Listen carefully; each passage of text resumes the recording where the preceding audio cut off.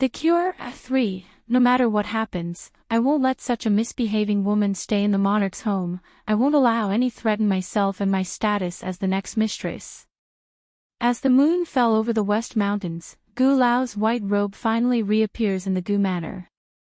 Gu Lao, where have you been?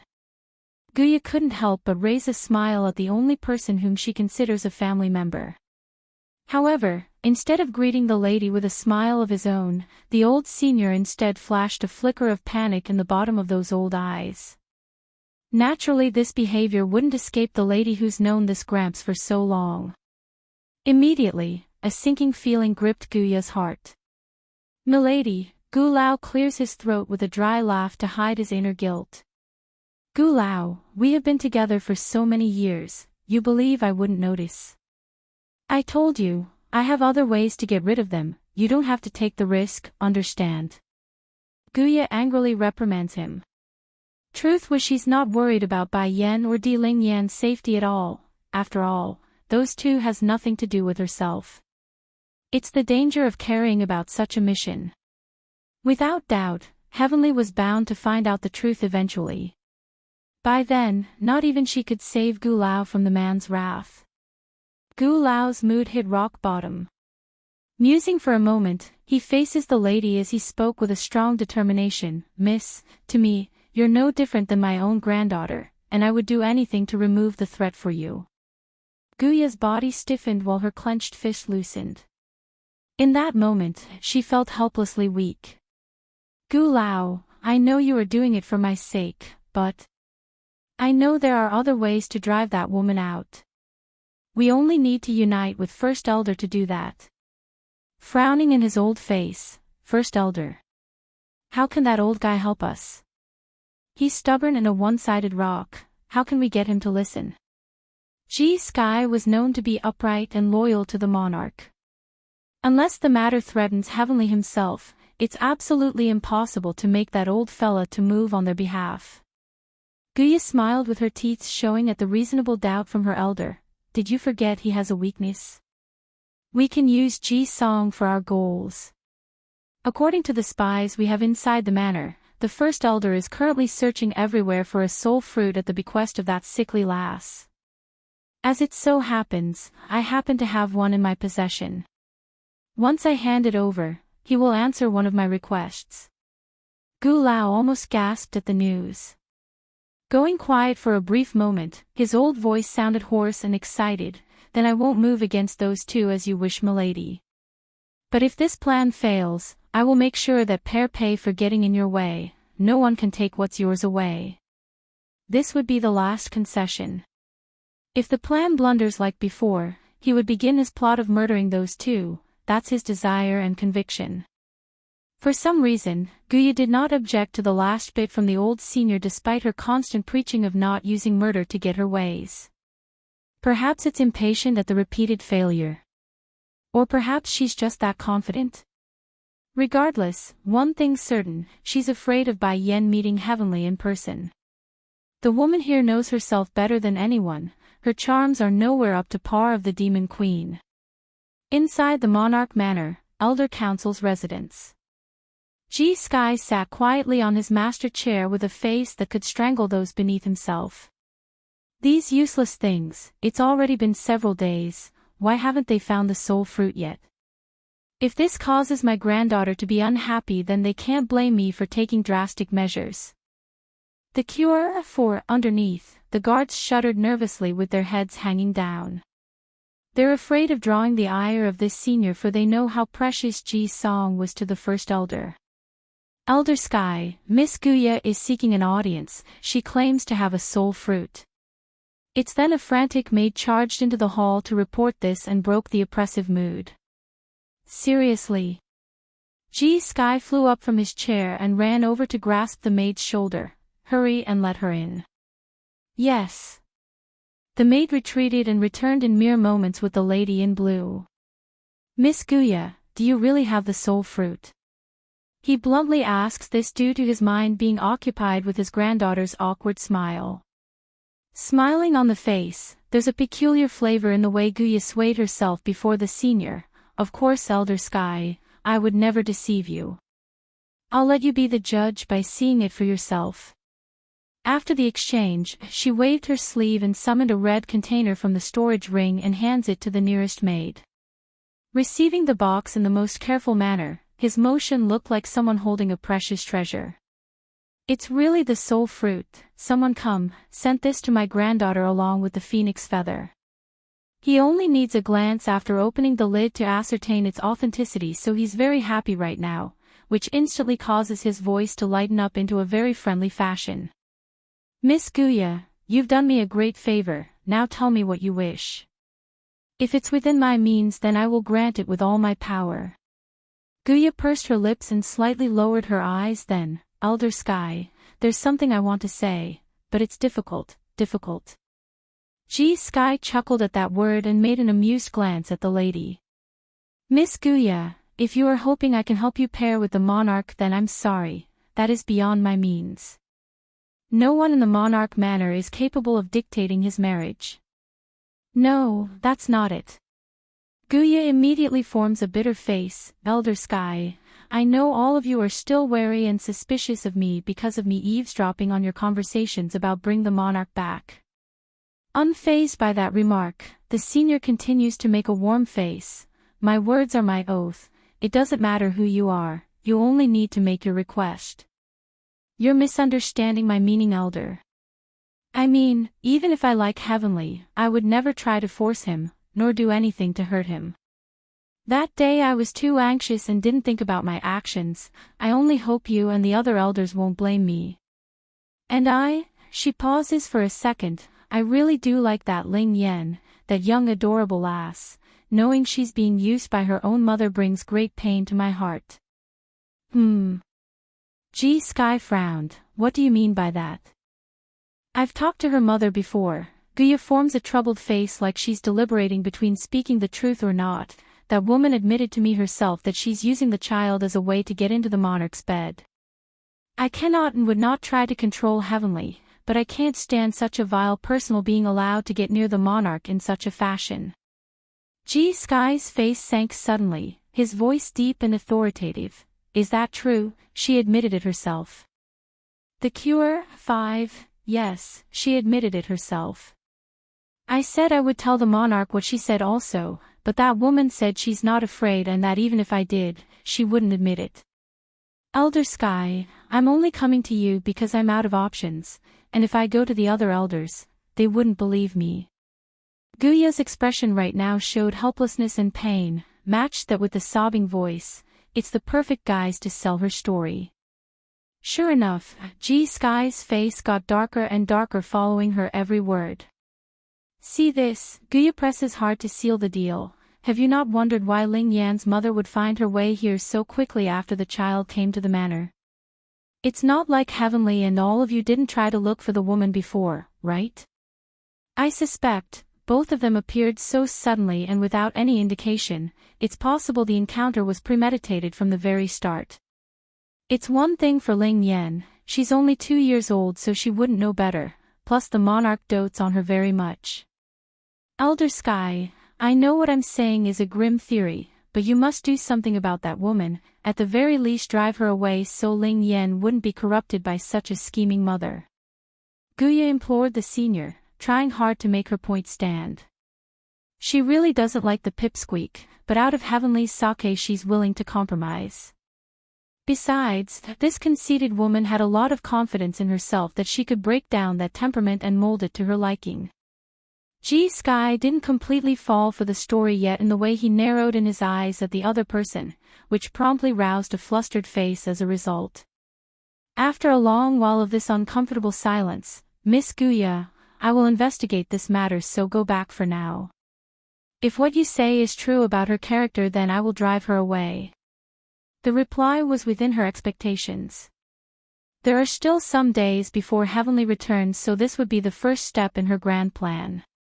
In that case, I won't say much more. After all, we are all here in service of the monarch and wouldn't want such a misbehaving woman nearby. However, there's one more thing I like Elder Sky to help me with. What's the matter? I've made it known that I very much like Ling Yan, that young lass. Would it be possible for me to move to the yard next to her? Don't worry, you can rest assured I won't do anything. That child is so adorable and cute, I only want to keep an eye out for her safety in case her mother tries anything. Sky still felt skeptical of the woman's excuse but nodded anyways. He's seen it with his own eyes how much she loves Heavenly, so he's not worried about Guya trying anything ill towards those close to the monarch. I can let you move to her side yard, but that's only for the next few days until the monarch returns. Once he's back, you're leaving, understood? Guya's heart cracked with joy. Thank you, Elder. You don't have to rush to thank me so quickly. If in the meantime anything happens in the manor, I will immediately turn my suspicion towards you, understand? Sky's tone was heavy and stern, showing he meant what he said and as warning. Guya's lip twitched without surprise. Elder Sky, please be at ease, I won't do anything.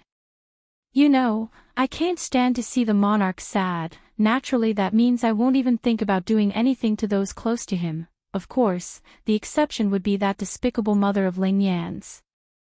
Heavenly hasn't met that woman yet, I can still make it if I shoo her out of the estate before he returns. The Cure 6, unbeknownst to everyone in the Heavenly domain, there's in fact a room devoid of sunlight in the Monarch Manor. Aside from the vent hole coming through the entrance door, this place held a suffocating atmosphere to those unused to it, truly a compound normally reserved for the worst of criminals. However, that was not the case here. In fact, it's Song's personal bedroom, the beloved granddaughter of Elder Sky who holds immeasurable power and authority within this estate. At this moment, Song had her body curled up into a fetal position atop of her bed, those limbs shivering from the cold and darkness. Not even she knows how long this painful experience would continue, nor does she know when the light would arrive in her life. Suddenly, the door squealed due to the metal hinges being swung open and in came two young maids with a box in each of their hands. Miss Song, your grandfather Elder Sky tasked us to bring you these. It's the phoenix feather and soul fruit you requested. Grandfather.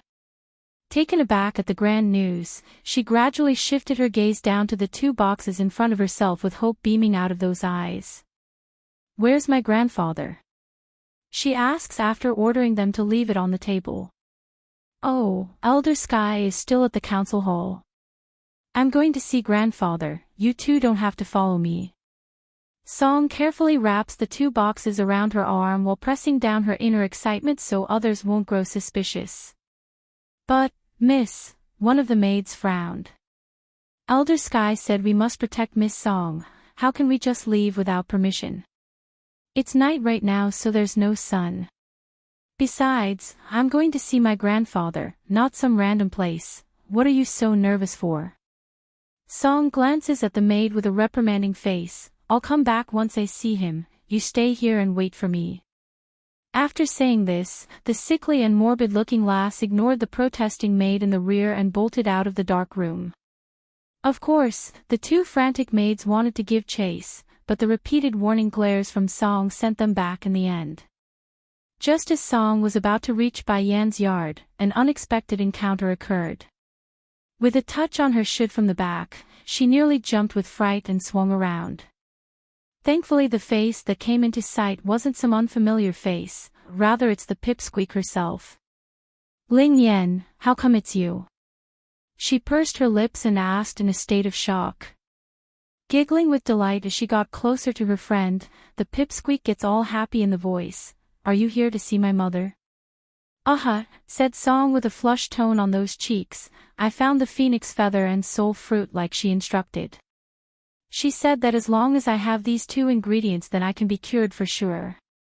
I didn't tell my grandfather though, I didn't want to give him false hope and disappoint him, that's why no one knows I'm here. Can you keep this a secret for now?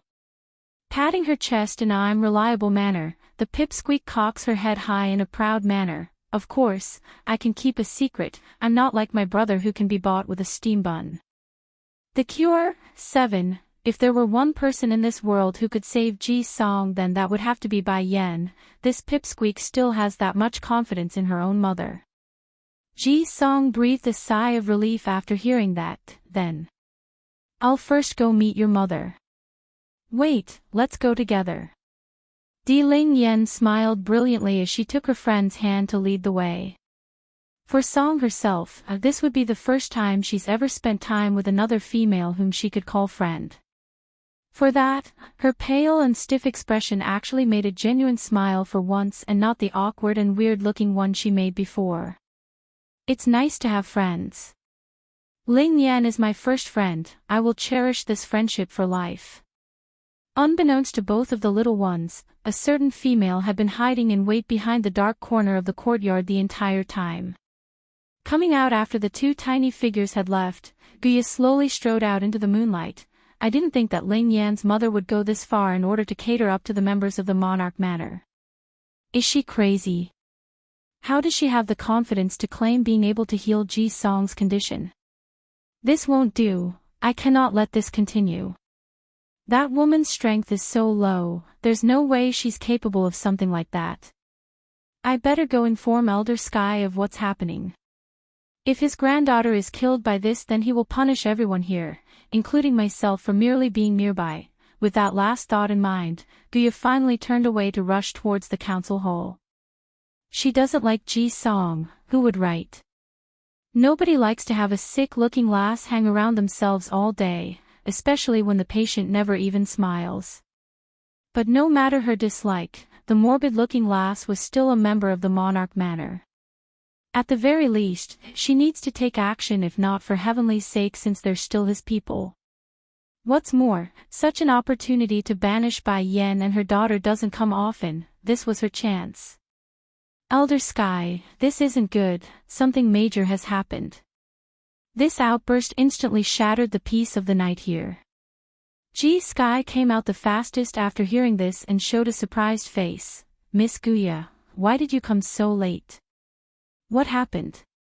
It's your granddaughter Ji Song, something has happened to her. The woman spits this out with clenched teeth.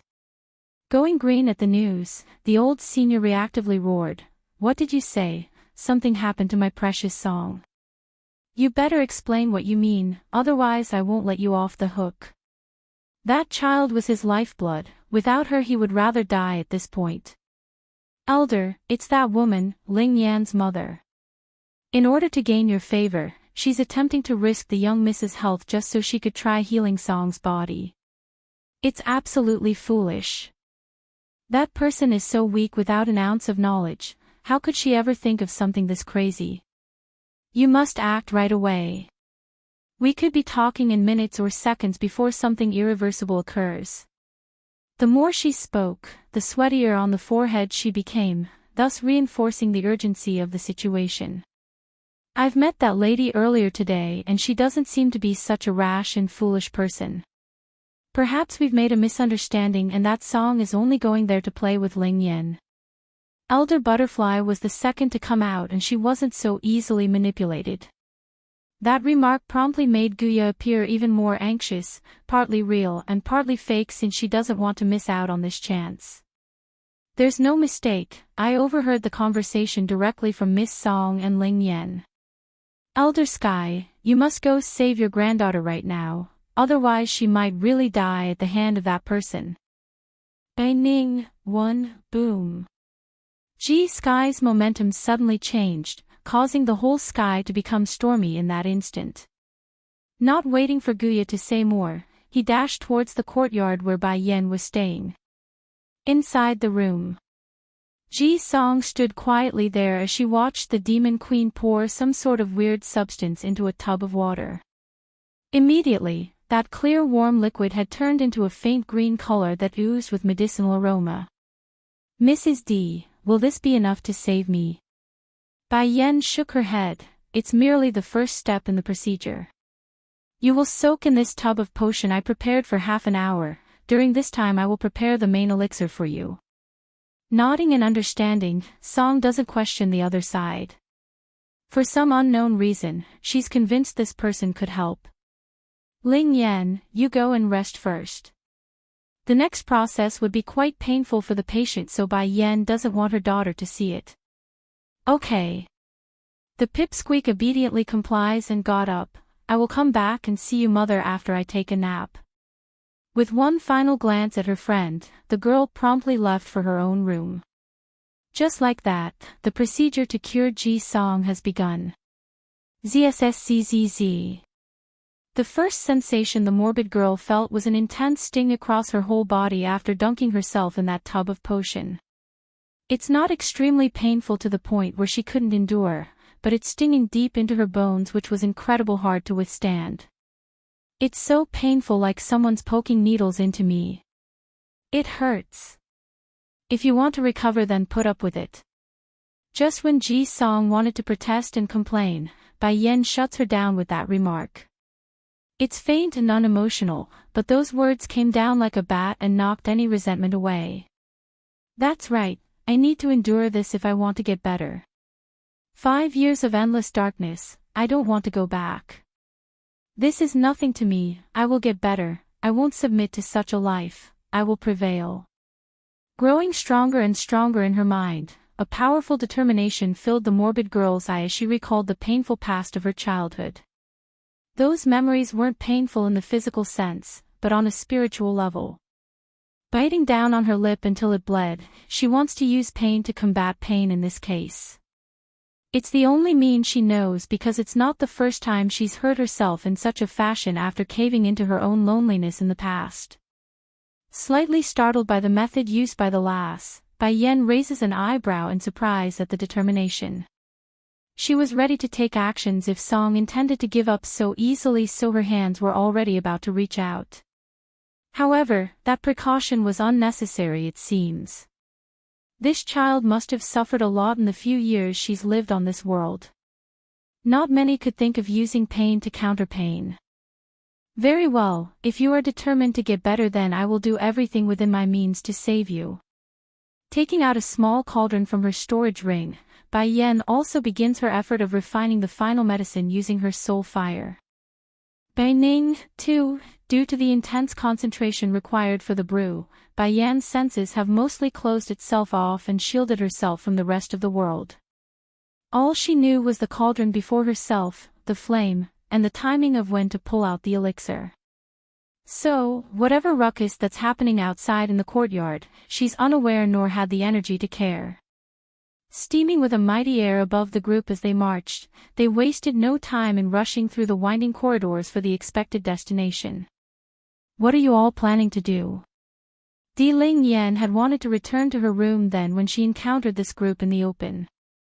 She may be small, but she's no timid coward.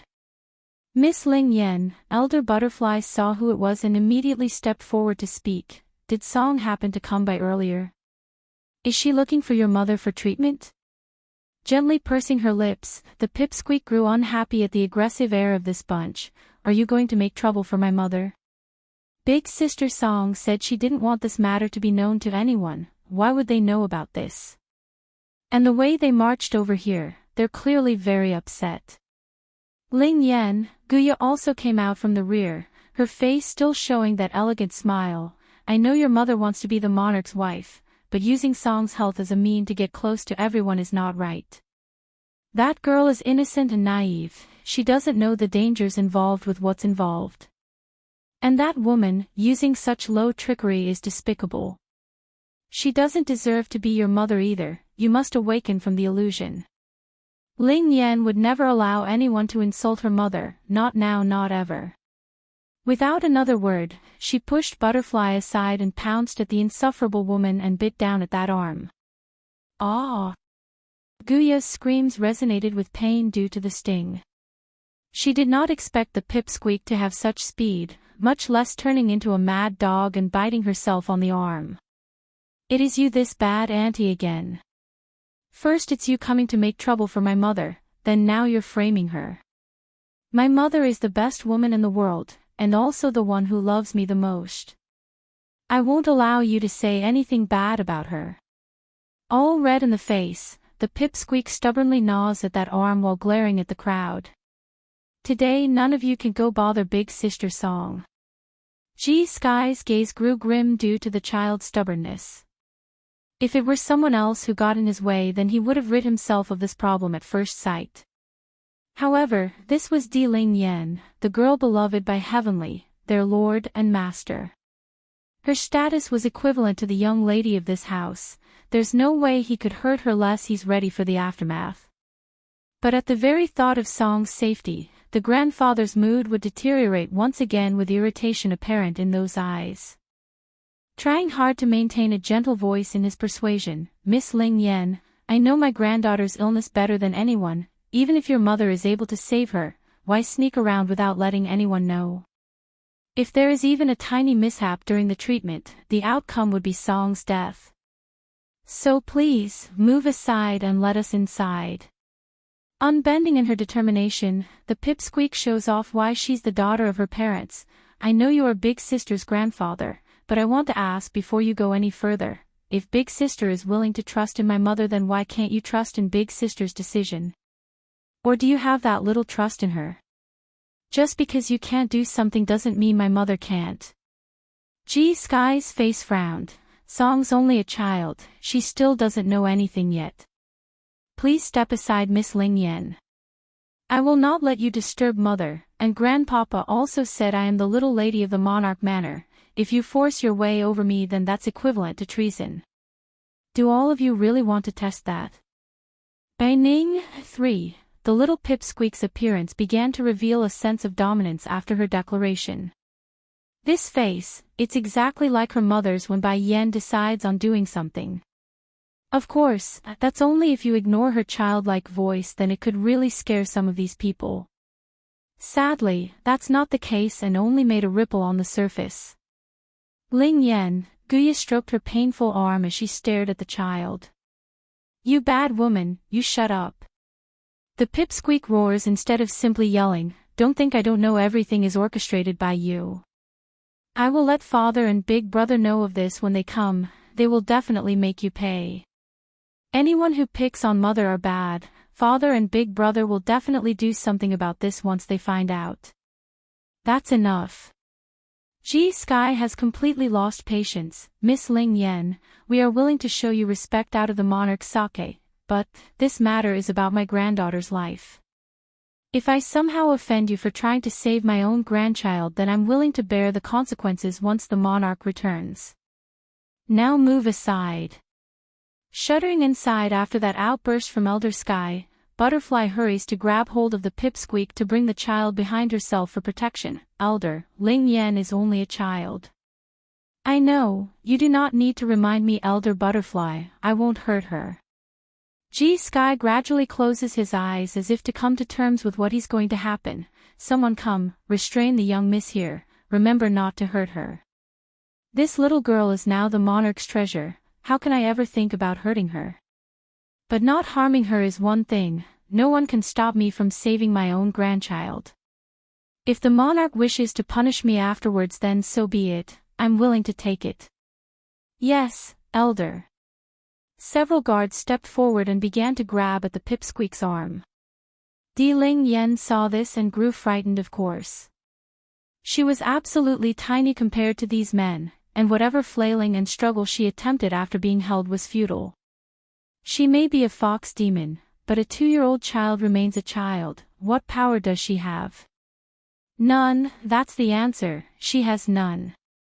Without surprise, the scuffle eventually left a bruise mark on the baby girl's tender arm after one of the guards got careless. Against that picture, Guya was undoubtedly the most delighted. She was honestly afraid these people would be too afraid to restrain the lass and let this opportunity slip. You bunch of baddies, let me go right this instant. My father and big brother will not forgive you for this. Di Ling Yen had anger in those eyes. I will tell grandpapa that you are bullying me, I won't let you do this. Ji Sky didn't say more as he moved past the child. He knows that was no idle threat, he's going to pay a heavy price for this later on. You can't bother mother. You can't hurt mother. Di Ling Yen cries even harder after being dismissed.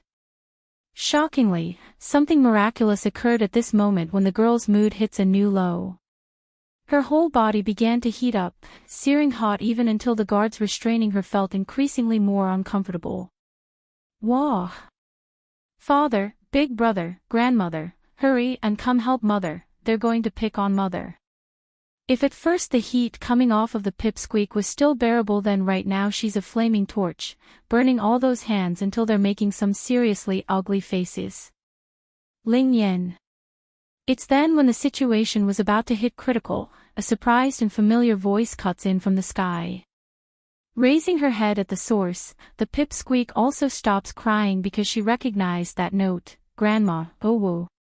Breaking free from those hands that were already wanting to let go, the baby girl threw herself into the woman's arm who had already descended to the ground at lightning speed. Grandma, how come you are here?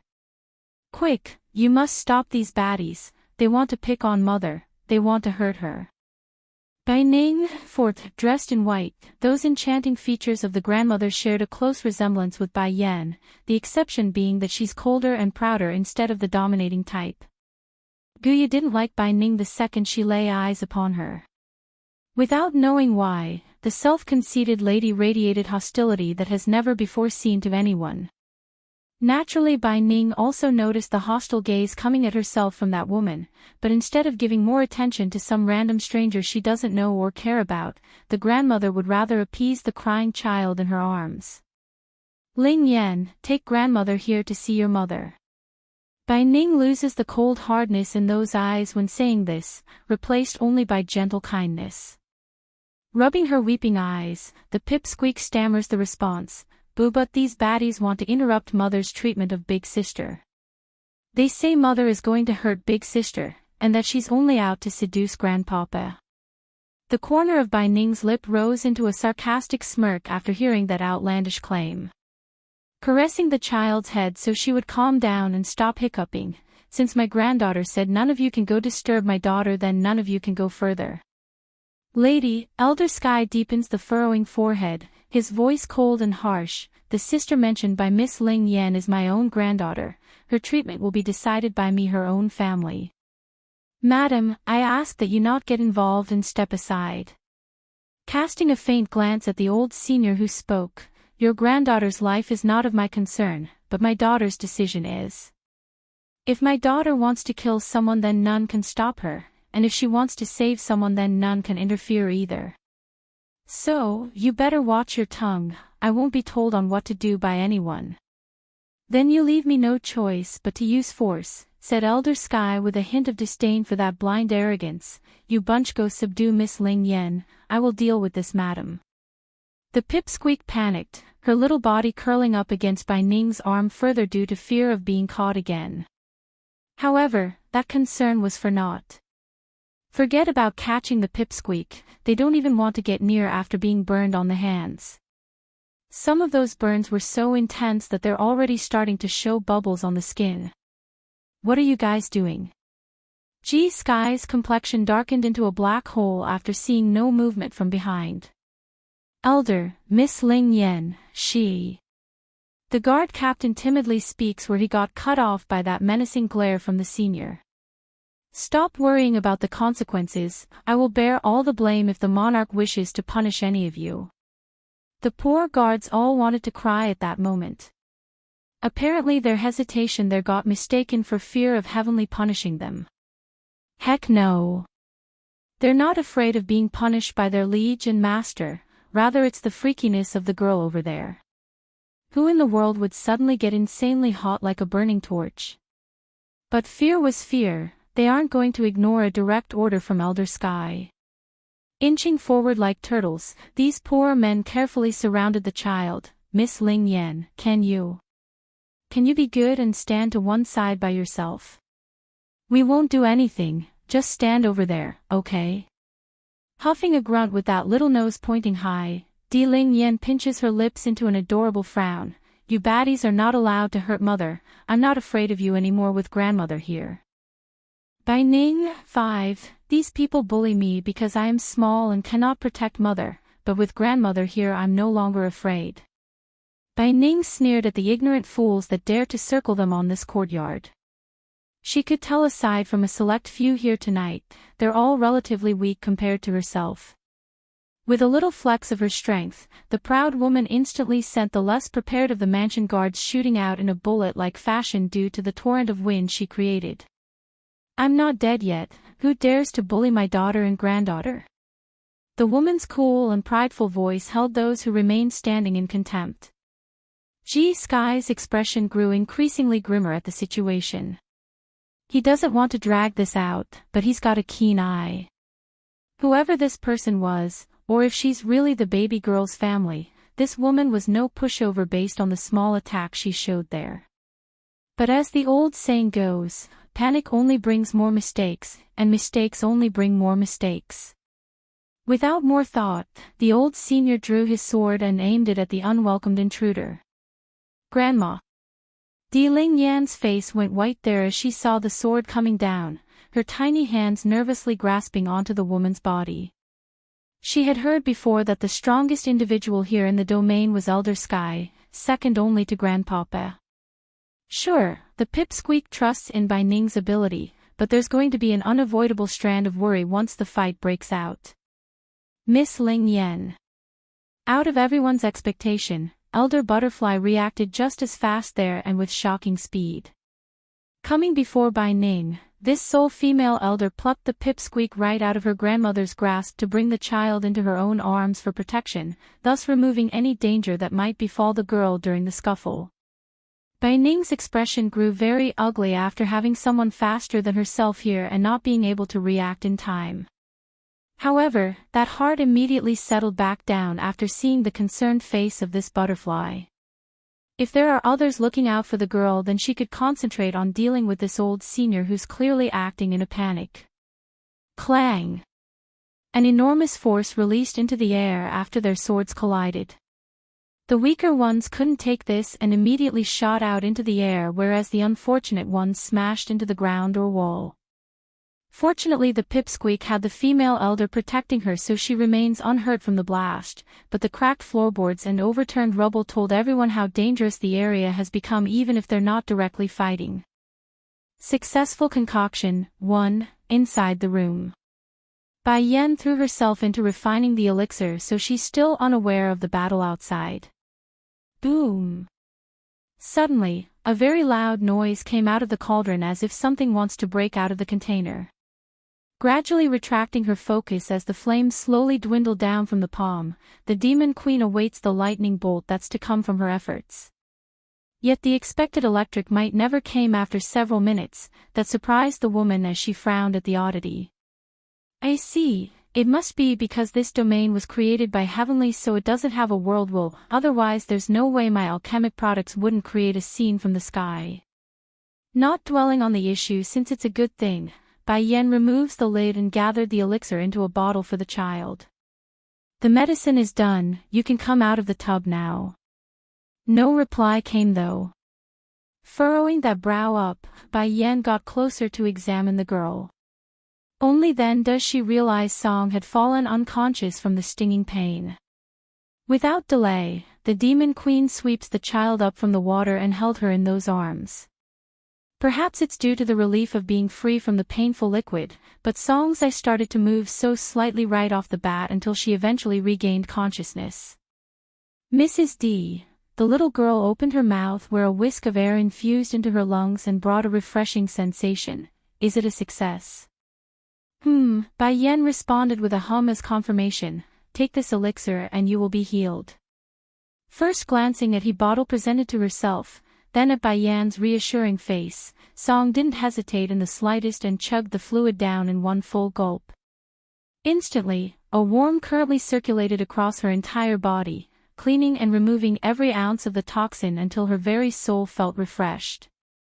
Then at the last second where she thought she's healed, something suddenly started to push itself out of her abdomen. Following a nauseating sensation of wanting to vomit, Song opened her mouth and cried out where a blob of black blood spat out of her throat. Mrs. D, I am healed now. The voice of Ji Songs trembled with excitement after realizing how good her body felt. She never thought this day would actually come, the day where she could go out in the sunlight. Yes, it's a success, but you're too weak due to your body never seeing the light. I have some more medicine to help improve your health, take it and you will eventually be like everyone else.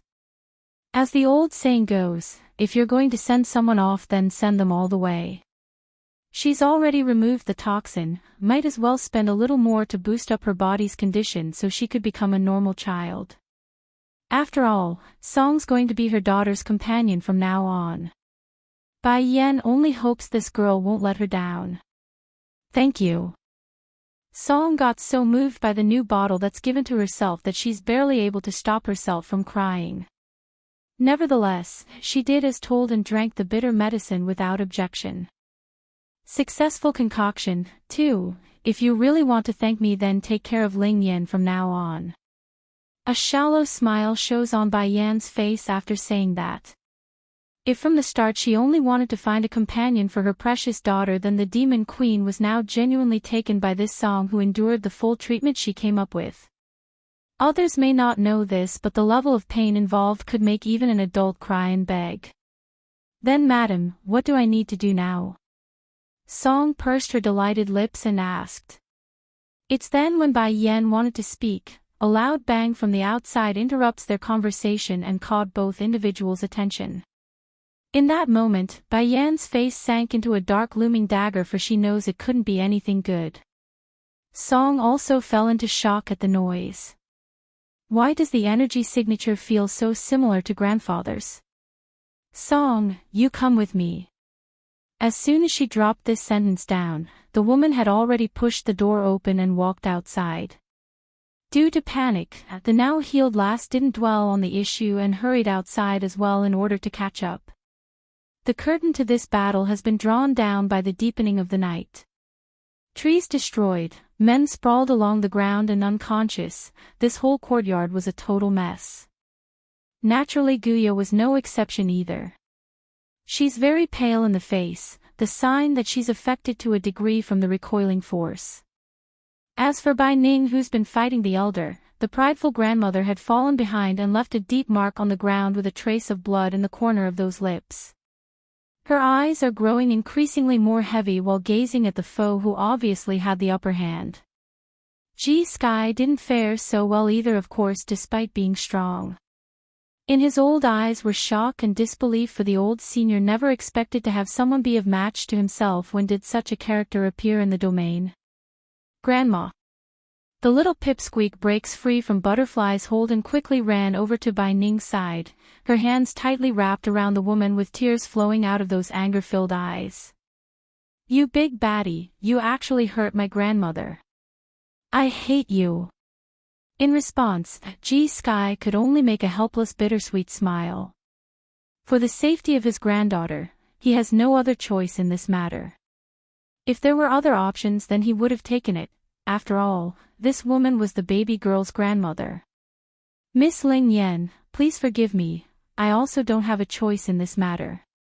If the two of you don't move aside, then it might be too late for me to save Song, so I can only take matters into my own hands. For the sake of his granddaughter, he's willing to go to any lengths because Song's his life, his reason for living. It's bad enough that you are not willing to repay kindness with kindness after mother is willing to save big sister, but you are also listening to that bad woman's word and accusing mother of plotting to harm big sister. You also hurt grandmother. The pipsqueak's face grew increasingly redder due to the swelling anger. Big sister is such a good person. Why is her grandfather so foolish and senile? Ji Sky's expression changed into a flush red as well, but not from anger, rather its utter embarrassment. How could he not write? He's being pointed at the nose by a little girl right now and being scolded as foolish and senile. That's utterly shameful. Miss Ling Yan, you will understand me later. My precious Song is my life. I will not let anything harm her or take such risk. Therefore, I have no other option but to force my way through your impedance. Ji Sky's momentum started to get more intense afterwards until the whole sky darkened into a heavy oppressive gloom like a storm's about to occur.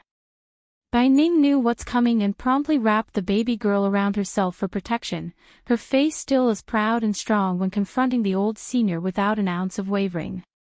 For some unknown reason, towards that calm and collected appearance of Bai Ning's, Guya, who instigated all this, got an indescribable sensation of anger swelling up inside of herself. This is clearly my first time seeing this woman. Why do I feel so much hatred towards her? It's even worse than the anger I felt towards that Bai Yen. Successful concoction. 3. Grandfather. It's then a crisp and tender-sounding voice cuts through the night, thus breaking the powerful momentum gathered by G Sky, who was about ready to make his second assault. Shocked by the tiny figure that's racing towards himself, the old senior completely ignores Bai Yen, who's obviously walking in front of Song there. In his mind, there's only his granddaughter and nothing more. Song.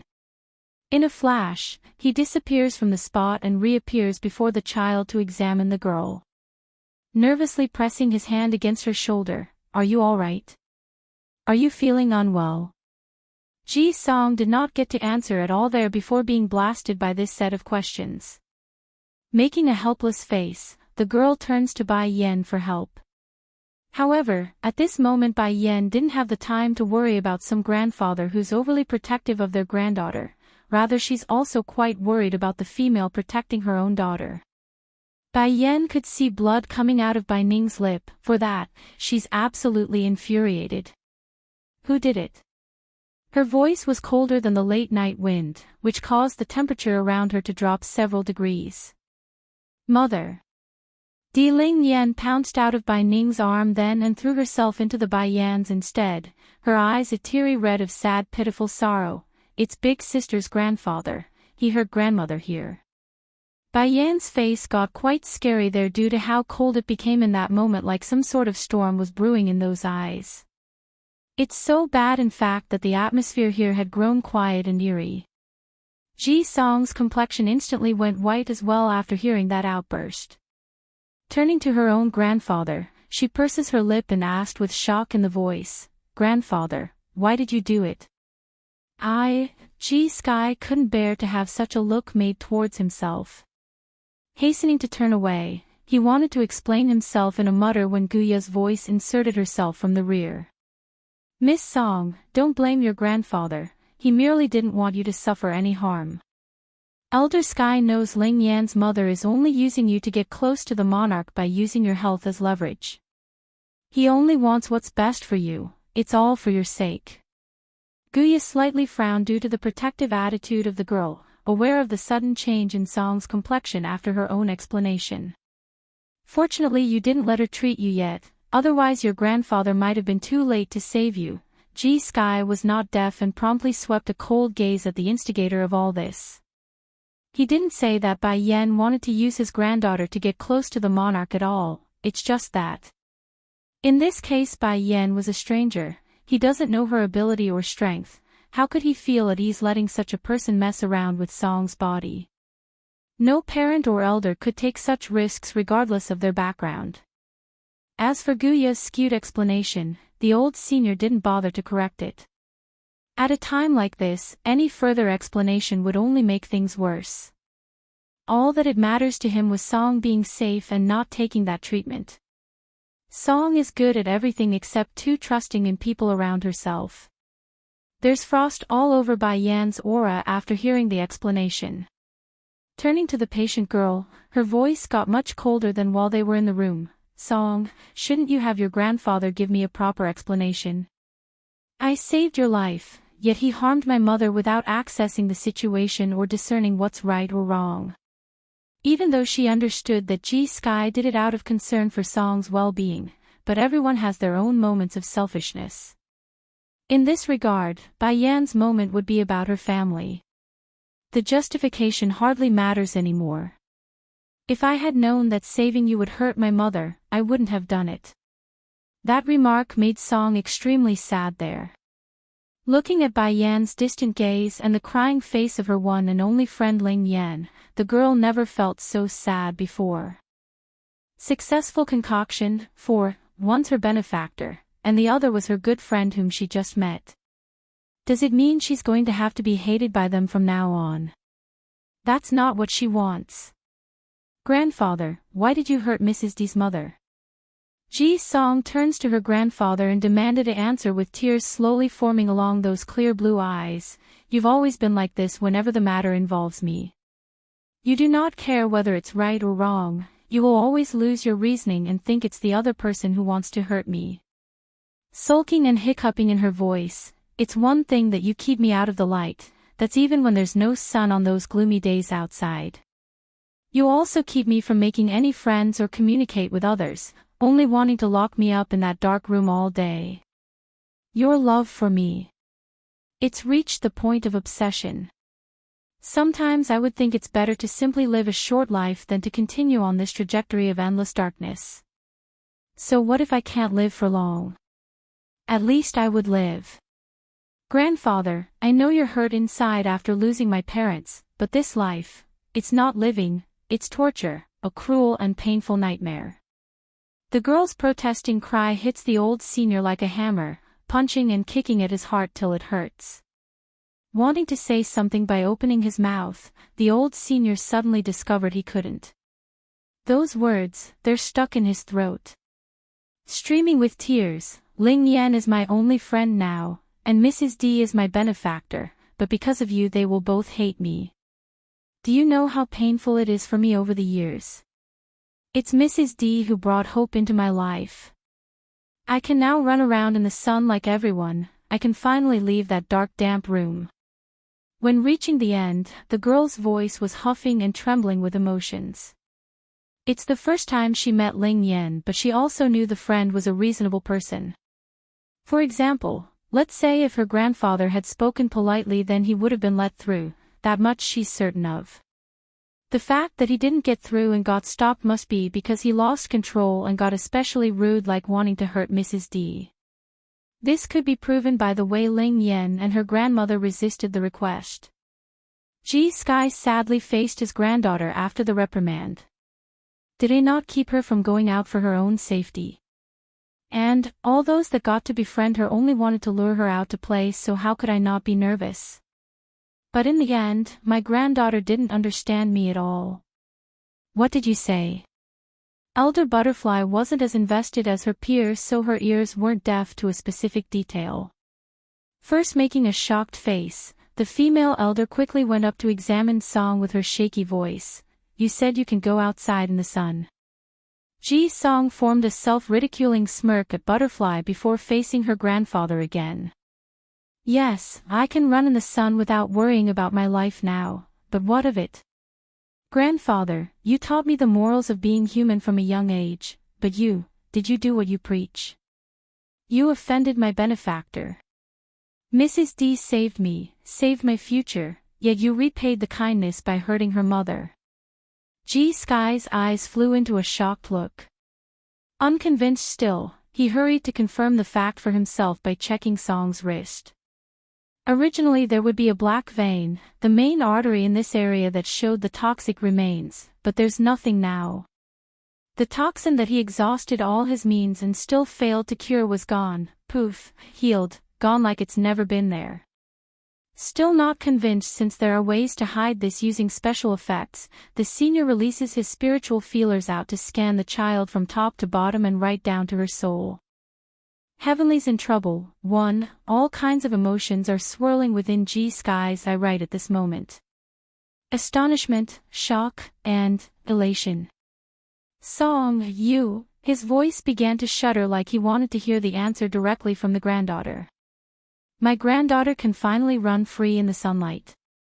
The irony of the situation didn't go unshown in Song's expression. Grandfather, it's as you think, I have fully recovered. It was Mrs. D who gave me hope, and it's you who let me down. Even though she knew that Ji Sky only did this out of concern for herself, but this concern was too bigoted to the point where he would indiscriminately harm others.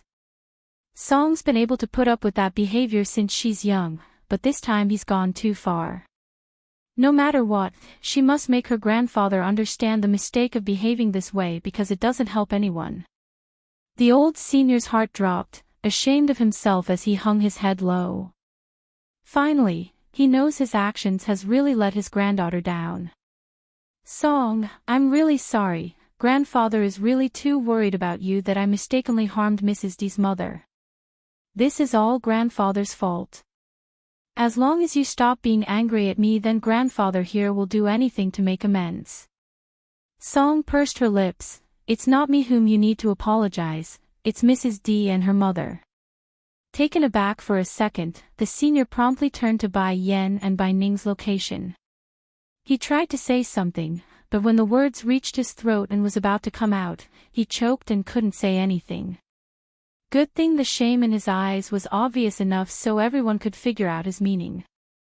Meeting that gaze, Bai Yan's expression didn't change or get any better. Turning to her daughter, she spoke in a soft, calm voice. "Ling Yan, this place is not suitable for us, we will leave here in a bit." "Okay." The pipsqueak snuggled up against her mother's chest and obediently nodded. She hated the fact that she's leaving without saying goodbye to her grandpapa, but she's more distressed about her mother and grandmother being hurt. So, she's not happy to stay here anymore. At this moment, Guya's gaze flickered with disbelief when locking onto Bai Yan. She didn't expect this demon queen to really cure Song. After all, not even Elder Sky could do a thing against the Soul Bane. G. Sky's heart panicked, his throat croaking as he spoke with huge difficulty. "Mrs. D, this is indeed my fault for not finding out the truth before acting, but no matter what the fault lies with me. Our monarch likes Ling Yan so much, I'm imploring you to stay until his return." "That is not needed." Bai Yan bluntly refused the request and slowly turned away. "Ling Yan, mother, let's go." "Wait." Seeing the departing back, Song could no longer keep calm and broke free of her grandfather's arm and ran up to the demon queen's side. "Mrs. D, I want to leave with you." Raising an eyebrow, "You are sure?" "Certain." Song nodded with a firm face. "Ji Song." The senior completely lost his wits after hearing that, his eyes flustering with loss and panic. "If you leave, then what about me, your grandfather? I only have you left as family, are you really going to abandon grandfather here?" "Heavenly's in trouble, too." Ji Song dropped her sight after hearing the plea. To tell the truth, she's also reluctant to give up her grandfather. After all, this person was her only family member remaining. But Bai Yan's her lifesaver who got accused for misdeeds by her very own grandfather. This was the least she could to compensate such a misgiving.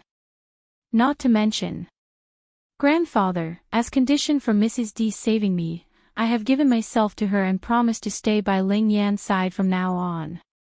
G. Sky choked, and the others froze in astonishment. Their eyes are now gathered on Song and Bai Yan's face. "Mrs. D, the purpose of you saving my granddaughter before. It's so she would follow Miss Ling Yan and not for you to get close to the monarch." Earlier, Guya clearly came to them claiming that this woman was risking Song's health in order to win them over with a debt, that way she could use this connection to approach the monarch. He didn't believe it fully of course, but he also didn't dismiss it as nothing. And now his own granddaughter was saying Bai Yan only saved her in order to have her follow Miss Ling Yan. Then what about Guya's claim, where did that come from? Mrs. D already has a husband and daughter, why would she approach the monarch? Song's expression grew a little angry. Who in the world said such slandering words about Mrs. D? Apparently everyone here had dismissed this point until it's brought up again by the child. Even though they knew that Bai Yan had a daughter, but because they never met her husband that they believed he's either dead or no longer around after abandoning the pair. Therefore, they didn't suspect the outlandish claim earlier from the despicable liar. Guya naturally saw those eyes locking onto herself then and lost all color from the face. Clenching that fist, she didn't utter a single word for she knew it's pointless and would only dig a bigger hole for herself. "Let's go." Bai Yan knew what they were doing after seeing the focus shifting away. Even so, she doesn't care at this point and only wanted to leave this bunch behind for their very presence annoyed her. Bai Ning only suffered a slight injury so it's not a big deal to leave even without applying some sort of medicine. However, the Demon Queen's never been one to forget a slight against herself. Speaking without turning around or stopping, "You harmed my mother tonight. The reason I'm not repaying you for that today is because Heavenly took in my daughter while I wasn't around. In return, there will not be any connection between this place and my daughter again. No connection between this place and my daughter again." The woman's announcement was like a hammer, smashing into everyone's heart. Who doesn't know that the pipsqueak was the precious treasure of the monarch during this period? But now, because of their folly in offending this woman, that bond has been shattered. That's their heads on the line. Just when all were frantic and unsure of what to do, an old figure quickly ran over from the front with panic showing across his movement.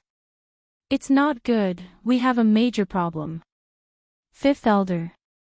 Elder Butterfly only took a glance to recognize this person. For unknown reasons, her heart felt incredibly uneasy and urgently asked, "Didn't you follow the monarch when he left? Why did you return alone? Where's the monarch?"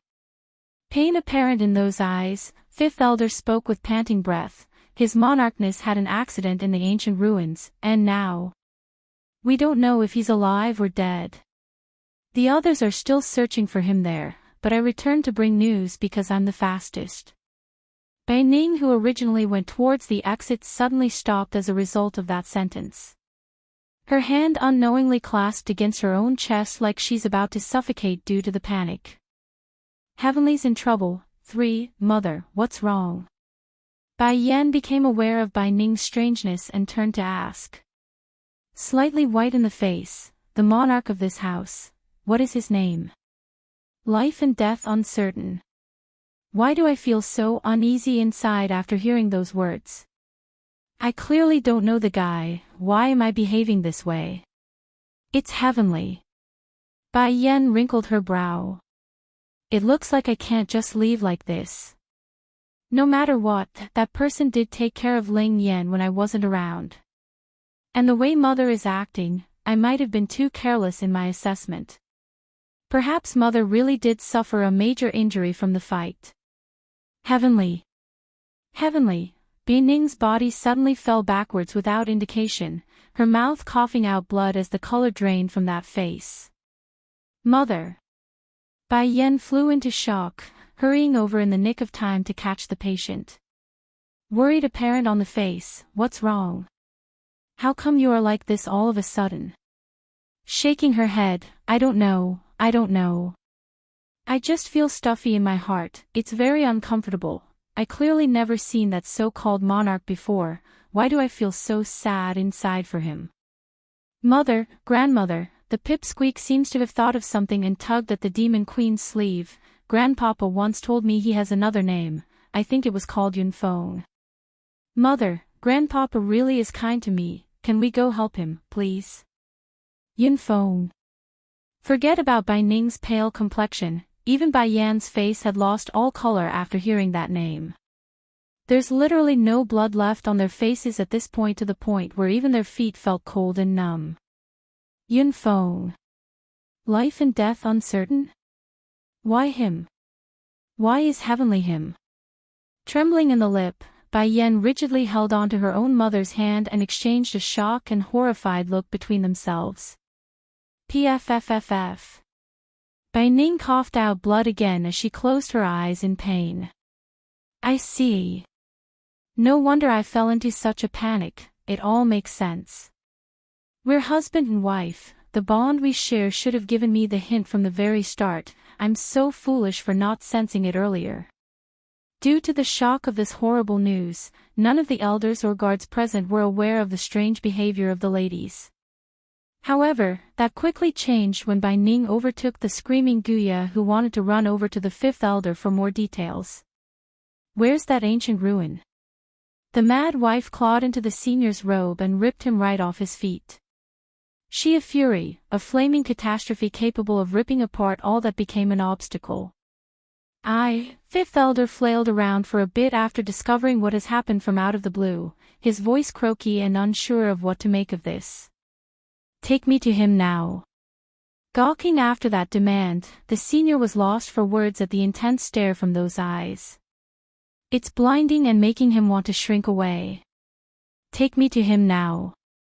If you stall any longer, then I'll kill you. In Bai Ning's mind, any moment wasted here would mean an extra moment of danger for her husband. As such, she could only resort to violence if it meant getting her way. Finally coming back to his senses after hearing that threat, Fifth Elder turns to Elder Sky and the others for some sort of explanation regarding this female who just ripped into him. Since Elder Sky already felt guilty towards Bai Ning and her family, the old grandfather didn't hesitate and nodded for his peer to show it's okay. Fifth Elder, take us all to the monarch, the first priority is to save our liege. Yunfeng's peril. 1. Guya's face changed for the worse as she stared towards Bai Ning, those eyes dark and grim. Elder Sky, this matter is the monarch manor's business, we shouldn't be letting outsiders interfere with this. Quiet. G Sky flew into a rage after being told this, his tone fierce and irate. He did not forget how it's this woman who instigated himself to come here tonight. If not for that, he wouldn't have been so rash to injure Bai Ning in the scuffle. So, he no longer trusted her, nor did he want to be nice to the lady either.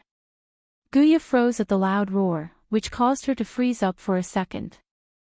Then upon further assessment, she suddenly found herself to be the outcast in this matter as the impatient glares came flying over from Elder Sky and Elder Butterfly. Fifth Elder who just came back didn't understand the situation, so he didn't catch on to the tense mood.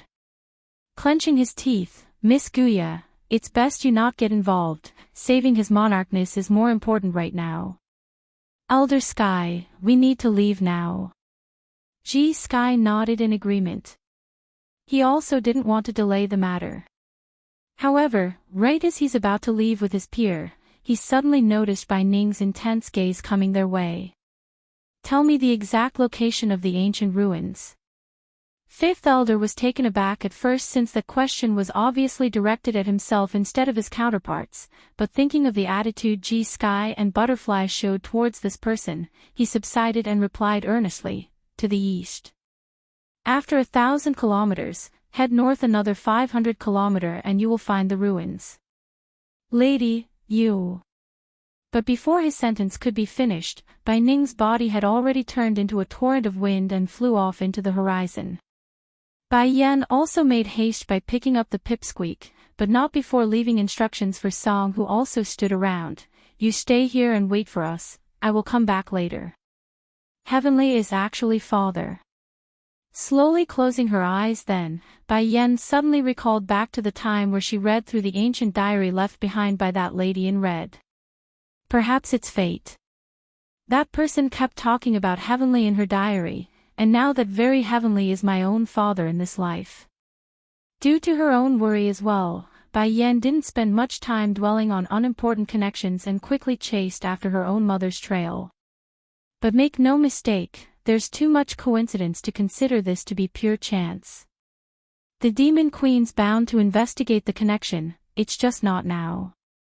Elder Sky didn't delay either in this case.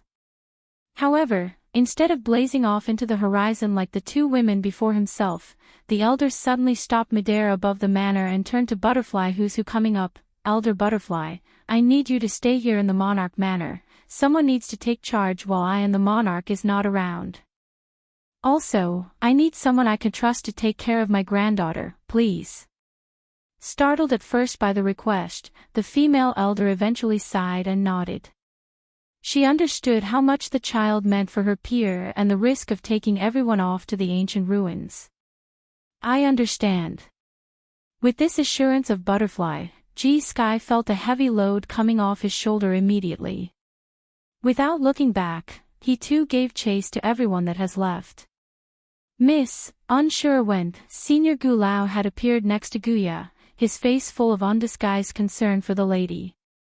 The person did not answer the old Gramp's words there, instead she bit her lips and revealed an intense level of anger on her usual elegant face. As I said, there's no way Bai Yan doesn't have ideas toward the monarch, you've been fooled by her milady. She's a very scheming woman, playing the retreat card to advance even further. Now that the monarch is in danger, she immediately seized the opportunity to become the savior. Yunfeng's peril, too. After overhearing parts of the conversation from Gu Lao, Elder Butterfly attitude got all mocking. You think the monarch would give special treatment to anyone? If you do, then I'm afraid to tell you that you're wrong, otherwise you would have long become the monarch's wife.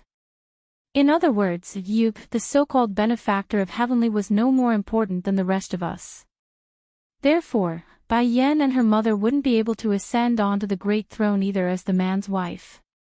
What's more, since Bai Yen has a daughter, it proves that she has a husband.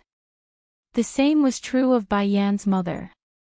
And regarding Ling Yan's motive, that's not even in the equation since she's so young and innocent. Anything was no doubt Guya's self-conceited imagination. Elder Butterfly, don't you think you're going too far? Gu Lao could not take it anymore after those remarks. Our miss only wants to help out of concern, yet Fifth Elder and Elder Sky won't even let her follow, so what can she do? What's more, how is it fair that those two ladies can follow while we can't? Don't you think that's unfair and biased? That actually made Butterfly laugh. She has had no favorable opinion of Guya ever since she overheard their conversation regarding the monarch's recovery. Before, she didn't pursue the matter due to her loyalty. After all, the most important thing was Heavenly's return. It doesn't matter who actually carried out the mission, but now, things are different. After hearing Gu Lao's thoughts, this female elder only found it ridiculous and laughable.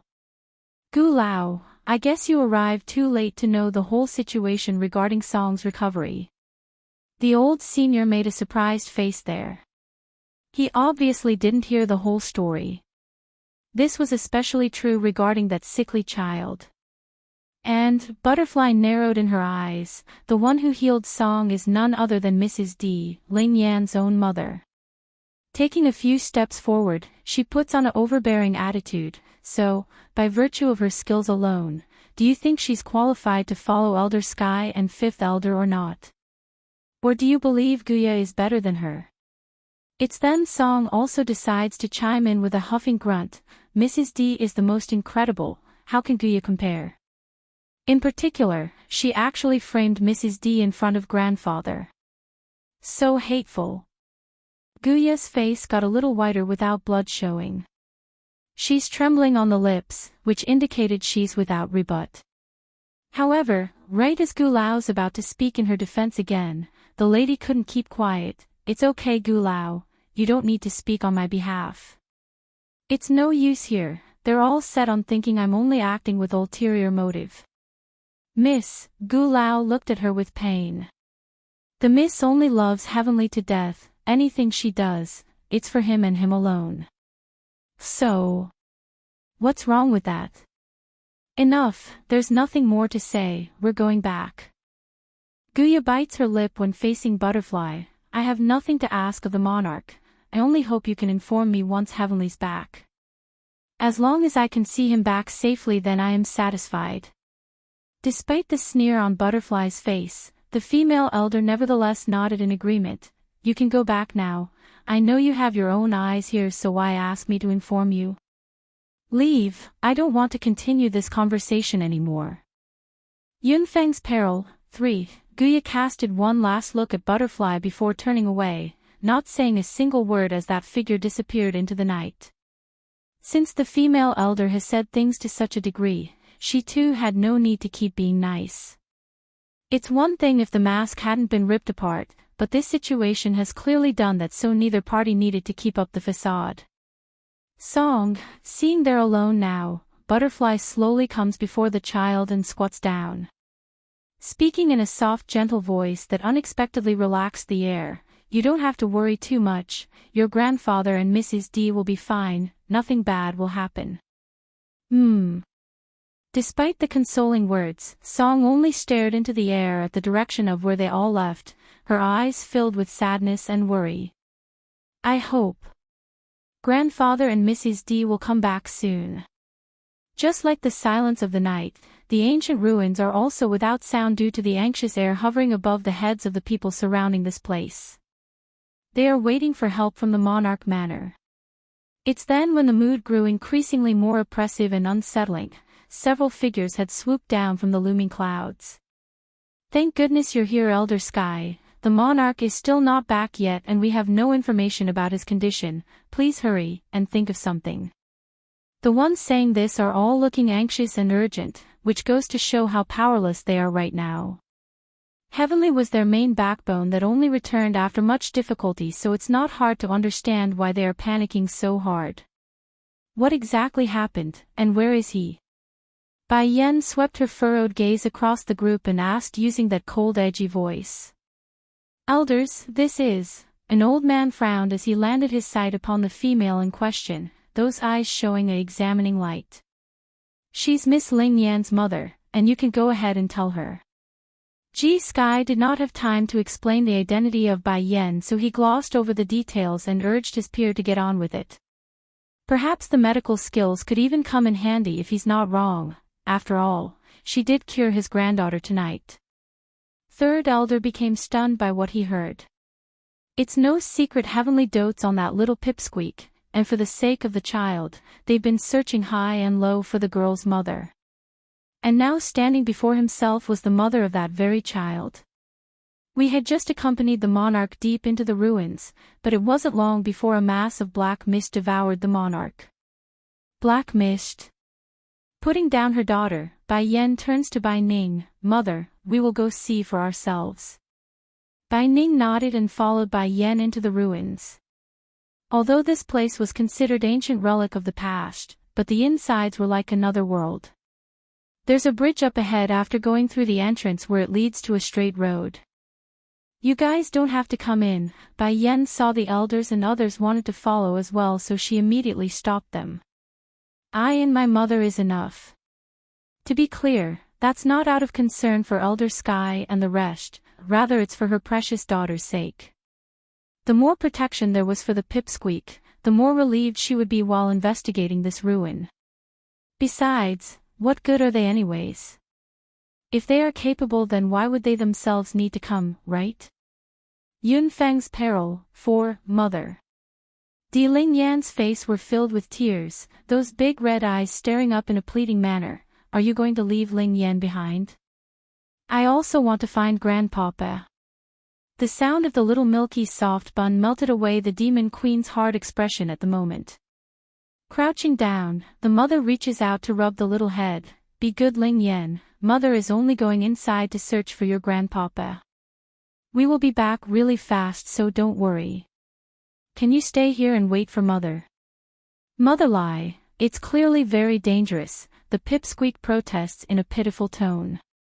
Ling Yan isn't as skillful as Big Brother, but as long as I can be together with Mother, then I am afraid of nothing. I'm not afraid of danger. Bai Yan's heart felt so sour and pained when hearing that proclamation. Brainstorming a better excuse, the demon queen knew there's nothing she could say after seeing that stubborn little face. Stealing her inside to not make this more painful, Ling Yan, if Mother and your grandmother go inside, then we have 50% chance to bring your grandpapa back out safely. If we bring you along, then that chance would go down drastically because we will need to keep an eye out for you, do you understand? So, stay here with them, your grandpapa's people will protect you while we're away.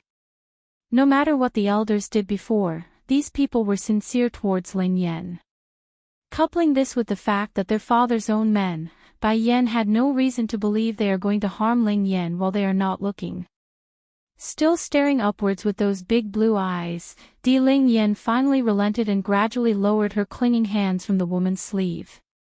Nevertheless, the face she made told everyone how much she hated being left behind. Okay, I will wait here for you, Mother.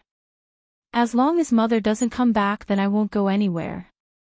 Even if this kind of waiting equated to a lifetime, she won't budge. Bai Yen knows her words must hurt a lot, but sometimes the best course of action was to be cruel so it doesn't hurt more later. The demon queen knows her daughter was cleverer than the average baby, she would eventually understand even if the worst comes to pass. However, it doesn't change the fact that the child's sensibility distressed the demon queen to no ends. She's a real bad mother for making their child go through so much. I'm leaving my daughter here with you guys, she said with power in that voice. If the duration is too long, help me take care of Ling Yan until her father's comes. At this moment everyone's heart was shocked by her words. They wanted to help Heavenly before when he fell into danger, but that black mist overwhelmed them and forcibly pushed them away. And now this woman was willing to risk her life for their monarch. And that statement, it's almost like a will. Why are they going this far when they're unrelated? I'll go in with you. Ji Sky frowned and stepped forward. No need. Tossing this down, Bai Yan did not want to say more than that and left with Bai Ning. Mother, let's go. No matter the dispute, Ji Sky's strength was undoubtedly the strongest while they were at the manor. So, for the sake of keeping Ling Yan safe, Bai Yan doesn't want this old man to tag along either. Otherwise, she wouldn't be comfortable going inside this ruin and leaving Ling Yan alone. Bang! As soon as the two ladies were inside, the gate acting as the entrance to this ancient ruin abruptly slammed shut. Elder Sky, this woman. Who exactly is she? Fifth Elder asks with open strain plastered across his face. I do not understand them. They know very well that they might die inside or go missing like the monarch. Why are they going this far for us? Yunfeng's peril. 5. Ji Sky hung his head in thought for a long while before looking back up towards the closed gate. She closed the door to the ruin, to stop us from dying. She closed the door, for our sake. Can't be. She already expects to encounter danger. That's why she said that stuff about looking after Miss Ling Yan until the father comes around. Is that why? Elder Sky, you still haven't told me what happened between you and Mr. D yet. Fifth Elder was starting to get impatient and got all rowdy. Making a bittersweet face, before you came back to get us, I injured Mrs. D's mother. What? Fifth Elder's face changed drastically, his voice racy and panting with anxiety. Yo, you hurt her mother?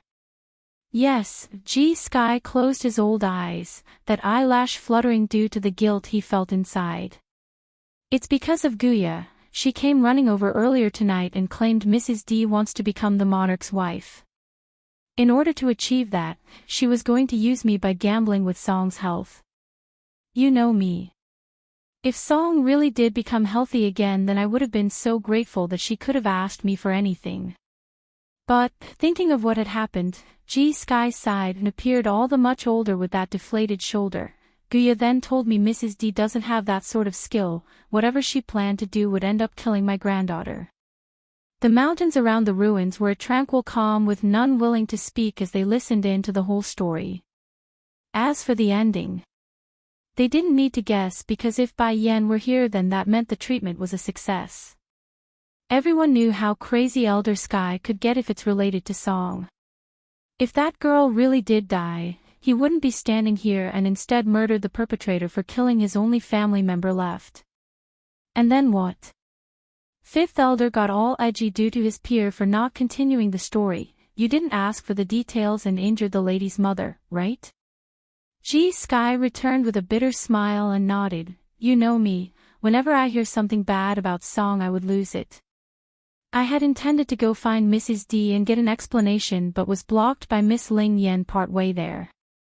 Afterwards, that's when Mrs. D's mother showed up as well from out of the blue. I was in a panic and didn't think things through, so I ended up hurting the other lady you saw going inside the ancient ruins.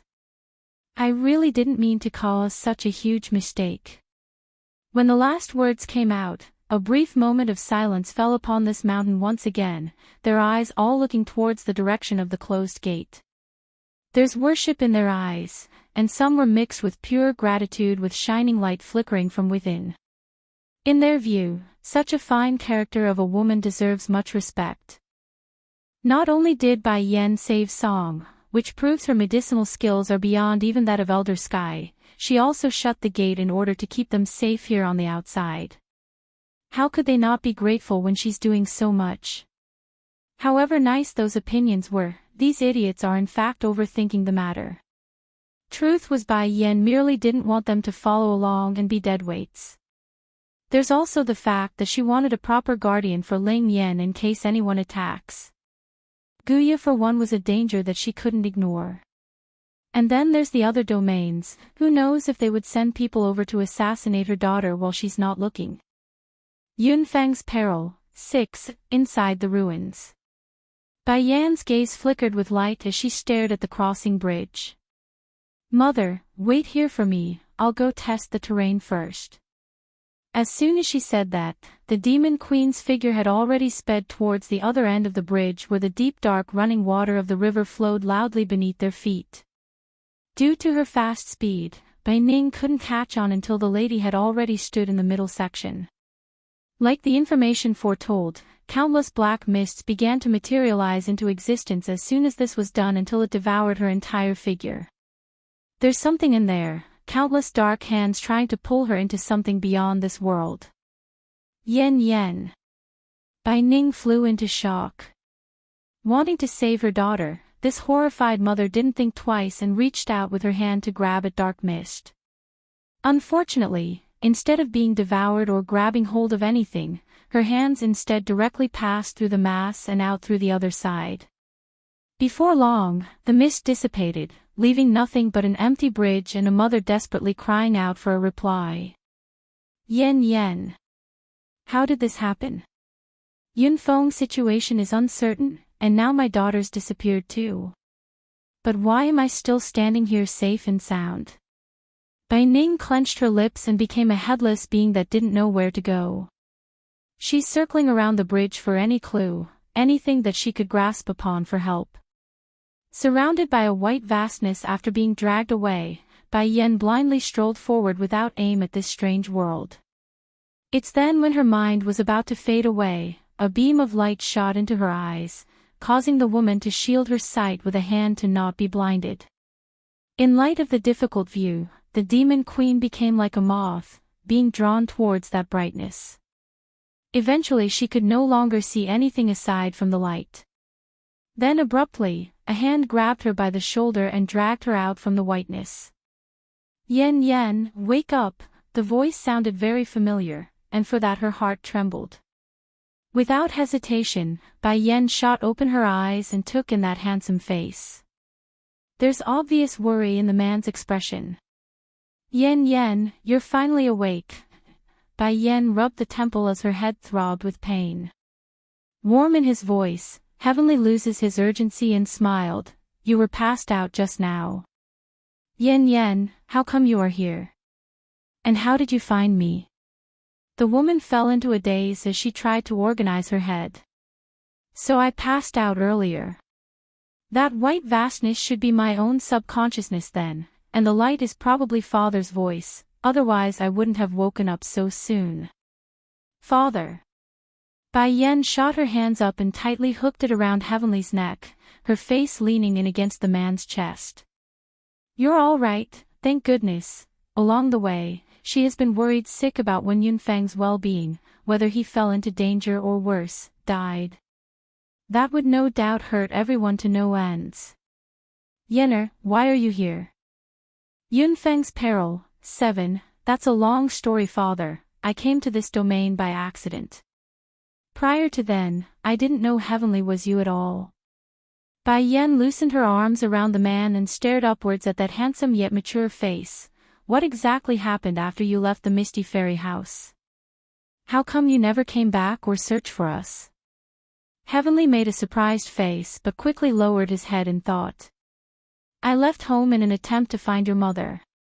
It's during my journey that I remembered my previous life and figured out I was Heavenly Flame, the monarch of the heavenly domain. Clenching her fist after that detail, Bai Yen gets all tense in the face. Then why didn't you come back to find us? Mother misses you so much, she's always thinking about you. Going stiff in the body, the man's eyes fell into a trance, recalling back to that enchanting female whom he dreamed about for years. Yes, Ninger and I haven't seen each for so long, now even our child has grown up and with child. Perhaps it's his mind remembering back to the happy times of his life. Heavenly's lip curved into an arcing smile. Yen Yen, it's not that father doesn't want to go see you and your mother, but I've made way too many enemies in the past life. In order to stop the endless war between all the domains, I had to forcibly seal away the path linking all the worlds. They all hate me for that. Unless I can solve these dangers, it's impossible to not drag you all into this mess.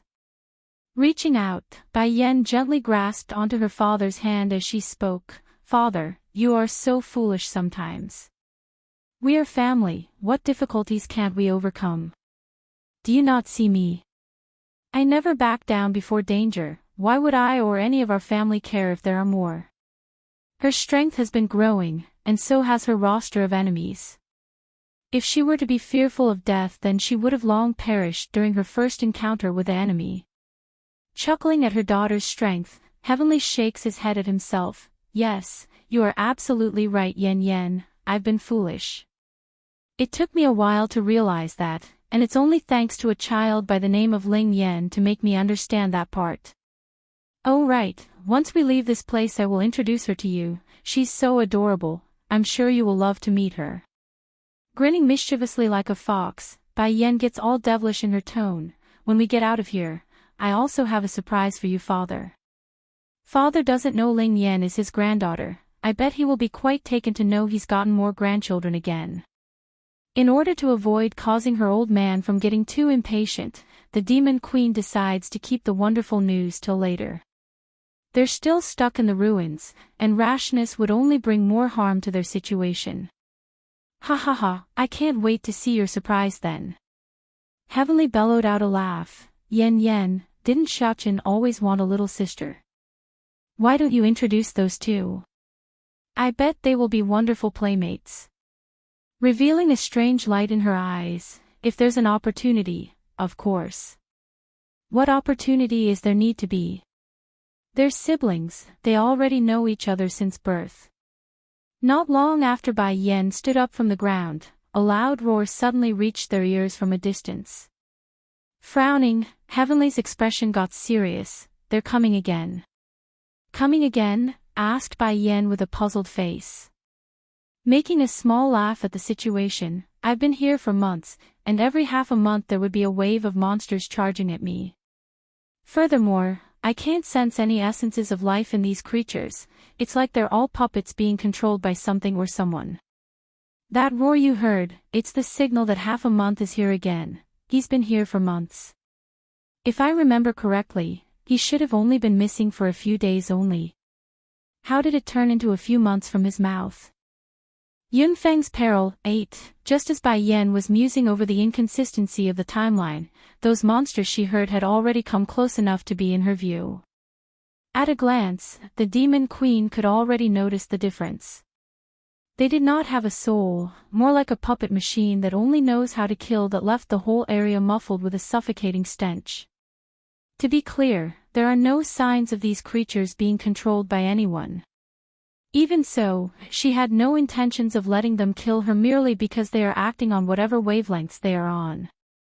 Drawing her Godslayer from the waist, Bai Yan's gaze turned sharp and cold at the first monster that drew too close. Swish! Smooth and precise, she sliced the beast directly in half through the middle. Father, how about we compete on who can kill the most here? Chuckling at the idea, Heavenly found it quite entertaining. Okay. Today, me and my daughter will have a good competition on who can kill more. Even if these monsters are lifeless drones, they still bled like any living creature. However, what they lacked in pain receptors were made up by their strong awareness in sensing intruders. Before long, hordes of monsters were drawing closer and closer until even the sky had darkened. It's as if the world's about to be covered by these things. Unyielding and unrelenting, Bai Yen has never been one to cower before a challenge. Another slash with her Godslayer, more were gutted with blood sprayed across the air. This woman's a genuine siege, destroying everything in her wake. Whatever advantage numbers had paled in comparison to her might. This was what Heavenly saw in his daughter as he took a glance after finishing his own target.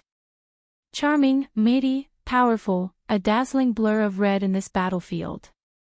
How could this man not be happy to have such an incredible daughter? This was his child, his flesh and blood. In merely a few years of being apart, she's grown far beyond his wildest imagination. A proud father he was, and rightfully so. In a measly short hour, the hordes were decimated under the pair's might. There are innards littering the ground, red staining the dirt, and the stench of irony blood liquid filling the air that made the smell putrid to the nose. Despite this, the carnage could not compare to the bloodiness of Bai Yan's red dress. It's crimson, glowing even that oozes the stench of death and glory. I killed 55 monsters, father. Stabbing his own blade on the ground after wiping some of the blood off his forehead, Heavenly smiled. I killed 55 as well. Cocking her brow in surprise at the number, then that means it's a draw. Father, so these monsters will keep coming after half a month later. You certain about this? Bai Yen frowned as she scoped out the mountain of corpses here. She remembers this place being quite clean when she awoke, so what happened to those previous hordes of monsters? That's right, they will keep showing up at the half-month mark. Their strength will also grow with every wave. As for the corpses, you can just ignore them, they will disappear on their own along with the blood on our clothes after a while. The way Heavenly said that showed he's become accustomed to this pattern.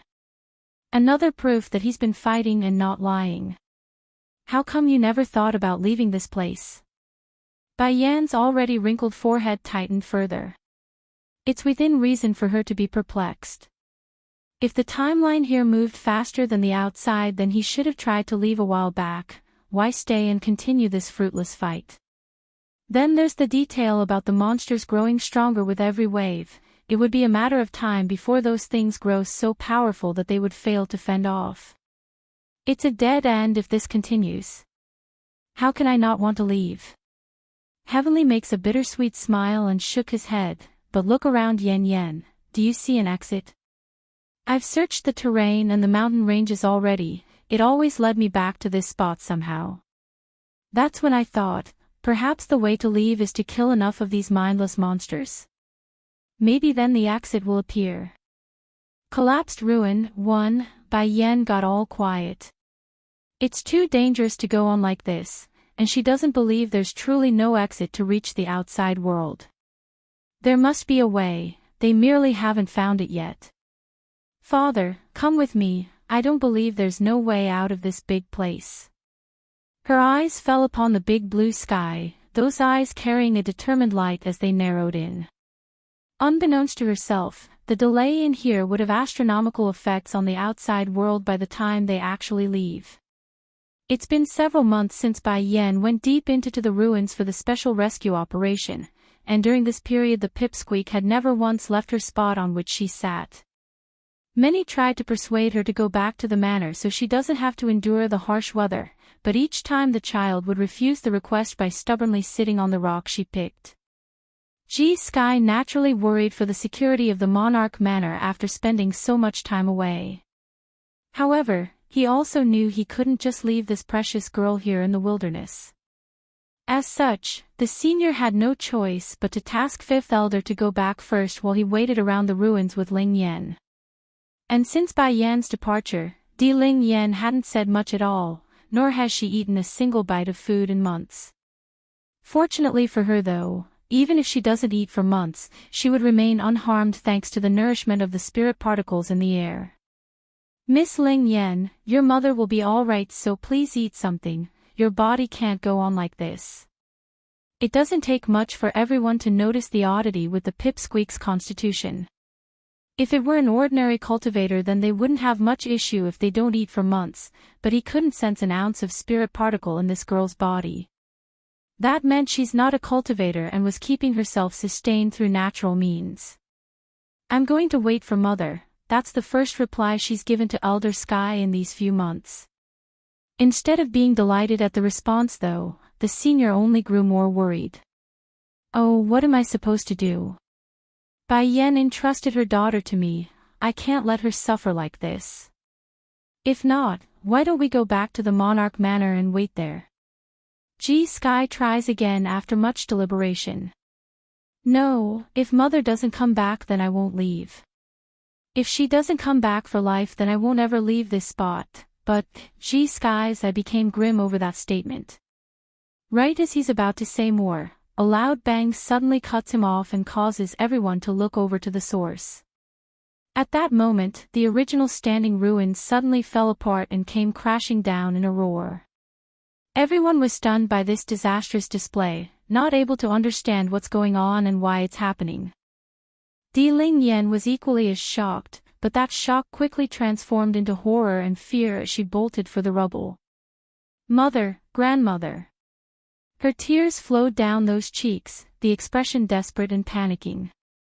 It's dangerous. Sky flew into absolute shock and hurried forward to grab at the girl's little arm.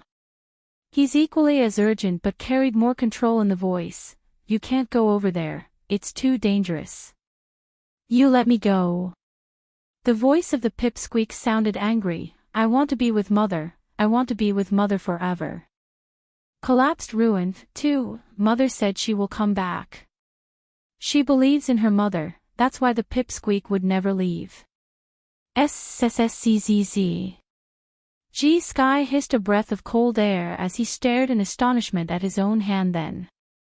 It's red from being burned from making contact with Ling Yan's skin. Out of reflex, the old senior wanted to retract his hand to avoid the heat, but thankfully he woke up in the nick of time and refused to let go. You big baddie, let go of me, I'm going to find Mother, I'm going to find my mother. Crying out loudly, Ling Yan continues to struggle from that hand holding onto her shoulder. As a result of this, her anger coincided with the rising temperature. If before the senior felt like he's holding a fireball, then right now he's definitely holding molten lava. Even so, Elder Sky knew he mustn't let go of this girl. Otherwise, she may disappear into the ruins forever. Before long, under this constant struggle, the crumbling slabs of the ancient ruin finally fell apart in its entirety. Now there stood nothing but a flat mass of rocks and the occasional metallic sheen of whatever that was before the collapse. Miss Ling Yan. Elder Sky saw an opening after the pipsqueak grew tired and quickly wrapped both his hands around her tiny body, his eyes equally as grim. This place is too dangerous, we must first go back to the Monarch Manor to determine our next course of action. I'm not leaving. Mother will come back, I promise to wait here until she does. Miss Ling Yan, I said I'm not leaving. Raging with inferno, even the temperature around the pipsqueak had started to broil over. Perhaps it's the heat, or the distressing situation of the end result of the rubble before their eyes, but the old senior's grip around the struggling girl's shoulder gradually loosened since the main danger has passed. Ling Yan may be small, but she's always been a stubborn one like her mother. Sluggish and swaying as she hobbled forward, the extreme sadness muffled any cry she would have had right now. This was despite the fact that she kept falling and scraping her knee. Any other time she would have cried at the sting. Mother, don't you want me anymore? She squirmed forward, appearing all powerless and lost. Ling Yan will be very good, I won't make Mother angry, so... Can you come back, okay? Answering her plea was nothing but the rustling wind of the leaves and the leveled rocks. This kid, it's painful to see her this sensible. Sky didn't try to console her anymore and merely stood in silence on the back. He knows words would only make the pain hurt all the more right now. Pulling herself up from the ground, the pipsqueak suddenly forces a smile from that dull-looking face. Ling Yan believes in Mother, she has never lied to me. Mother will definitely come back. If from the beginning Elder Sky only believed the monarch only favored this child due to her adorable appearance, then right now he's of the opinion it's due to her personality. That level of trust and sensibility was a rare attribute no matter one's age. Path to escape. 1. Miss Ling Yan, are you hurt anywhere? Do you need me to take a look for you? Elder Sky sighed and asked. Ling Yan shook her head, the childish voice landing with force. Mother suffered so much in her life, how can I be weak when I'm Mother's daughter? Her sight never once left the flattened ruins when saying this. She's proud like Bai Yan, that's why she won't allow herself to be treated as a weakling even in spirit. Then Sky wanted to ask if she's willing to go back with him then, but his words never made it out of those lips before the child formed a smirk. I'm going to wait for Mother, and if she doesn't come out then I won't go. She believes that her mother would always come back. If she came out and didn't see her right away, Ling Yan was certain Bai Yan would be very worried. Seeing this, Sky no longer said more about the topic. Sitting down right next to the child, his voice was loving and doting. In that case I will stay here with you, we will both wait for them to come out. On a vast stretch of grassland, Bai Yan weakly leans in with her back against a tree to rest, her red dress sticky and filthy from the bloody sweat incurred by the battle. What just happened? She asks her father that's standing to one side. Just now after they dealt with the new wave of monsters, she felt a sudden sinking feeling from nowhere. At first the demon queen got very worried, but that sensation only lasted for a brief second before disappearing. I don't know. Heavenly responds, his face equally as grim despite the mighty and heroic contour. Narrowing in her eyes, Bai Yan wiped some of the sweat from the forehead and got up to cautiously scan the world around themselves. They've been here for quite some time already. Despite knowing the time was warped compared to the outside world, it doesn't change the fact that she's starting to get very worried. What's more, they've still yet to figure out an exit for this place. And then there's her mother Bai Ning and her daughter Di Ling Yan waiting on the outside. Father, we've been here for some time now. If this continues then mother will definitely begin to worry for us. I believe some drastic measures must be taken if we are to ever leave this place. Heavenly made quite the bitter smile, fully understanding what his daughter was implying. You've seen it for yourself, there are no exits in sight.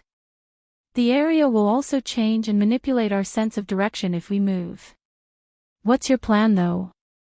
I felt a sinking sensation earlier during the end of the wave. Bai Yan's sight converged upon the supposed sky above their heads. What's your thought about me breaking apart this sky? They couldn't stay here any longer. These monsters are growing increasingly more powerful to the point where they too are feeling the strain. Perhaps the next wave would be too much for them to resist anymore. Breaking the sky. Heavenly appears startled by the idea. Although he does not know how long the outside world had passed, but the guy knew enough that they've been in this ruin for years already based on the number of waves they've fought thus far. And during this entire period, his thoughts were always on the ground, the floor, never once did he thought about breaking apart the sky and going that route. Would it work? Path to escape, too, since this time Bai Yan has raised the point. Maybe. They could try. Okay, what do you need father here to do? Heavenly slightly nods as affirmation. No matter what kind of attempt Bai Yan makes, as a father, he must support her. No need, I'm just giving it a try. I don't know if it will work out. Casually raising her hand, Bai Yan summons her Godslayer out and wields it with grace as she locked onto the sky. Immediately, a light blade suddenly shot out of the sword and flew towards the open blueness.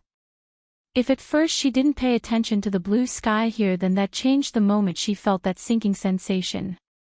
She clearly saw the rippling in that ceiling. It's like a curtain, an illusionary mirage to blind their eyes from reality. That's why she's able to figure out the exit must be up there and not on the ground. Rip, so it's like that. Exactly like Bai Yan suspected, the second her energy blade made contact with the ceiling, it ripped apart down the middle in the same manner as a canvas being sliced. Both individuals revealed an uncontrolled joy on their faces at the sight. Even if countless monsters suddenly appeared out of nowhere in the sky and surrounded them in the middle, it still didn't dampen their delight, for they knew the direction has been found. These are all flying monsters, one of them, it's at the Divine Lord rank like me Yen Yen. Heavenly's expression grew solemn at the sight of the creature, but his lips remained smiling nevertheless. How powerful was the owner of this ancient ruin? They must be much stronger than I am if they're able to control puppets at the level of a monarch like myself. Father, my instincts were right, the way to leave this ruin is through the ceiling, but, clutching her Godslayer, Bai Yan's lip arcs into a smirking grin, it looks like we won't be able to leave so easily. That big one up there is clearly the final boss in charge of guarding the ruins. Father isn't entirely wrong, it seems, about his theory of defeating all these puppets. It's likely the exit will show itself anyways once we defeat the final wave regardless, we merely accelerated the process. Yen Yen, I'll handle the strongest one up there, can you stall the rest while I fight? Although the other monsters are not as strong as himself, but they're no small fries either. At the very least, the rest are very close to being divine lord level monsters too. Then coupled with the weaker creatures further out of the encirclement, this horde was nothing to scoff at. I can handle it. Bai Yan's voice sounded unyielding and powerful.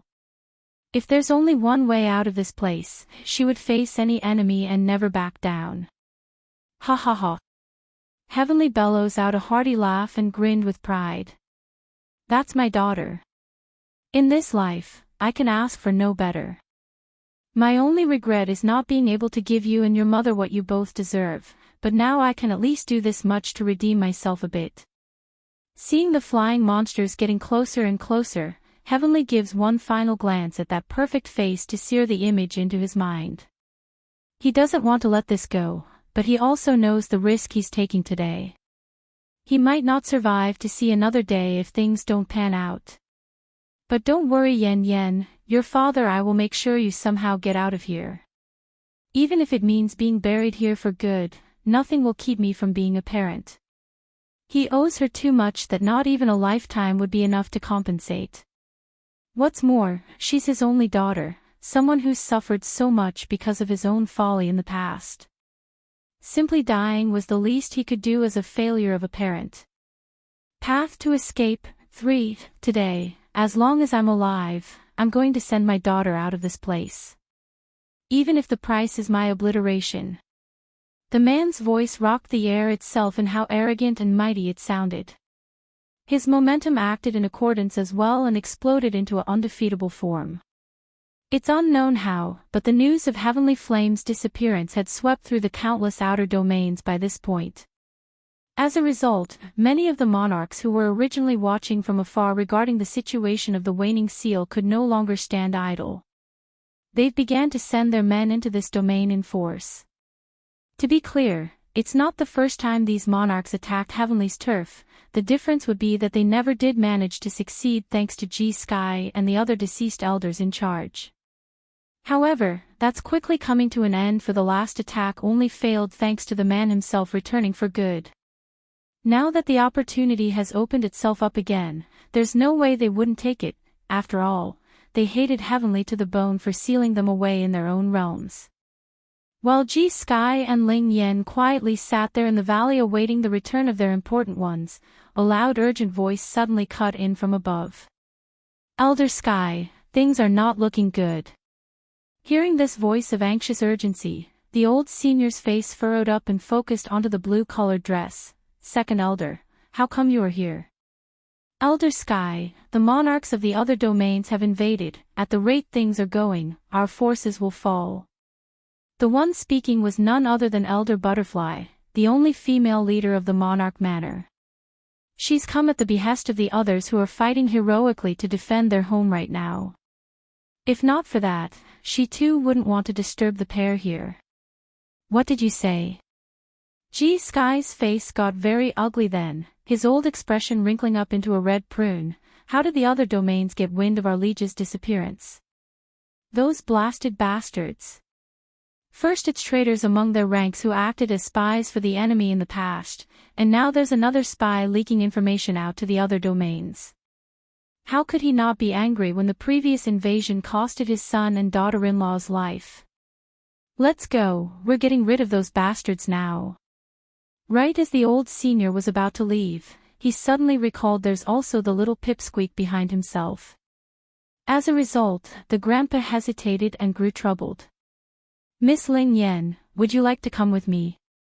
The pipsqueak stubbornly shakes her head. I'm staying here to wait for Mother.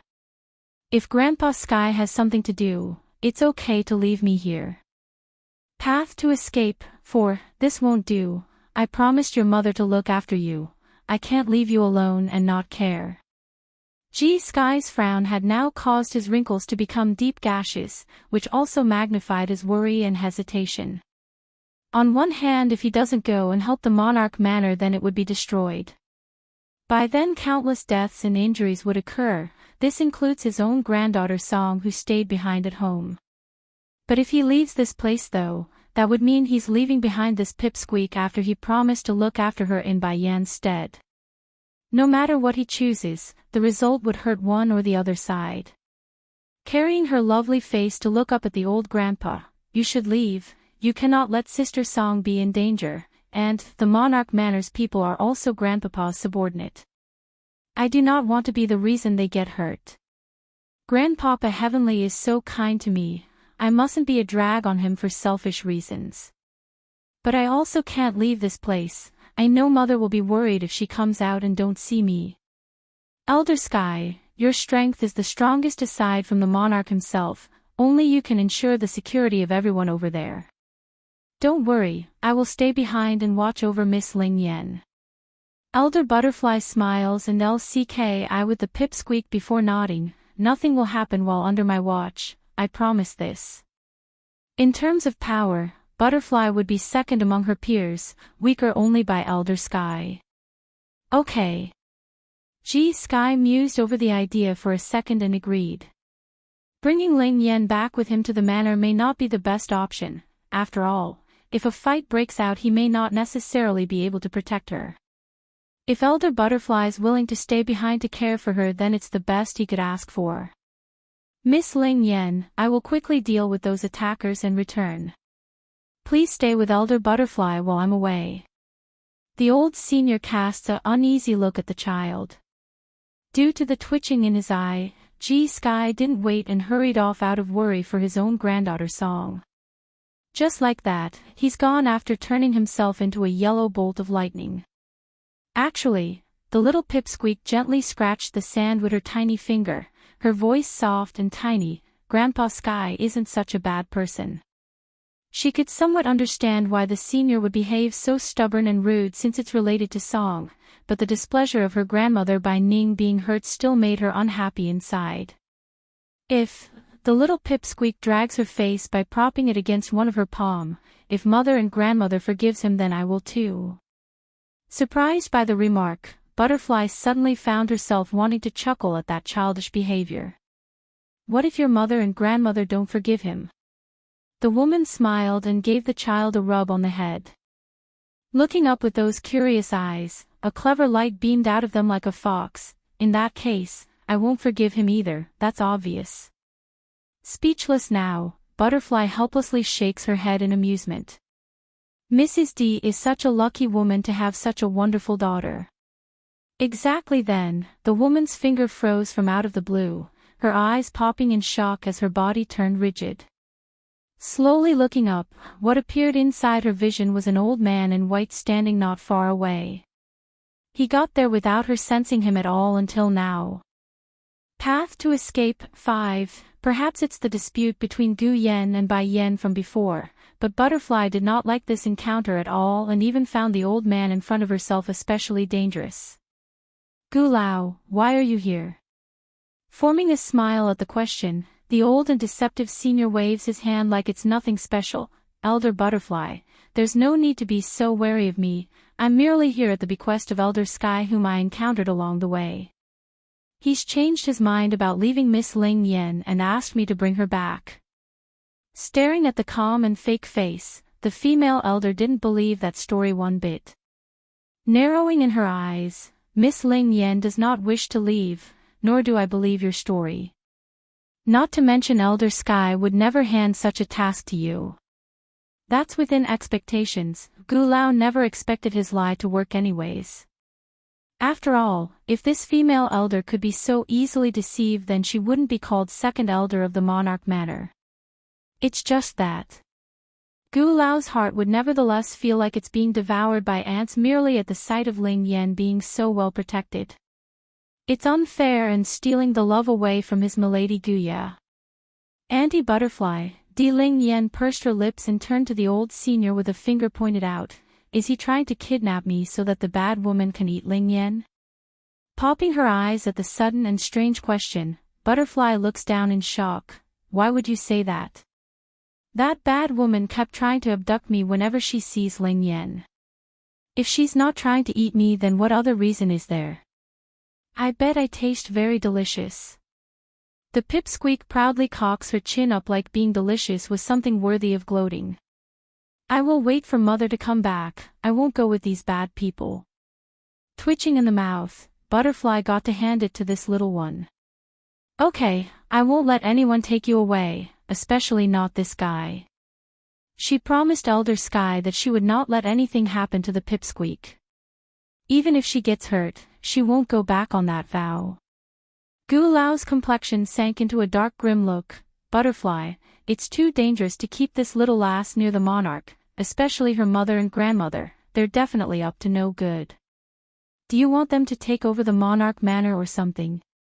Getting cold in her face with a sneer on those lips. Watch your tongue there, Gu Lao. Who do you think you or Guya is? You're nothing but individuals adopted by the monarch manor in the past. Elder Sky already told us of Guya's origin, merely someone saved by the monarch at one point and then refused to leave no matter how we tell her to. What qualification does she and you have in dictating who gets to stay in the monarch manor? Truth was Butterfly never had a biased opinion of Guya before. Even if Guya did steal the credit away from the elders by eavesdropping on their plan of summoning Heavenly back to their domain, the female elder merely believed the other side was too urgent and didn't think too much of it. However, the recent events of Guya showing indiscriminate injustice towards Bai Yen told her that's not the case. Against such a jealous person, Butterfly only had disgust and nothing less and nothing more. 0 is equal to 0, what do you know? Gu Lao grew furious and glared at the female. Milady merely loves the monarch far too much. What is wrong with loving a person? I will definitely grant my Mrs. wish, she will definitely become the mistress of the monarch manor, ha ha ha. At the end of the day, Gu Lao has fallen into the realm of madness with his face overtaken by hatred. As long as these people don't exist anymore, then the monarch will be Milady's. No one can take away the happiness that belongs to her. Ling Yen. Sensing the murderous intent coming off of Gu Lao, Butterfly subconsciously pulls the child behind herself. Making an alarmed face, you think you're my opponent. Path to escape, 6, ho ho. Gu Lao sarcastically laughed aloud. The fact that I came proves that I have left my life aside. For my lady, I'm willing to give my all. My life was saved by the lady. Even if this time I must die and be buried here today, I'm willing. Butterfly felt it right after that statement. Energy swelled out of the aftershock from the power release, which made the woman's cheeks sting from the burst alone. What did you do? She asked with gritted teeth, that face pale and alarmed by the drastic difference in their levels. I said so before, I will help my miss win her love. Gu Lao's momentum surged as he slowly strode towards Butterfly. Don't worry, no one will know or find out you were here once we're done, and if the monarch does find out, I will take the full blame. No one can hurt the lady. The female elder's eyes turned dark. Does Guya know about this? Of course not. How could an excellent and kind person like her allow me to do something this harmful? Gu Lao sneered. I came without telling her anything, this is my own decision. That made the female elder laugh hysterically. Contemptuous in the eye, kind. Excellent. If she really is so excellent, then she should be able to let go when it's time and not entangle herself with the monarch. If she is so kind, then why did she malign Mrs. D before?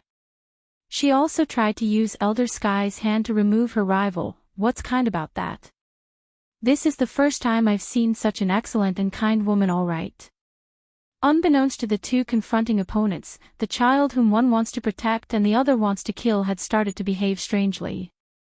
She's still the cute and adorable self, but those eyes had a very unnatural way to them. It's as if there's something in there, something which shouldn't belong. Ling Yen, after dropping that remark, Butterfly bows down to whisper into the child's ear, I will keep this old thing busy. You run first and find a place to hide. Elder Sky will come really soon. Ling Yen did not respond to that, only staring at the old senior with a burning flame slowly growing bigger in those eyes. Stop me. No matter how small her voice was in that whisper, Gu Lao could still hear it with his ears. Sneering with a dismissive gesture, I used a special forbidden Dan pill to increase my strength. It won't be so easy if you think you can stop me. Dan pill. Cocking her brow, Butterfly figured it must be something he took before coming. She never saw him consume a pill once she noticed him, so that's the most logical explanation. What kind of pill did you take? She asked after musing over the news. Guffawing a laugh, that you don't need to know, it's something I got many years ago. This is a good opportunity for me to test its effectiveness, so accept your fate. Aside from Elder Sky and the Monarch, there's no one here that I fear anymore. She needed no warning to understand she's not an opponent for Gulao anymore. That violent air surging out of the old man was unlike anything she's seen in the guy. That proves he's not lying. Likely the pill he took was some sort of suicidal drug for a vast increase in power for burning his life force or something. It's not the first time this female elder seen something like that. Swish. It's exactly then Gulao finally attacked with whistling power, charging at the pair of females. Path to escape, 7. Butterfly rushed to push Ling Yan aside so she doesn't get caught in the crossfire. Boom! Gulao's fist made a direct hit onto the female's chest using this opening, causing her to stumble several big steps backward. There's blood hanging out from the corner of her lips due to the injury. To think his strength would become this powerful after using some forbidden drug. No matter, I only need to drag this out until the effects expire. Such drugs always had a huge drawback. By then I will counter and beat him. Anti-Butterfly, watch out. The pipsqueak cries out after seeing the foe attempts to follow up with a second attack. Every punch Gulao threw was a storm in of itself, unmanageable and unstoppable. Butterflies already found it difficult to cope with the barrage of hits. It only got worse when she noticed Ling Yan trying to run over again. Using a panicking voice, "Go now Ling Yan, run." Due to the little tumble from earlier, Ling Yan's appearance was like a helpless baby that needs to be cuddled and protected in the way she moved. It's reasonable to say she's able to melt hearts with that weak image. I really don't get why this bastard would hold such extreme hate towards her. Does this bastard not have any shame? Gulao did not care one bit about the girl's appearance, he only wants to kill both of them right now. Pulling his sword right off the ground, he strikes down for the third time in a single moon slash at Butterfly to take her head. Unable to react in time, the female elder in her haste did the only reaction she could think of and reached up with both hands to catch that blade. She caught it, but only barely, as the blade cut partly into her palm, thus allowing the blood to flow. There are trickles of red dripping down onto the female's head and onto her eyes. Snarling with cynical sarcasm, "Gulao, are you really going to do this?" Now the tip of that sword was only inches away from her temple, a short thrust away from slicing right through that skull. Surprisingly, the question caused the old senior to hesitate for a second. There's no lie in him hating Ling Yan, but he's worked with Butterfly for many years. Does he really want to kill her? The answer would of course be a no. But then suddenly, the splitting image of Guya desperately pleading for help and crying with sadness ripped at his old heart once again. Whatever hesitation or softening of his heart swept away in that second, replaced only by the cold hardness of a murderer. If you two don't die, then how can Milady become the monarch's wife? Back then it was Elder Sky who gossiped to the monarch's ear and ruined it all. If not for that, she would have long become the mistress of the monarch manor.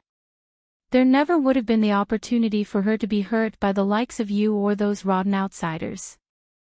Gritting her teeth with erupting anger after what she heard, Butterfly stopping trying to stop the sword with both her palms and instead directly grabbed hold of the blade with her fingers to stop it from moving 1 inch closer. His monarchness hates it when someone tries to control him. The fact that he didn't choose Guya proves that he didn't like her. Who's Heavenly Flame? A man that could seal the other domains away using his own strength alone. Why would he be swayed by some simple gossip? No one could dictate what that man does. Nonsense. Gulao's eyes flared with anger. It's the fault of you all, you're the all hindering their love, it's all your fault. Losing all sense of his sanity, the old bastard flexes his muscle even hard and attempts to cut off those hands directly to reach Butterfly's head. As hard as the female elder tried to repel the blade with her own flesh and bone there, she's no match for this drug-induced Gulao. His strength has exceeded her own using that pill. It would just be a matter of time before it's over at this rate. Batty, you let go of Auntie Butterfly. It's unknown when, but the pipsqueak had ran over to the old scumbag's leg by then and opened her mouth to take one huge bite at that arm. Path to escape, 8. The little girl's teeth were very sharp, so it easily pierced through Gulao's skin and caused his blood to flow down the child's mouth. Ah! Originally this bite did not have much strength to it, so he would normally make a frown at the annoyance, but for some reason, those teeth were searing hot. It's burning his skin, and that's what made the old guy flinch and loosen the grip. In his rage, Gulao ruthlessly tosses the child's side with a fling. Clang! The long sword in his also fell to the ground after being let go, thus causing a metallic sound on contact. As bloodied as her hands were, Butterfly did not have the time to worry about her own injuries right now and quickly ran over to check up on Ling Yan, who fell headfirst to the ground. She's extremely worried for the pipsqueak's health. Miss Ling Yan, how are you? Are you hurt anywhere? Coming out of her daze, Ling Yan slowly shook her head and got up under the woman's help. Glaring fiercely at the bastard, don't bully Auntie Butterfly, and don't bully my mother and grandmother. If you do, I will bite you to death. Baring her teeth, she attempts to act all ferocious to only end up all the more cuter. Under such an appearance, no one would have ever imagined she's a little witch who had just bitten someone's arm. Who exactly are you? Gulao's sight finally shifted from Butterfly to Ling Yan. There's a scorched color on his arm, which was clearly not bitten, but burned out. In all the years he's lived, this was the first time he encountered such sharp teeth and a girl that can heat up like a pyre. I'm my mother's daughter, don't you know? Ling Yan pats away the dust from her dress, those eyes still very much irate. I don't care why you are looking to make trouble for Mother and me, but you won't be allowed to hurt Mother or her people. If you do, I will set them on fire and burn them. When Big Brother is around, it's he who protects Mother. Since Big Brother isn't around, then it's up to me to guard her. Humph, nothing but an inexperienced baby. Gulao shouts this aloud with an ironic sneer. Even your mother may not necessarily be my opponent, let alone you who can only heat up. As long as I keep my distance, then you can't do a thing. The old man raised his hand and instantly the long sword which he held before flew right back into his palm from the ground. With a swing, he aims it directly at the pipsqueak for the kill. Ling Yan didn't move and simply gawked her eyes there. She only knows how to bite people and then set them on fire. No one ever told her what to do in this situation. If Big Brother is here, he will definitely know what to do. He will find a way. Suddenly, the pipsqueak's eyes shrank due to what occurred in front of herself. Standing in her way was Butterfly with her long blue dress. That outfit was a beautiful gown to begin with, but right now, the blossoming spectacle of blood gave it an even more dazzling look of a flowery pattern on her chest. Likewise, Gulao also didn't expect this and showed an incredulous look as he pulled the sword out of the female elder's body. The senior was equally as startled by this outcome. Why? Butterfly, who is always cold and disregarding of things around herself, would throw her own life away for a little child she just met. Why? Auntie Butterfly. Still taken aback by the outcome, Ling Yan did the only thing that came to mind and quickly ran over to help support the crumbling figure. Sadly, with her small arms and stature, the pipsqueak could hardly hold the woman up despite all her efforts. Admiration, 1, falling into the pipsqueak's arm, Butterfly's bleeding blood quickly stained the child's snowy white dress as well once they're on the ground together. Auntie Butterfly, without hesitation, Ling Yan promptly pulled out a dagger from her waist and placed the blade against her wrist and cut it. Blood trickled down her tender little hand, allowing the drops of red fluid to fall onto the female elder's open chest wound.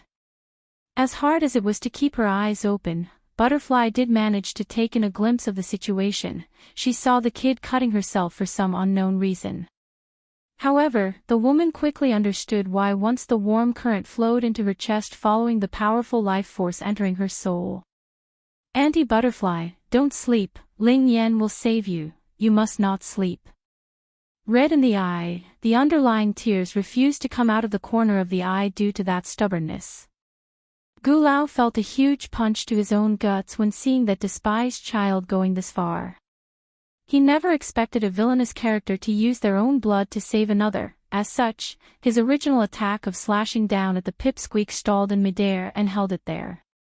For the second time in this fight, the old bastard fell into a loss. He's swaying in his decision to continue this, for he knows how cruel and vile his own actions are right now. However, like the previous relapse, his mind soon imagined the helpless and poor image of Guya pleading to him to, like some sort of whisper, telling him to do it, just do it and everything would be finished. Whatever guilt or sanity he had got swept away in that instant, transforming into a ruthless and murderous gaze that locked onto the child once more. He's truly fallen. No matter what this little girl does, she's the one who broke Milady's heart, she must die. Acting like she couldn't see the person already behind herself with that weapon, Di Ling Yen continues to let her blood run down onto Butterfly's wound. At the rate she's going, that visible wound would soon recover. This scene caused Gu Lao to squint in his eyes due to the surprise of her blood's ability. Despite this, the surprise only lasted for a second before his lips evoked into a sneer. Miss Ling Yen, don't move, I'll let you die in the least painful way. But if you resist, I'm afraid I won't be able to hold my hand properly and might slip. The pipsqueak did not respond. She's invested all her heart into saving the severely injured butterfly. Whatever the old bastard wants to do was of no importance to herself. Seeing Ling Yan did not speak, Gu Lao figured any talks were over. Snorting coldly, he promptly stabs down with his long sword at the child's body. But his sword had not yet fallen when a burst of flames suddenly gushed forward from that tiny figure. The flame acted like a barrier, protecting the little girl's body from all outside attacks. Gu Lao became stunned, his eyes deep with shock. What is going on here? Suddenly, he recalled back to the moment where the girl bit his arm. The temperature was already mad hot to the point where even he had to flinch due to the heat. This little girl, what's her origin? The more he thought about it, the more unsettled he became. Growing firmer than ever without any hint of hesitation from the hearts down, the old bastard knew he must do this without fail. Otherwise, a great disaster would befall Guya afterwards. Understanding this, he wields his sword and draws an arc in the air, creating a violent current with the momentum and slashed down with fury. This strike carried his all. In this lifetime, he's never exhausted so much power in one slash, so he's confident it would work. Sure enough, the flaming barrier could not withstand the blow. Di Ling Yen shot out like a bullet and fell several meters away from the impact, leaving the child ragged like a broken doll. She's simply laying there helplessly on the dirt without movement. Admiration, 2, Ancient Ruins. Under the grey ominous sky, Bai Yan's heart suddenly soared with pain, causing her hand to instinctively clench the chest as her face turned palish white. Yen. Heavenlies quickly got ugly after noticing her daughter's chance. First blocking the sharp claw from the monster attacking himself, he flew away to come before the woman. He's very worried and tense in the eyes, for he knows something bad must have happened to make this proud daughter of his to behave this way. What's wrong? Are you hurt anywhere? Giving a shake of her head, I don't know what's going on, father, we have to get out of this place as soon as possible. I feel like something very bad is happening in which we can't see. Something bad. The man wanted to ask for more details to get to the bottom of this, but quickly tossed the idea aside. He could see they don't have the spare time since the hordes of monsters were already attacking again. What's more, the crack in the sky was letting more and more of these things through, which only emphasized the dangerous situation they are in. Biting his teeth, sweetie, you leave first, I will draw the attention of these monsters.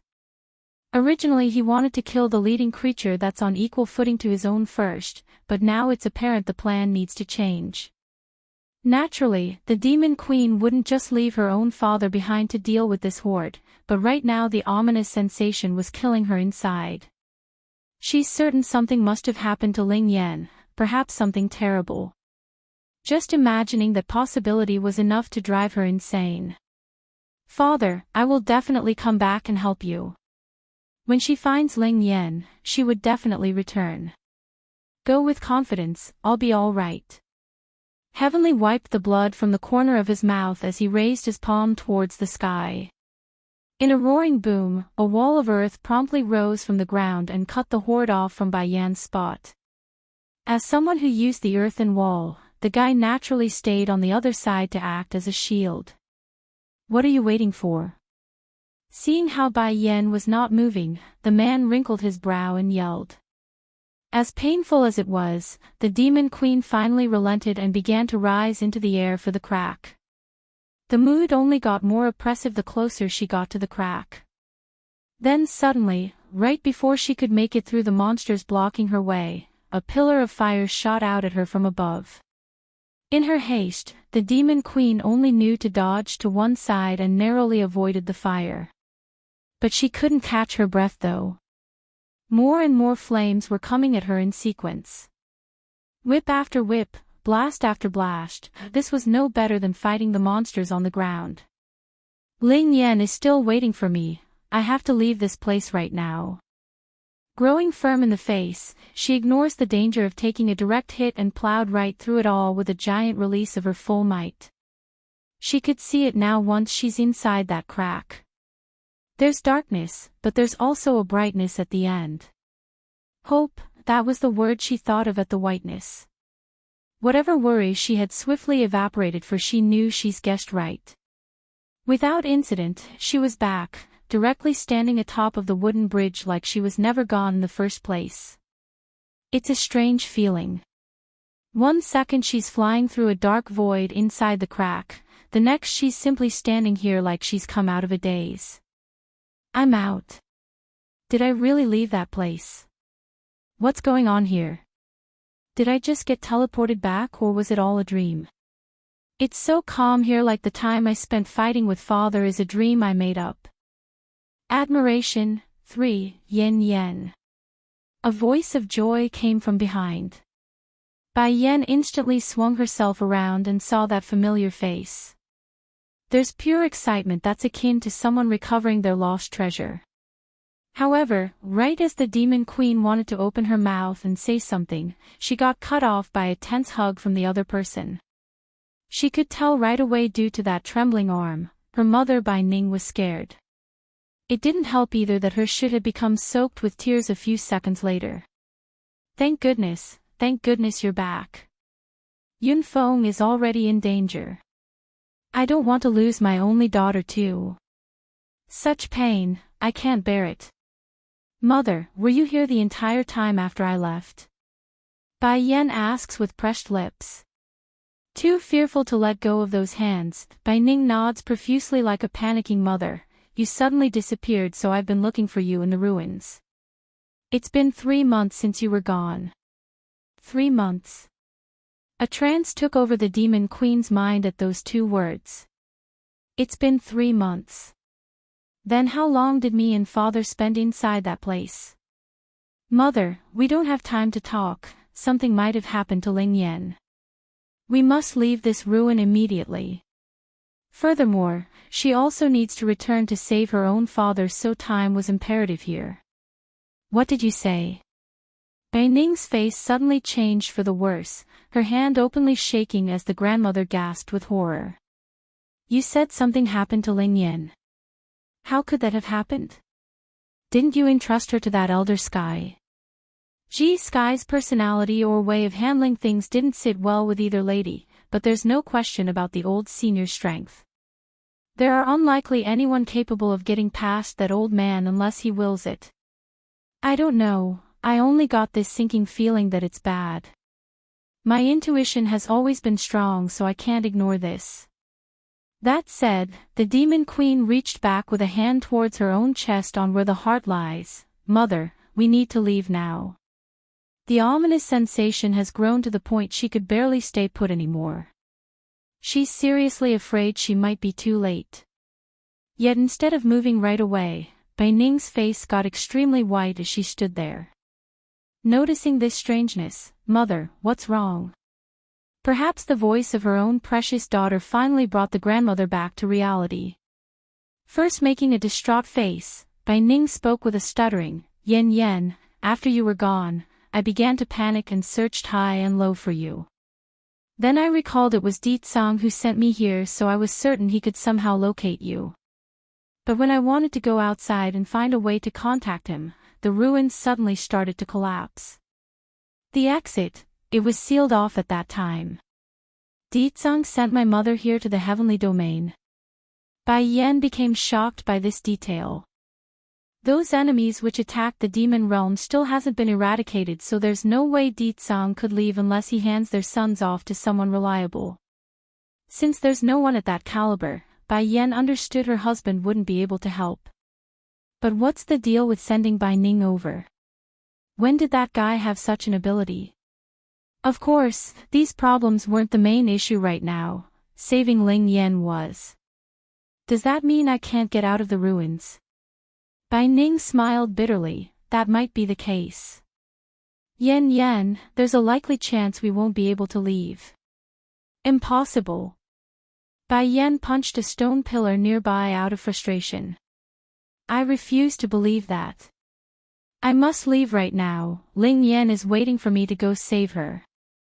Looking at the borderline crazy look in her own daughter, Bai Ning wanted to say something but swallowed the words back down at the end. She knows her consoling words were pointless and would only make it worse. Admiration, alright, then I'll keep looking for a way out with you. Bai Ning firmly says this, her eyes determined and bright. If Ling Yan wasn't in danger then they wouldn't be so urgent, but that's not the case. They must locate the exit as soon as possible. Mother, we're going further inside, there must be another passage to the outside world here somewhere. Pulling her punch off the stone pillar, Bai Yan begins to walk towards the inner depths of this ancient structure. As for the poor stone pillar that's been left in their rear, the entire thing instantly crumbled into rubble once they were gone, leaving only a mass of dust in the air. Despite their determination, Bai Ning believes the path up ahead leads only to a dead end.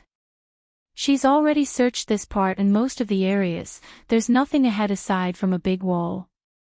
Similarly, the grandmother also understood that even if she had told Bai Yan this stubborn child of hers wouldn't listen unless she sees it in person anyways. As expected, it didn't take long for a wall to block their way forward. Crunching her fist in frustration, Bai Yan's expression didn't show any emotions as she spoke. Since this is an ancient ruin, there must be other passageways we're not aware of. The ones who built this wouldn't have constructed the layout like that. Let's search the place. Okay. Bai Ning silently began to touch the floor and walls with her ears pressed in against them for sounds of abnormality. When Bai Yan disappeared in those months, she also searched for a long time in this manner since she didn't believe there to be only one exit. The issue was, she couldn't find the supposed passageways and fell into despair until her daughter suddenly returned. Suddenly, the demon queen's sight fell upon a certain painting hanging on one of the walls in front. The depicted female in this painting was not unfamiliar to Bai Yan. In fact, she's seen this person countless times already. Specifically, it's the same one from the ancient diary in her possession. Of the most impressionable feature regarding this individual would be the countless demons prostrating themselves before the woman in the painting. Though that time they were sculptures only instead of a painting, but the air and temperament were identical, where a single fox remains defiant by now bowing its head. It's just that the woman in this picture appeared a little different. Of course, the temperament and details were the exact same, but the vibe from the background accompanying the woman was totally different. Instead of a throne and mighty air, there's a peach blossom tree growing all over the mountain landscape. It's as if this painting was done by a third party which depicted their own version of this person. Yen, I've already examined this painting before, there's nothing special about it. Bai Ning did not want to waste too much time, so her examination was mainly restricted to a few minutes of physical assessment on her part. Bai Yan did not respond to that comment though. As if attracted by something inside that painting, she slowly strode towards the item. Alarmed by this odd behavior, the grandmother naturally wanted to pull at the woman's sleeve out of reflex. However, she suddenly realized something and held off her gesture. Mother, put it this way, the woman in this painting can be counted as half my Shifu. I honestly didn't expect her to be related to this ancient ruin though. Bai Yan explains with a mild smile. Without a doubt, the knowledge she gained from the ancient diary has propelled her alchemy and abilities by leaps and bounds. If she didn't have that, getting to this point might have required a much longer period, perhaps even a lifetime. So, I want to put this portrait away, that way I can honor her at a later date. Making a bow of her head, the demon queen immediately attempts to store the painting away by raising her hand. Admiration, 5, let's go. Bai Yan took down the portrait and was ready to leave then. However, something unexpected occurred when the blood from her earlier battle with the monster horde came into contact with the canvas. The painting suddenly started to make a faint light after coming into contact with that red liquid. Since there's nothing special about this spot, we should go look elsewhere then. Bai Yan's eyes were more and more solemn as she said that, thus causing her to miss the strangeness in her hands. Yen. Bai Ning originally wanted to speak when she noticed the bright light shooting out of the painting and into her daughter's temple. This change came too soon and so fast that the grandmother could not react. Yen, are you alright? Do you feel unwell? The woman's eyes were full of worry as those hands clenched the demon queen's shoulder in urgency. Bai Yan did not respond to the questions from her own mother there. Going unresponsive in the eyes, she's looking all dull and phased out. What is this place? Like a wonderland, this place in which Bai Yan came to was blooming with countless peach blossom trees. Ugh! Groaning as she touched her forehead, she begins to recall what had happened. If I remember correctly, I was with Mother inside that ruin. Then that light hit me in the head. That's right, it swallowed up my consciousness and now I'm here in this place. But, why does this place look so much like the background in that painting? It can't be, I'm inside the painting itself. Narrowing her eyes in, Bai Yan scans the area with vigilance for any signs of danger. Yet, there was nothing. Silence, and the sound of wind blowing against the grass to make a rustling sound of calm greenery, that's all there was. I didn't find a way out of the ruins after searching for so long, perhaps, the way out lies here, within this painting. That thought in mind, she collected her head and moved forward. Very soon, the demon queen came ahead with a tombstone ordained by several peach trees. Mu Gorgeous Tombstone. These were the words engraved on the rock slab. Mu Gorgeous. Rubbing her chin at the name, Bai Yan began to muse over the indication of this. So that person is called Mu Gorgeous, eh? But why did someone make a gravestone for her in such a place? And how in the world did I end up getting in here? Thinking up to here, she once again fell into silence to organize her train of thought. Then suddenly, she seems to recall something crucial. Specifically, it's the speck of blood that came into contact with the painting when she was removing it from the wall. Could it be at that moment? In that case, the one who created the ruins outside must be the same one who created this world within the painting. Presumably someone who admires this Mu Gorgeous. She mutters out her theory to make sense of it all. So where is the exit? If I can come in, then that means I can also leave. What is the key here though? Looking around, the demon queen could see there's nothing but peach blossom trees growing here on the mountain. If there's anything worthy of note, it's the tombstone in front. No matter, I'll figure it out. First I need to pay homage since I'm already in front of her grave. She did after all leave behind the diary in my possession. Admiration. 6. Mu Gorgeous was technically half her shifu from a certain perspective, so showing respect wasn't strange. Taking to the knee, she makes 3 full kowtows like one should at a worshipping ceremony. Bump. Then at the final hit of her head against the ground, the tombstone slid to one side to reveal a hidden passageway. Quite frankly, Bai Yan did have a momentary thought about this happening like all those drama shows she used to see as a child on Earth, but to have actually happened like in the script still left her dumbfounded. This is real. It's that easy. Making a gobsmacking face, she did not know how to react to this stroke of luck aside from jumping up with glee. Quickly gathering herself, the demon queen didn't hesitate for a second and dived right into the hidden tunnel. The passageway was bright once she got inside, the steps long and drawn out as she headed further downwards to God knows where. Despite the unknown, she knew it's better than staying idle. After a long while, Bai Yan finally came to the end of the stairs and hit a wall like before, this time with a long message engraved onto the surface. This life, gorgeous, is the one whom I cannot make mine. Years of war caused her to hate demons to the bone, and at the same time, caused her to hate me to the bone. I, the great king, truly never thought the day would come where I would fall heads over heels for such an arrogant and overbearing lass. I do not know why I would love someone like her either, why her existence can occupy my heart to such a degree. I only know that in the moment where she stood under that peach blossom tree, that's when this lass ensnared my heart. She wasn't that clawing and feisty kitty anymore, but a quiet and enchanting butterfly in my soul. Sadly, I never realized this until it's too late. She's gone now, completely disappeared from my reach. If only my pride didn't get the best of me back then, perhaps I would have given her my all, even the entire demon race as a gift if mushed. I'm willing. But this girl, she's truly a stubborn one. I know her soul is avoiding me in the afterlife. I tried finding her to no avail.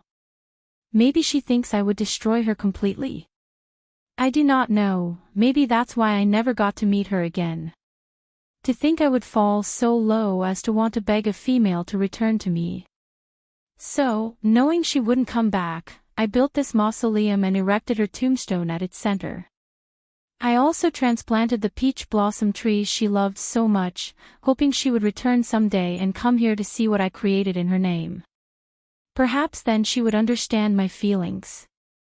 My time is coming to an end soon. If there is another life, I swear I will never let her go again. I will cling to her like vine until the end of time.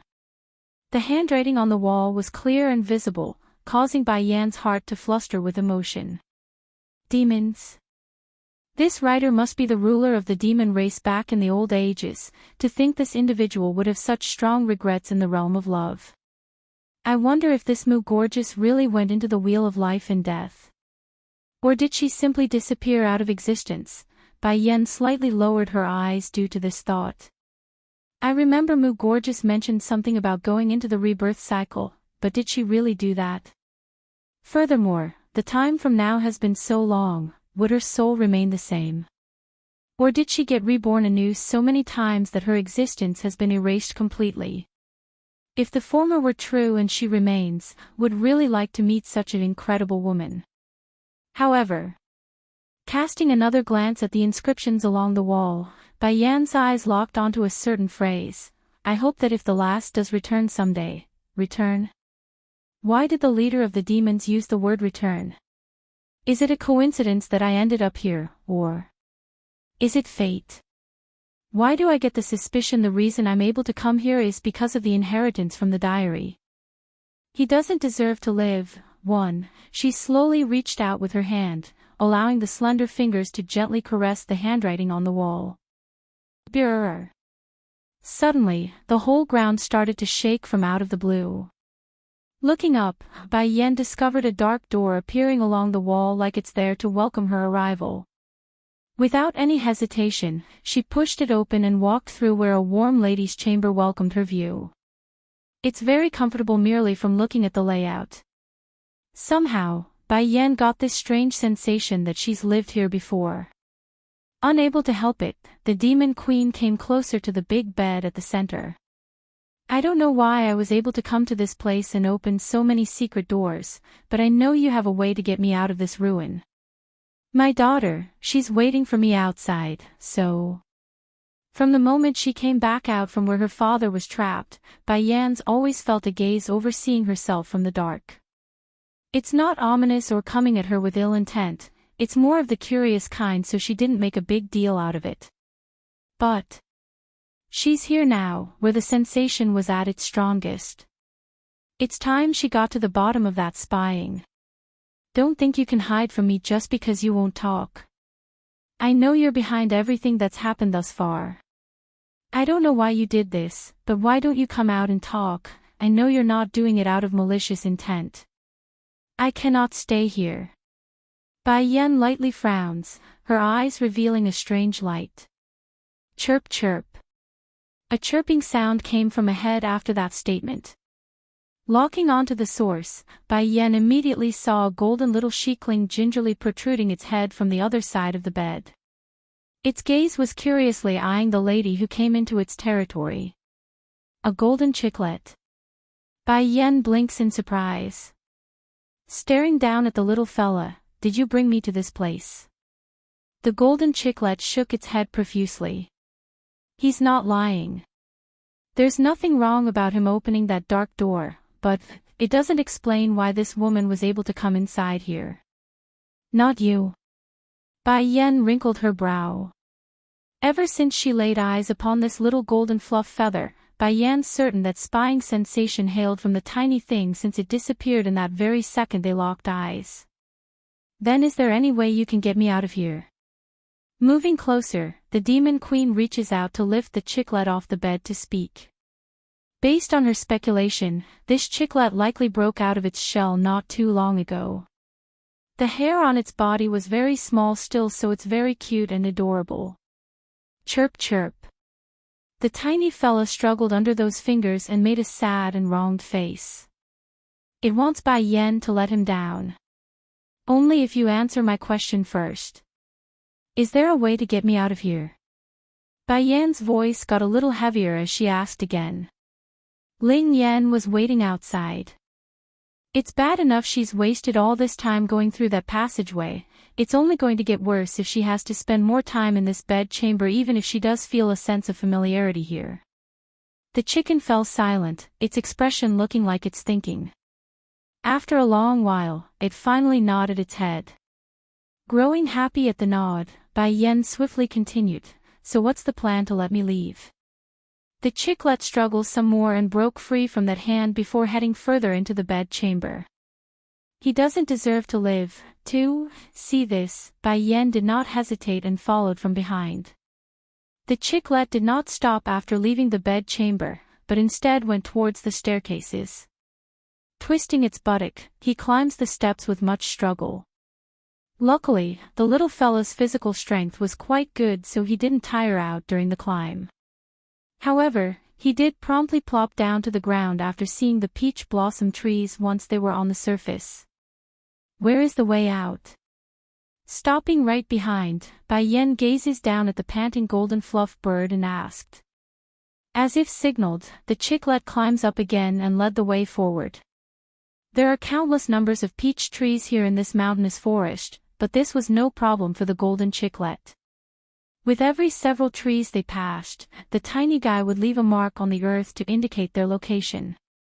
Finally, when the chicklet reached a certain one, he stopped and began to repeatedly peck at the bark to gnaw away at the inner fiber. This continued until the whole tree was entirely devoured by the tiny fella. Satisfied by his own deed, the tiny chicklet sat down due to its bulging belly and made a big burp. He didn't do this out for nothing, of course. In the past, that person told him the peach forest wouldn't need to exist anymore if someone enters from the outside. By then he could eat this specific tree that he's been conniving after for so long. Bai Yan took no action through all of this. She didn't know what's going on, but she's got this strange feeling that the tiny bird just grew by a notch in size.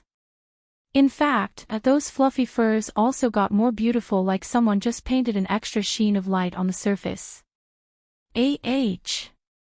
Just then, Bai Yan felt a whirlwind around herself as the world spun.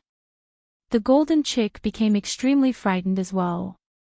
In his haste, he squealed and jumped up to Bai Yan's shoulder for shelter, its gaze carefully scanning for any movement around themselves. Due to how adorably cute the tiny fellow was behaving, especially that exploding fur face it's making due to the shock, Bai Yan wanted to say something to help calm the bird. However, she quickly discovered the trees and the surroundings disappearing right before her very eyes. First it was the trees, then the earth beneath their feet, then even the ruins. They're all gone. Right now, Bai Yan had found herself floating in the void where there's nothing but an endless abyss. Back outside in the real world, dark clouds circled around the sky as thunder roared above. Ling Yan's body remains unmoving like a broken doll after being hit, her blood slowly seeping out of her little mouth due to the injury. Butterfly felt utter despair at the sight. Despite her own life-threatening wound, this female elder stands ready to defend the little one after pulling herself up. Gu Lao, you must stop this insane madness, otherwise you won't know how you will die once the monarch returns.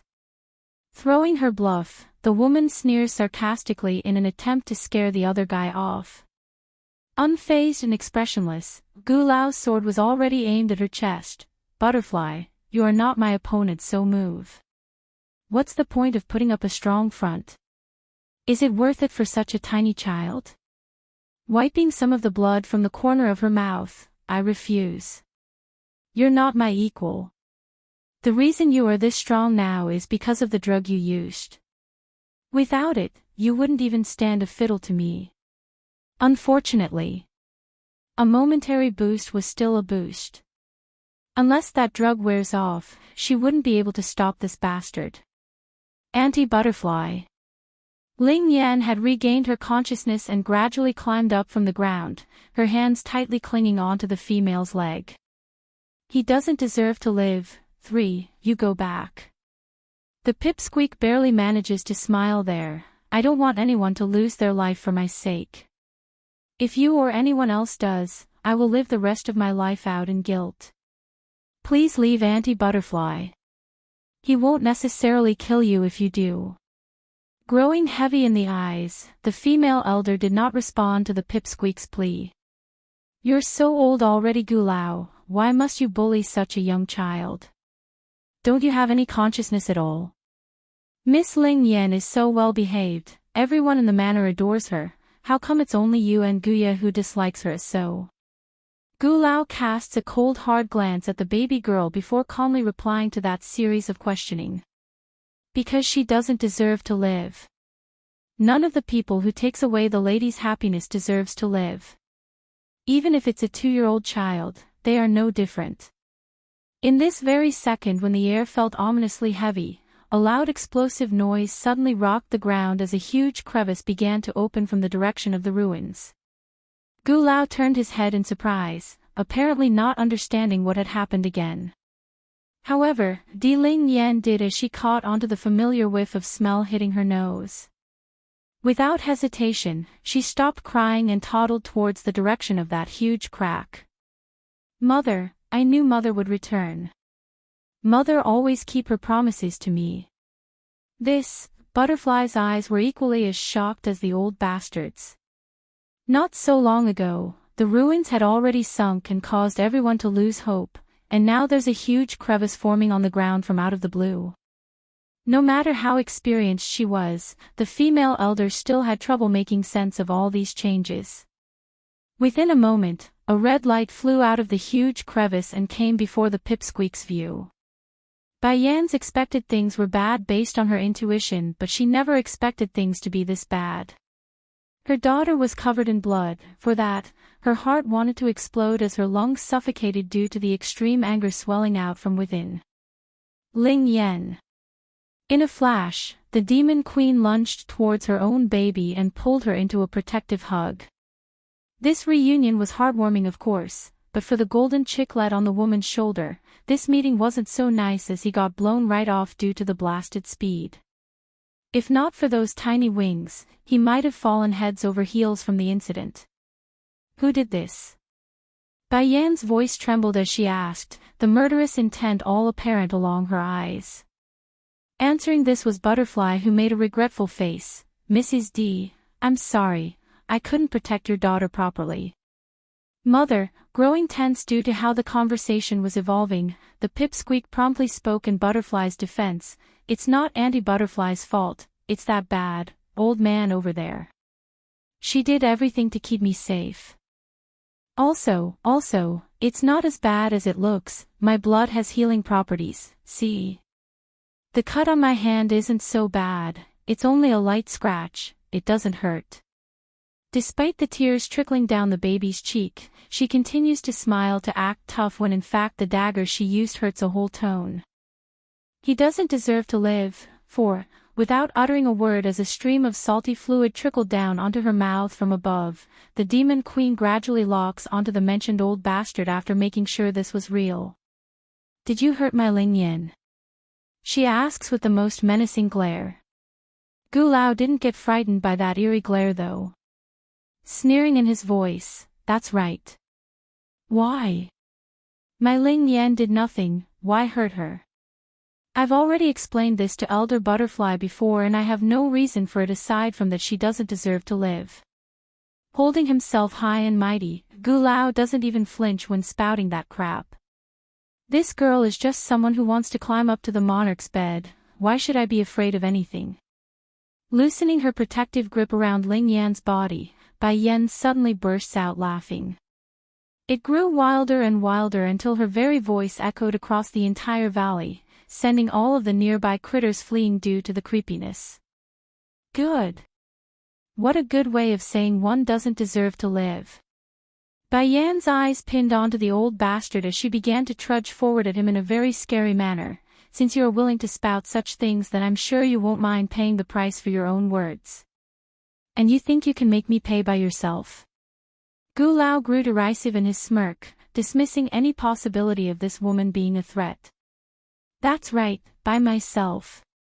Bai Yan's voice now sounded chilling to the bone. However, before either party could make a move against one another, another third voice that was harsh and cold cuts in from the front. Who did you say doesn't deserve to live? Without a question, this voice was all too familiar to everyone present, so they didn't require a single moment to recognize it. Gu Lao's body froze as a result. Stiffly swinging his head at the source, that old figure started to shake as his vision landed on the sword-like man casting his shadow over the group from the sky. He's back. Gu Lao's eyes shrank once he took a better glance and realized there's another woman standing beside the monarch. That woman, isn't that Mrs. D's mother? Why is she with the monarch? Monarch. Butterfly became ecstatic at the sight of her liege returning. Her mood's been thrown up and down lately, so it's taking a heavy toll on this female elder who nearly died today. The monarch is back. He's finally back. That's great. With his monarchness here, Gu Lao won't be able to make waves anymore, and Miss Ling Yan is safe now. Perhaps it's the easing of her tenseness coming too abruptly, but Butterfly's legs quickly gave way once she got those thoughts into her head. Without much of a struggle, the woman collapsed to the ground and started to laugh hysterically. Grandpapa. Ling Yan's eyes got all teary and red once she recognized who has come. However, the pipsqueak did not let those tears roll due to her own stubbornness. She wants to appear strong before Bai Yan. You're back. Seeing that Ling Yan's clothes were covered in blood, Heavenly's mood didn't fare so well despite the welcoming words. You hurt Ling Yan. The grandfather turns to the old bastard and asks after getting a grasp of the situation. Looking ugly in his face, Gu Lao grinds his teeth in frustration. Monarch, I only. Grandma. Before that reply could be finished, Di Ling Yan had broken free from her own mother's hold and quickly ran for the two newcomers' spot after they landed. Bai Ning's heart almost stopped beating there once she saw the blood-ridden clothes on the child. Without fail, the grandmother also ran forward and caught that tiny body. Quick Ling Yan, show me where you're hurt. Grandmother here will have a look. Giggling as she shook her little head, it's okay grandmother, I'm fine. The wounds have already healed. He doesn't deserve to live. 5. Grandpapa. The pipsqueak smile was bright and joyous as she spoke. This is my grandmother and mother. They are here to pick me up, so I'll be going home with them afterwards. The entire body of the man had gone stiff as a rock there. Slowly turning his head like a utter robot, he makes a cringy face like he's eaten a lemon. Is this girl your daughter? Answering with a blank face, Bai Yen replies in a dismissive voice, yep. Why didn't you mention it to me at the time while we were inside the ruin? I remember mentioning the name to you at least 3 or 5 times. Why don't you say she's your daughter? Due to the excitement of this grand news, Heavenly's entire face was changing color now. Still bland in her voice, Bai Yen doesn't sound so motivated in her explanation. That's because I was afraid you might get overexcited like you're doing right now. I had intended to tell you after we leave the ruins. Not like you are getting any younger, you know. It's not good to get too much stimulation at your age. Gu Lao and Butterfly did not expect Bai Yen to use this sort of a tone to speak to Heavenly. As a result, they're both staring at the Demon Queen in a weird way. Of course, the former being that of joy, since if the woman offends the monarch, then it would be equivalent to a death sentence, thus removing Guya's love rival. And the latter, well, it's obviously full of worry. Butterfly opened her mouth then and wanted to persuade Bai Yen to change her attitude. Unfortunately, it's at this exact moment that her injury had a relapse like fate destined it. The female elder found her words stuck in the throat, forcing her to only use those eyes as a pleading sign to the pipsqueak to stop this demon queen. Ling Yan naturally saw Butterfly's expression, but she did not care too much in light of this. In her view, whatever her mother does was right, that's why she had no reason to stop it. Heavenly huffs a long breath to gather himself before shaking his own head helplessly at that childish behavior. Only you would be so worrisome about me, thinking I will do something risky for Ling Yan's sake. I may not have raised you during your childhood, but don't think I don't know your personality and character. If Bai Yen had really told him about it in the ruins, he probably would have done something stupid and hurt himself out of impulse. By then nothing good would have come of it. So, it's the right choice to keep it a secret from himself. Wanting to give her old man a cheeky smile after that comment, Bai Yen was halfway into that when her eyes fell upon the pipsqueak's dress again. Immediately, her half-formed smile flipped upside and transformed back into that of anger. You and mother step aside first, I'll deal with this situation first. And when we go back I'll apologize for keeping things a secret from you. At this moment Gu Lao's brain was undoubtedly not working properly. All over his mind was the words Heavenly used. Although I never raised you since you were a child. Raised you? What does that mean? Can't be, this woman is supposed to be growing up around the monarch. Otherwise, why else would he say something like that in an apologetic tone? Not waiting for him to understand the dilemma, Bai Yan's figure had already come before the old bastard. In his haste, Gu Lao hurriedly drew his blade upwards to meet the sword coming down at his head. Sparks flew at the metallic contact of the two swords. Win. Stepping back several steps at the force, the old bastard found his arm going numb despite being able to repel the first strike. The strength of this woman. She's likely above that of elder butterflies. Even among the various ranks of the demi-divine lord level, which Gu Lao and Butterfly was at, there are still the strong ones and the weak ones. For example, Butterfly would be somewhere at the middle area while Gu Lao hit the higher barrier of the same level due to the drug. Right now, based on the old bastard's assumption, Bai Yan's strength should be equal to Elder Sky's, the second strongest in this domain. For that reason, his complexion had gone a little whiter as he continued to retreat under the onslaught of the Demon Queen's blade. You took a drug. He doesn't deserve to live. 6. Bai Yen narrowed her eyes in as she accessed the old bastard's condition. This old thing should have taken some sort of drug to gain this much power. He did not have this much strength before. Pity. Bai Yan smirked with frosted delight. Did you forget I'm an alchemist who cured Ji Song's illness?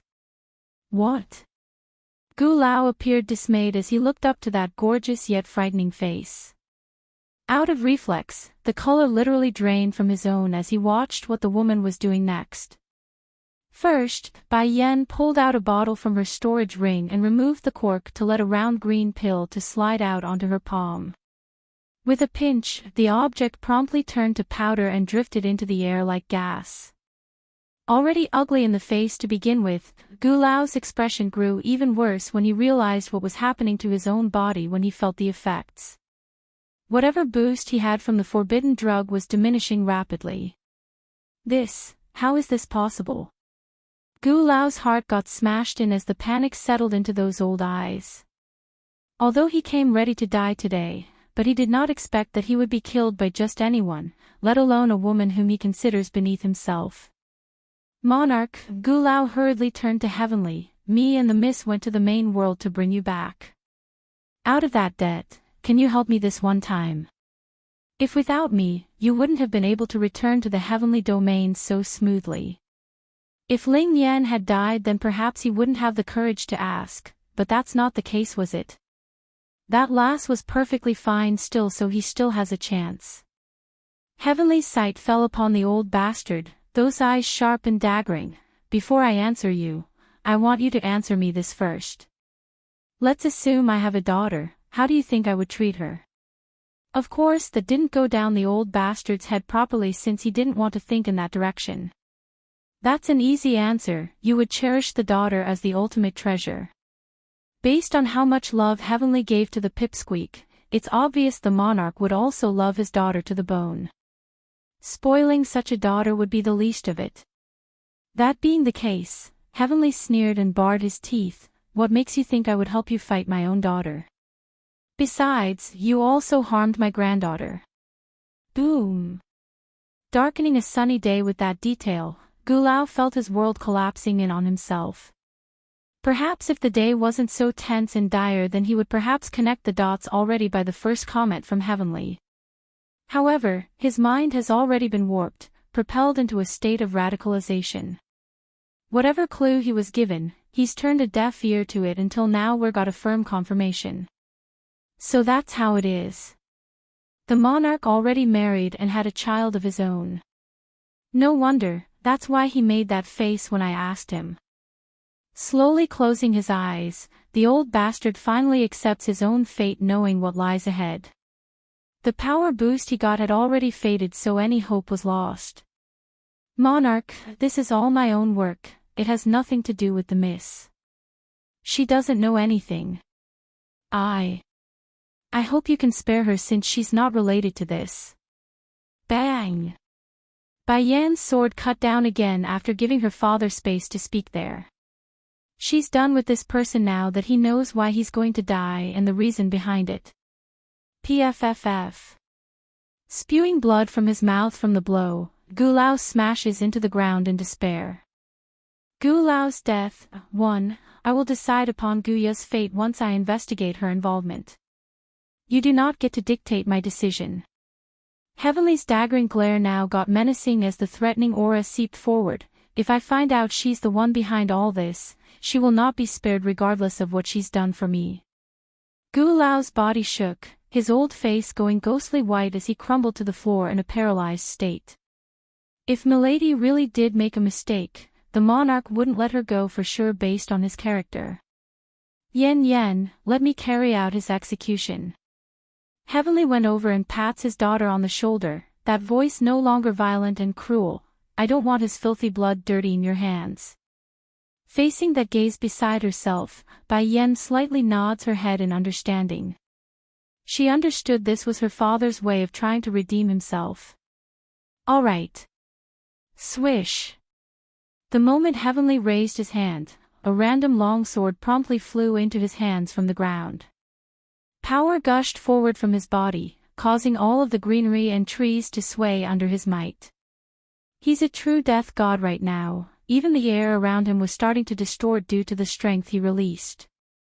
Gu Lao's did not get to utter another word afterwards. Right when the old bastard opened his mouth, the sword had already pierced through his chest and into his heart, causing the blood to spray outwards like a fountain. Looking back at this moment, the old fanatic truly regretted his own decisions. If he had known things would turn out this way, he never would have chosen this route. It's one thing if he died alone, but it's very likely Guya would be dragged into the mess too. For that reason, he couldn't close his eyes even in death. Worst of all, that blasted pipsqueak still lives. If only I had moved a bit faster, then I would have taken her head and achieved my goal at least. Second Elder, I will remember your efforts in protecting my granddaughter. Heavenly says after pulling the blade out of the now dead perpetrator's flesh. He didn't forget the dreadful state Butterfly was in when he came out. Monarch, this is what I'm supposed to do, there's nothing to remember for. Whether it's right or not, I'll remember regardless. Caressing the little pipsqueak's hair, Heavenly's face was all smiles. As for you sweetie, you can't call me grandpapa anymore, you got to start calling me grandfather instead, understand? The pipsqueak appears all dull in her expression due to not figuring out the reasoning for that request. How did grandpapa become grandfather? And become mother's father too? You're really, my grandfather. Tilting her head, the pipsqueak still didn't quite believe it. But if he's not grandfather, then why would mother be so anxious that day? She even entrusted me to the elders in order to go into the ruins to save him. As authentic as ever. Heavenly grins with those pampering eyes. And this little lass really is fated, no wonder the first time I saw her I would feel so close and want to kidnap her home. Turns out she's my actual granddaughter. Funny part was that he had intended to get Xiachen the steambun to come kidnap her home if he couldn't. Turns out they're siblings. Gu Lao's death, too, now I don't need to kidnap her and she's already mine. Haha. Just thinking of that was enough to make Heavenly laugh inside, causing him to feel elated from the feet up to his head. Ningner. Heavenly now turns his sight onto Bai Ning after collecting himself. If his tone before towards Bai Yen and Ling Yan were that of gentle loving care, then this beloved woman that was his wife would be that of pure tenderness. I'm sorry for being so late in meeting you. Bai Ning smiled, it's I who should be saying sorry. I shouldn't have forgotten you, otherwise we wouldn't be apart for so many years. And I've caused my own daughter to suffer so much. Lan Yu's, foster mother for Bai Yen, temperament was good, so she was able to entrust her own daughter to that friend. What Bai Ning didn't expect though was Lan Yu's husband being a scumbag who would torture his own supposed daughter. Now just thinking back to her own mistake in the past was enough to make the grandmother clench her fist in frustration. This girl. It's her and Yunfeng's daughter, their essence of love. Chi, dissatisfied at being ignored for so long, the golden chicklet squeaked several times before jumping up to Bai Yan's shoulder to announce his presence. Mother, there's a little chicken. Di Ling Yan beamed with delight as she reached out with her hand in an attempt to catch the little fowl. She's all sparkling in the eyes at such a cute fluff feather. Chi. There's anger in the chicklet's eye at the maltreatment. I am not a chicken, okay? I am an ancient golden phoenix, how can you compare me to a chicken? These humans, they're all so blind. Oh, I'm so frustrated. Chi. Mother, I have always been envious of Big Brother having little Rice accompanying him. Can I have this little chicken as my companion? The chicklet nearly fell off the bonkers at the request and shrieked in protest. Out of reflex, he also wanted to jump over and peck the little rascal for treating him as a toy. However, after seeing the lovely little face of the baby girl, the golden chicken found himself unable to move. He's a male, and a male that likes pretty things at that. Since Di Ling Yan was such an adorable little girl, there's no reason he couldn't turn a blind eye to that insult. Okay, Bai Yan plucked the tiny chicklet off her shoulder and handed it over to her daughter, from now on he's your partner. Due to his small stature, the golden fluff feather fitted perfectly onto the pipsqueak's palm as she held him with both hands. It's like they're made for one another. Since you're always making that chi-chi sound, I will name you Chi-Chi. You will be Chi-Chi from now on. Ling Yan giggled with delight as she eyed the fluff feather. Chi-Chi, disgruntled at the vulgar name, the golden chicklet protests by repeatedly squeaking. I refuse. Mother, Chi-Chi will grow older, right? Subconsciously and out of the blue, Ling Yan suddenly made a gulping sound. I wonder if he will taste good when he's bigger. Still protesting on 1 second, Chi-Chi abruptly stopped in the next after hearing that remark. Immediately, he shrank into a tight ball to erase his own existence. Smirking as she glanced downwards, Bai Yan found this quite amusing. He's probably not delicious. This chicken helped her, so it's only right she showed some gratitude. Sure enough, Chi-Chi sighed a breather at the help. He honestly thought for a second they might roast him for dinner.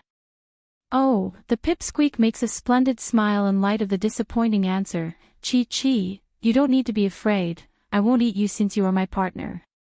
But, if you meet my second brother Jean Tian, then he will eat you though. It doesn't matter if you don't taste good, so you need to watch out. Gu Lao's death. 3. Chi-Chi's eyes were full of horror to the point where he's ready to cry.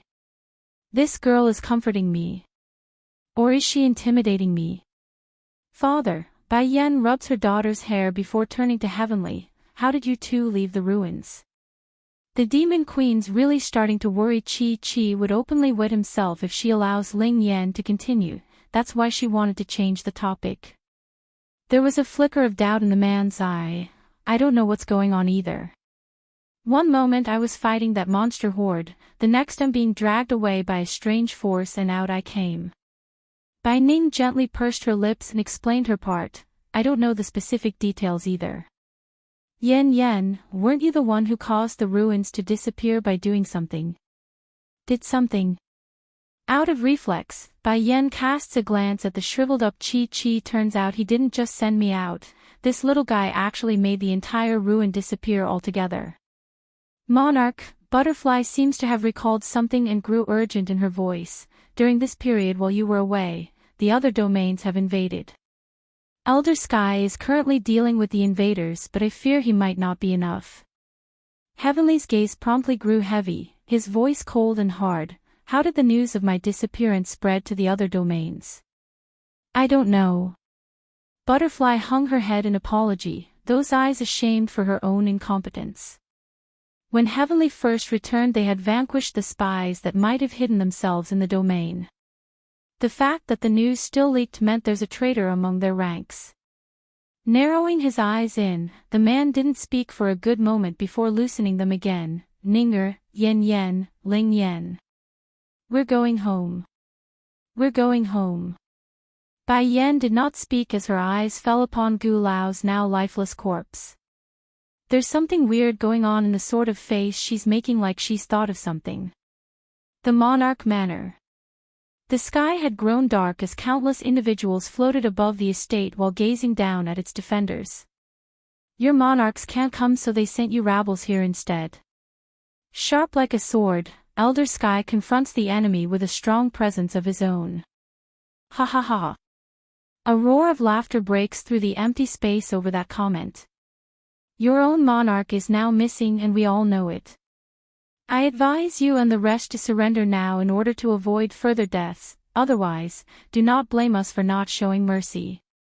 Speaking was a senior donning a flax-colored robe, his smirk contemptuous and arrogant. Going slightly pale in the face, Elder Sky forces down his inner panic. Who told you that our monarch is missing? He's merely in closed-door training, he will come out later when called upon. This may be their home ground, but the other monarchs have sent their strongest fighting force for this invasion. No matter how the battle proceeds, it's going to be ugly even if they do come out on top. Furthermore, it's extremely strange that all the other monarchs would unite together. In the past, they only attacked on their own, never as allies. Ho ho, the same senior sneered with sarcastic note, we naturally have our way of finding out the details. But from my view, Heavenly is nowhere close to being a true celestial. If he was back then, he wouldn't have simply sealed the monarchs in and left a hole for the likes of us to transverse through at will. Rush back to the monarch manor. 1. Thousands of years ago, Heavenly sealed the channels, licking the domains using his own power. It's just that. Tried as he might, the man lacked the necessary strength to completely cut off the link in its entirety. Therefore, it has now set up this twisted arrangement where the strong and mighty monarchs could not travel while their weaker subordinates could at will aside from entering the main world. Now we only want to know one thing, Heavenly Flame, is he alive? The most senior foe stares down at the defenders, his voice arrogant and brazen. J.I. Sky's eyes grew heavy. Our monarch is of course alive.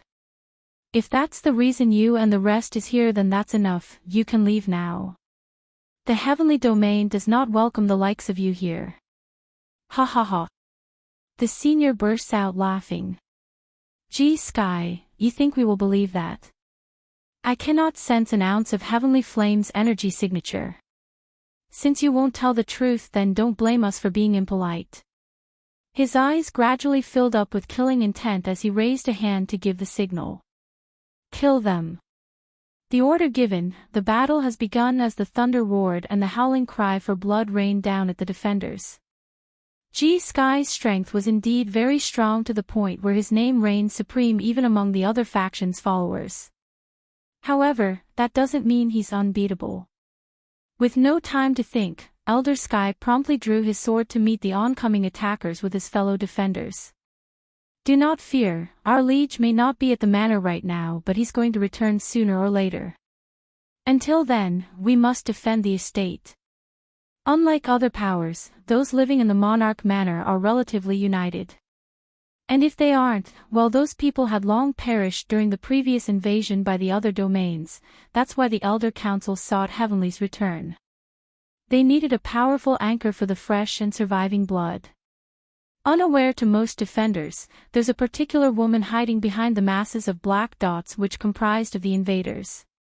Miss Yun, this location is unsafe, we should go back. A maid accompanying the masked female spoke with crisp, clear voice. Yun Rooshi, old witch, coldly huffs a grunt at the nosy service maid, quit annoying me. It was not easy for me to get permission from the monarch to watch this battle. It's fine as long as I'm not back at the celestial realm or demon realm. Still hesitant, the maid didn't sound so sure, but the monarch tasked me to ensure Milady's safety. Right now I believe it's unsafe to continue watching from this distance. I implore you to leave immediately for a safer position. Is this how you're supposed to speak to your superior? Yun Rooshi's expression darkened into a menacing glare due to the way she's being addressed. She's always been held in high prestige at the Celestial Palace, so this attitude insulted her ego. Know that none in the Dust Frost domain dares to speak to me in such a manner. You are nothing but a servant to the monarch, so watch your tongue. Pinning the maid with her glare, Yun Rooshi was deliberating on how to punish this servant after she gets back. This vile old witch has never been one to let others go. Now, who doesn't know that I'm the most beloved woman of the monarch? The maid looked stiff despite not agreeing. Nevertheless, she bowed her head to avoid further conflict. Rush back to the Monarch Manor, too. The monarch ordered you to serve me, that means you only need to follow me and do as I say. Know that any woman who goes up against me ends up miserable or in a ditch. Do you want to give it a try? Yun Rooshi began to cackle like a true old witch. She's seriously falling into madness now that the restraints are off. Fortunately for this vile being, the wind around her were extremely loud, coupling with the constant yelling from the battle beneath, none were able to pick up her voice. The maid's face went as white as one would expect, though. She's not happy about Yun Rooshi's style of being pompous and rude to everyone around herself. Besides, someone that hasn't even received a proper title from the monarch doesn't deserve such fine indulgences.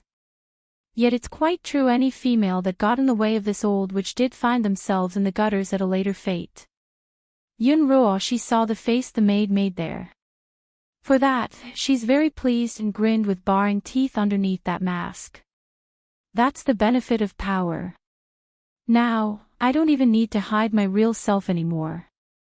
Like now, it's so pleasing to see the horror on their faces when I start making threats. And just you wait, Bai Yen, I have already reached a height you can never achieve.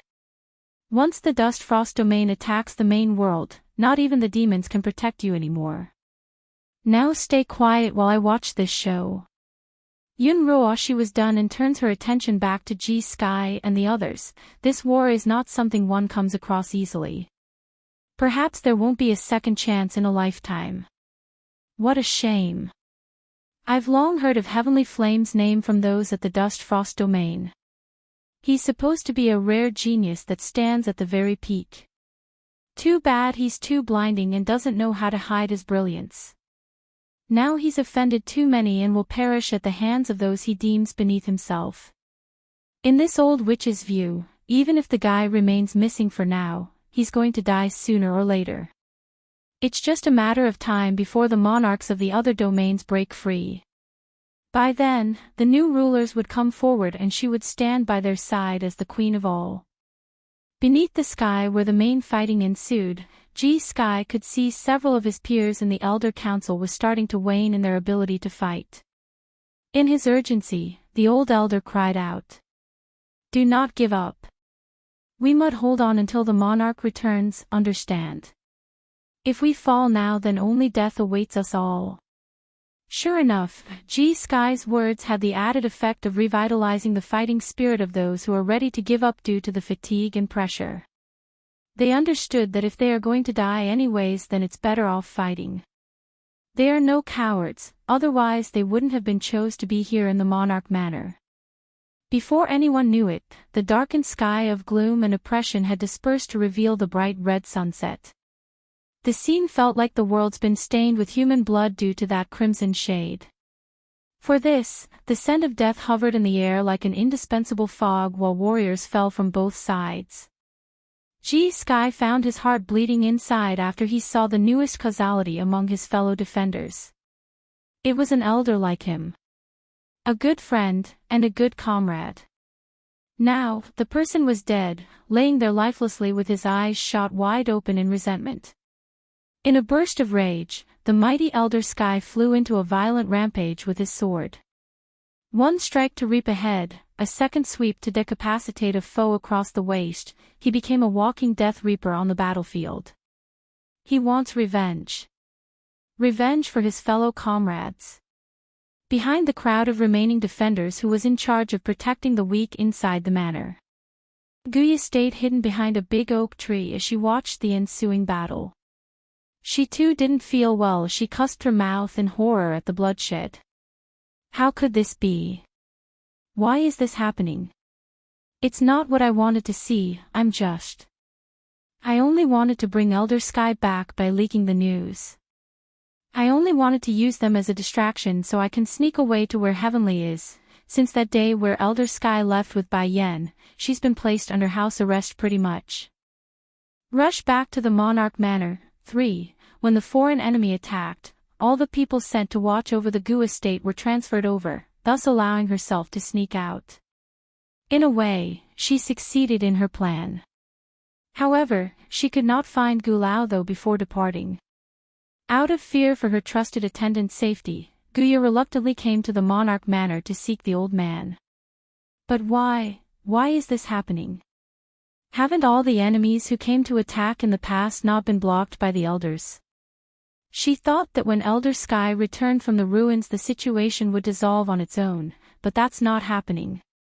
Some of the elders are dead in front of her already. No. This is not what I wanted. I didn't mean to hurt anyone, I only wanted to confirm Heavenly's safety, that's why I wanted to go find him. Did you reveal the monarch's absence? A light voice from the side then that caught the guilty woman off guard. In a flash, Guya's complexion became a ghostly white as she hurried to check who's speaking. Is it you? The young girl asked again with those unfriendly eyes. Miss Ji Song, please don't talk such nonsense at a time like this. Guya's face barely made a change when she smiled and retorted, "How can I sell out the monarch?"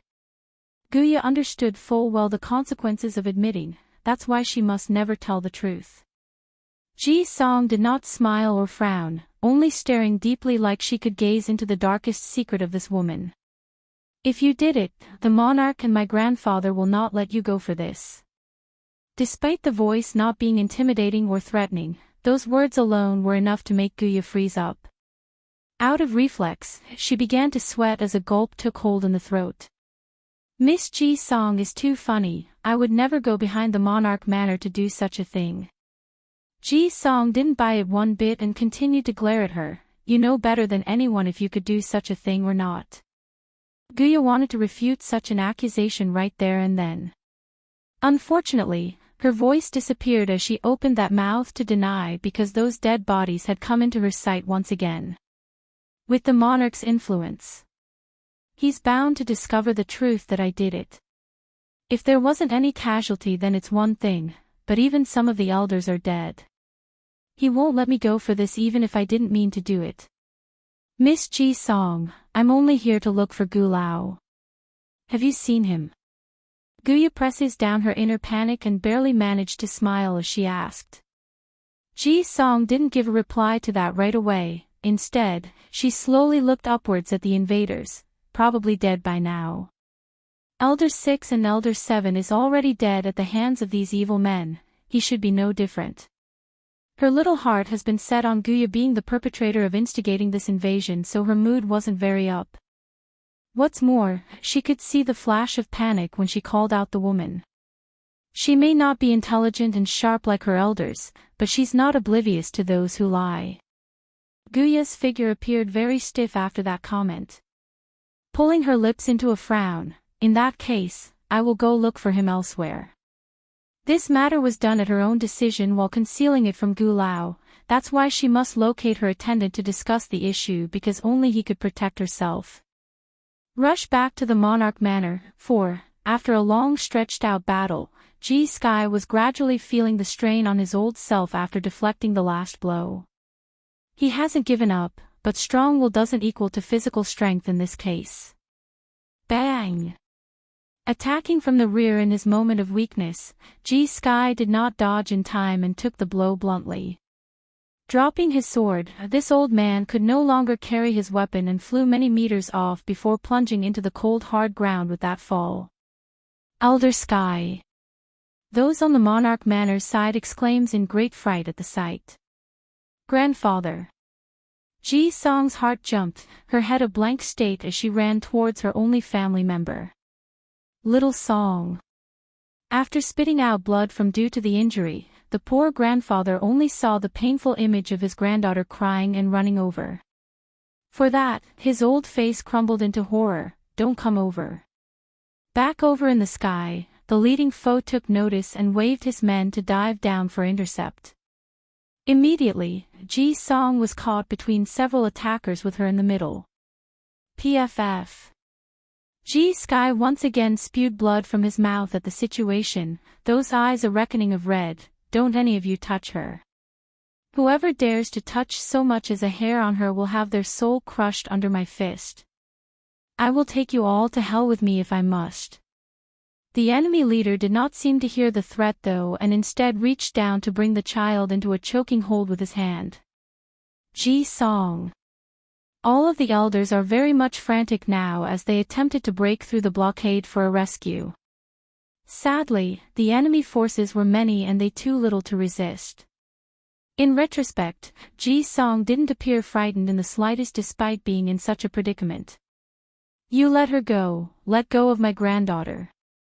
Pulling himself up, Ji-sky wanted to run over to be blocked by countless swords from the front. "Old man, your granddaughter is in our hands now. If you tell us where Heavenly Flame is then we'll let your granddaughter go, how about that?" Saying this was a woman dressed in blue, her sarcastic eyes fell upon Ji-sky when saying that. They've been stalking the Monarch Manor for several days already, and the reason they didn't attack earlier was because they wanted more information regarding Heavenly's existence. If the guy was around, he would have come out by now. And as they all see, Clearly the guy was either in great danger or seriously injured. Regardless, it's the time to press their advantage. Furthermore, imagine they managed to capture the infamous heavenly flame alive. That would be a merit worthy of going into the history books. My grandfather won't ever tell you anything. Ji Song coldly met the blue-dressed woman, her head held high in proud proclamation. He is absolutely loyal to the monarch. Even if you kill me, he won't say a thing. Is that right? The woman slowly strolled forward and grabbed over Ji Song from the guy. With slight flecks of her slender finger, a huge pinch of red promptly shone through the child's cheek after the act. Who doesn't know Elder Sky of the Heavenly Domain is extremely fond of his own granddaughter? I like to see if you are more important today or that heavenly flame is more important. Rush back to the Monarch Manor. 5. The woman in blue doesn't believe that this old guy would let his granddaughter die like this, hence the confidence her speech. Ji Song.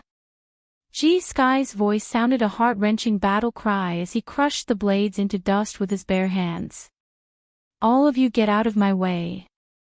His momentum exploded, and those close to him stumbled backwards due to the effect. However, they soon stabilized their pace and again surrounded the old grandfather in the middle. Grandfather, Ji Song swings her gaze over and spoke with a cool, calm voice. I am not afraid of anything, so you do not have to worry about me. You have to remember that you are the first elder of the heavenly domain. Some things are more important than me. Aching in the heart over his granddaughter's maturity, Ji Sky spews another mouthful of blood as his momentum deflated. I told you all to let go of my granddaughter. Are you deaf? What skill do you bastards have in harming a child? If you got the balls, then come at me instead. Song, she's just a child. And my only concern in the world. But betraying the monarch is not possible. Even if I don't know if he's able to get out of the ruins, that doesn't matter. What's more, next to the ruins, there is still Ling Yen waiting for her mother. How can I ever put that little one in danger after her mother entrusted that child to me? But if I don't say anything, then Song is bound to lose her life. Do I really have to let me one and only granddaughter die? Ji Sky slowly closed those pained eyes, his mind returning back to the picture of how Heavenly single-handedly paid the price of sealing off the domains due to that righteous determination. Then after that scene, another image appeared with Bai Yen entering the ruins with the same type of determination. Gradually, the old elder shot open eyes again. With the hesitation gone, he returns his sight upon the young girl with the loving gaze of a grandfather. Little Song, are you really not afraid of anything? Ji Song's sight fixes onto her grandfather with the same type of determination in those memories. I am not afraid. As long as we're together, then I fear nothing. Ha ha ha. Ji Sky breaks out into a hysterical laugh at that. He continued this until tears gradually flowed out of those old eyes. How can I turn my back on the Monarch Manor when your parents died for the heavenly domain? My little Song, I promise you, afterwards I will definitely get revenge on these people for you. Then I will accompany you to the afterlife so we can all be a family again.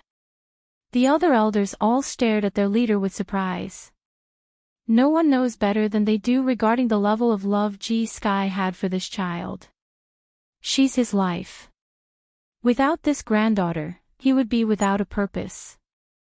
By then, what other reason does he have to live? Grandfather, Ji Song softly formed a smile as her eyes beamed with pride. You are my hero. In comparison to saving a granddaughter, giving one up requires even more courage. Rush back to the Monarch Manor. 6. This way, the monarch would not die once he returns, and her grandfather wouldn't become a sinner. He would have succeeded in preserving his values and his name. The woman in blue had a slight change in her expression after that. Flexing her muscle as she pinched the child's hand, everyone could hear the sound of brittle bones snapping. In light of the excruciating pain though, Ji Song didn't dare utter a single cry. She's afraid her voice would make her grandfather regret and change his decision. Ji Sky, I'll give you one last chance. If you don't say where Heavenly Flame is, then I'll strangle your granddaughter. The vile woman's eyes were cold and sinister as a snake. Song! G Sky issued a despairing roar. Grabbing the nearest weapon he could find, the old grandfather slashed into the air with an arc at anyone who blocked his path. Come after me if you want to kill me, don't touch my granddaughter. The other elders shared a glance with each and got a mutual understanding to enter the fray again. They want to break through the layers of obstacles to come to Ji Song's aid, otherwise, it would be too late afterwards. Ji Song's breathing has grown increasingly more difficult as she choked under that grip. Knowing her end was near, the child wanted to give one last look at her grandfather before dying. Just another look. Tears flowed from the corner of the girl's eyes at that thought. There's so much yearning and sadness in there that it's heartbreaking. Despite showing no fear earlier, she's just a child after all. How could she really not be afraid of death? No. G Sky desperately rushed towards his granddaughter's location, but there's simply too many foes ahead blockading his route. At this moment, he could feel his heart shattering into a million pieces after he noticed the speck of blood slowly dripping out of the child's mouth. It's the obvious sign she's going to give in at any second. Song! Deafening in his cry, the old man also starts spewing blood from his throat at the hopeless situation. The enemy saw this opening and most definitely took advantage of this. In their haste, they shot forward and pierced countless swords into the old elder's body. Song wanted to plead for her grandfather to stop after that. Sadly, her mouth could not find a voice as the last light slowly drifted away from those eyes at this despairing scene. This time, she reckons she won't be able to escape. Grandfather will die too. But she wants Grandpa to live well. The monarch can't be without grandfather. Ji Song gently closed her eyes in regretful resentment at these invaders.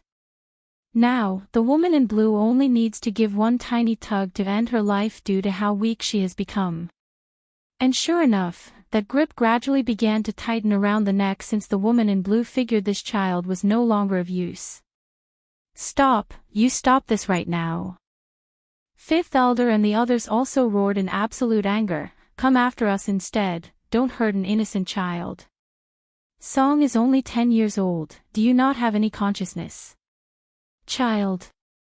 Back over in the sky, the flax-colored robed senior who's in charge of this invasion force sneered with delight. You are mistaken about something here. Regardless of you being a child or old senile, you're all going to die. Everyone in the heavenly domain will die today. Rush back to the Monarch Manor. 7, do it. Pulling his sight back, the flax-robed senior coldly commands. Smirking as well over the approval, the woman in blue did not hold back anymore and attempts to finish off her hostage with a snap of her thumb on the child's neck. Boom! However, it's at this crucial moment that a light sword suddenly cuts down from the heavens and lopped the female villain in two. This attack proceeded to slice through the hearth beneath as well, thus creating a long chasm through the earth. Already unconscious due to the lack of air, Ji Song began to crash down towards the ground from midair. Thankfully a hand had caught her little body part way, otherwise she would most certainly make a huge splat at the impact with her frail health. Ji Sky's eyes shrank in realization at this sudden interjection. Having his heart jump out, this old grandfather would never forget that dazzling face of the woman whom he misunderstood. He feared for the worst during this entire battle, but now all he felt was ecstasy of joy. She's back, does that mean the monarch is back too? Thinking up to here, Elder Sky and the rest of the Monarch Manor's defenders were looking around with excitement until they locked onto a certain figure in the sky. It's true. The monarch is back, he's really back. At this very moment, the elders are full of joy on their faces as a warm current surged from within their once despairing heart. As long as the monarch is here, none of the people who came today can leave. We will avenge our comrades on the battlefield. Bai Yan did not pay attention to these people in light of the messy scene. Rather, she's preoccupied with feeding a medicine to her little friend whom she caught. Cool to the touch, Ji-song's eyelash flutters as she slowly regained consciousness. Murmuring in the voice, Mrs. D, not uttering a word in light of her own innards churning with anger at what has transpired, Bai Yan hands the patient over to her own mother Bai Ning. Mother, help me look after her and Ling Yan. I need to deal with this first. Okay. The grandfather happily nodded. She has no doubt her proud daughter could deal with these fools. What's more, there's also her husband Yun Feng here. There's no way her man would let their daughter get hurt. Go mother. Di Ling Yan gleefully shouts in support. She could already see these poor people crying for mercy. Isn't living a good thing? Why do these people always like to go up against mother? Heavenly Flame. The most senior leader of the invasion force bypassed Bai Yan's figure with his sight and locked onto the man behind her. Instantly, his breath stopped in tense agitation. Didn't that person send news that Heavenly Flame is missing? Why is he back now? I only want to know who told you lot about my disappearance. Heavenly coldly demands, it's a secret that is only known to those within my estate, monarch. Ji-song pants and coughs as she spoke with those weak frail voice, I probably know who it is. Who? He swings around to ask the child. Rush back to the monarch manor, 8, it should be. Guya. Speaking of the name, Ji-song's found her body emptying out as the sweat poured out of the forehead. Guya. These two words smashed into everyone's heart like a hammer. Fortunately for the woman herself, Guya had snuck away earlier. Otherwise, she would most certainly faint away due to the fright of being exposed. Song, Ji-sky had just come back to his senses after hearing the name. Going pale, this old grandfather hurriedly spoke, you are absolutely certain. Guya was known to love the monarch, so they never did anything about her obsession before. Now it's become known she's the one responsible for this tragedy. Without question, it's shocking to the defenders. I bumped into Guya when I was coming over. She was sneaking around and watching in the back. I found her behavior very strange, so I got suspicious and asked her if she's the one who leaked the news of the monarch's disappearance. She got very nervous and frantic when I did, that's why I believes it's her. Ji-song then shifts her sight upon Heavenly, that voice weak but clear, monarch, you need to investigate this. I do not know the specifics and can only provide this much information. Sure enough, the man's gaze narrowed into a dangerous slit. No one knows how much anger he has in his heart. Because of Guya, the victims of today's battle are numerous.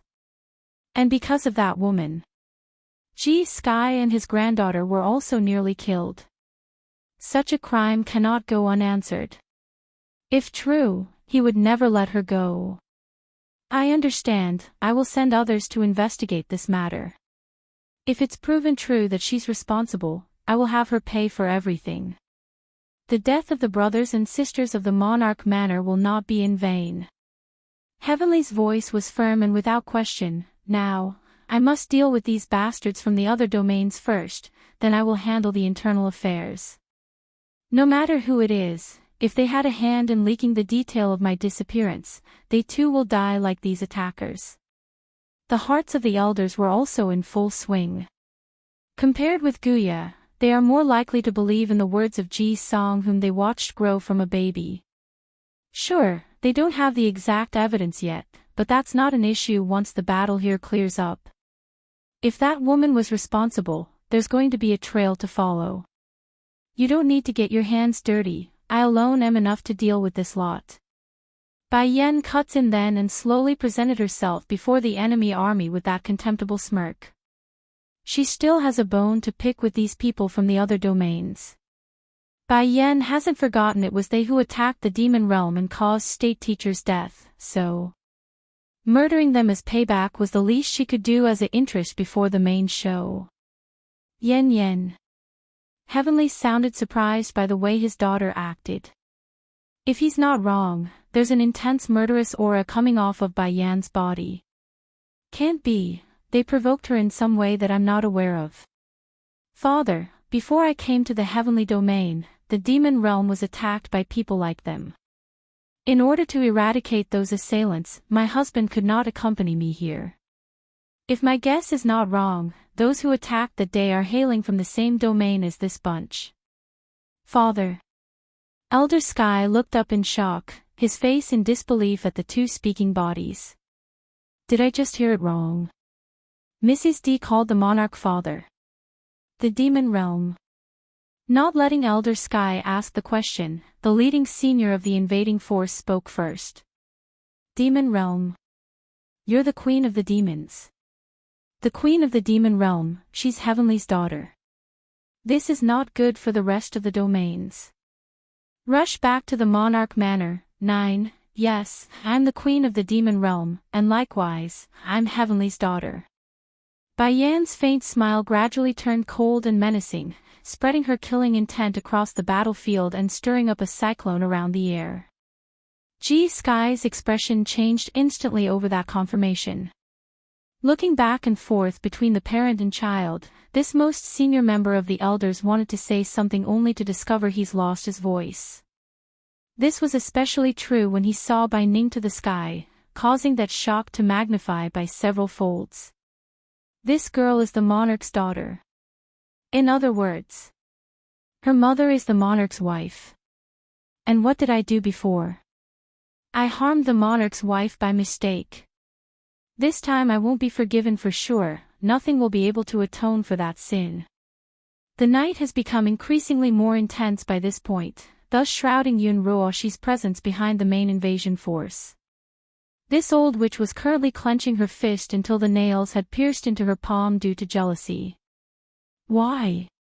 Why is Bai Yan appearing here of all places, and how did she become Heavenly's daughter?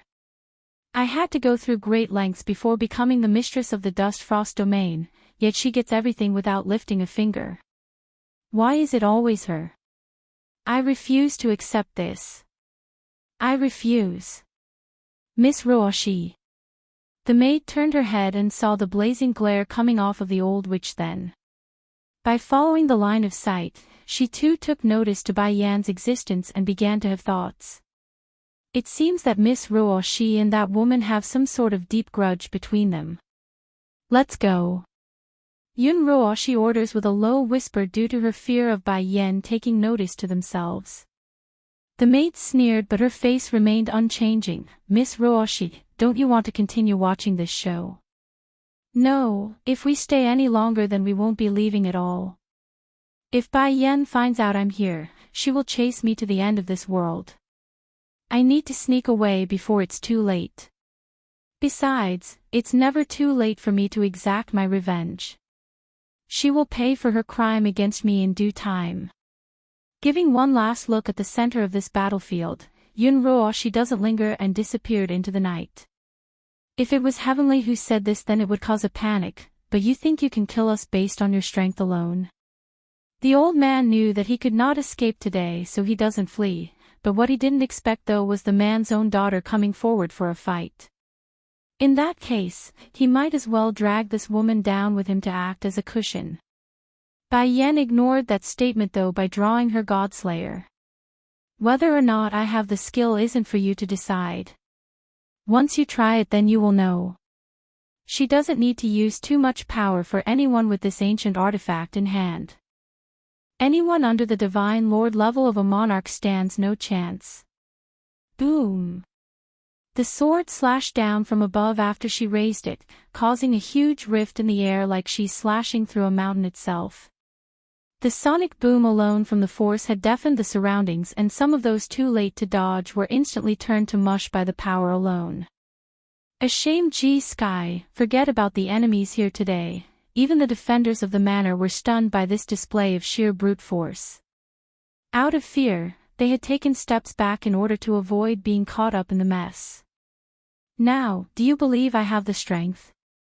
The corners of Bai Yan's lips gradually stirred up a smirk in contempt of the old man who questioned her ability. You're also half a step into the Divine Lord level. The leader clenched his fist in frustration as it trembled in uncertainty over his own resolve. The reason why Gulao was considered strong was because he had half a foot into the realm of being a monarch, and this woman, she's obviously stronger than Gulao. How in the world did Heavenly's daughter that came out of nowhere have such an incredible ability? Feeling his heart drop into a chill over this truth, the leader of the invasion force dreaded for what the future holds in regards to the other domains. They came to deal with the forces of the heavenly domain because they believe these defenders are at their weakest. Turns out that's a lie and that they are at a new whole level. But running away was too late even if the old senior wanted to by this point. Why was that? Because Bai Yen had already appeared behind his back with the God Slayer and slashed down. Fortunately for this old man, he managed to react in time and used his own blade to deflect the first strike. Of course, he still suffered incredible damage from the impact and got blown away several meters due to the sheer force. And as if that wasn't enough, Bai Yen quickly followed up with a second strike with her leg. It hit him and hit him hard in the stomach, causing him to gasp as the air left him. Shooting out like an arrow, the old man found himself unable to speak when he wanted to plead for mercy after a series of incessant coughs.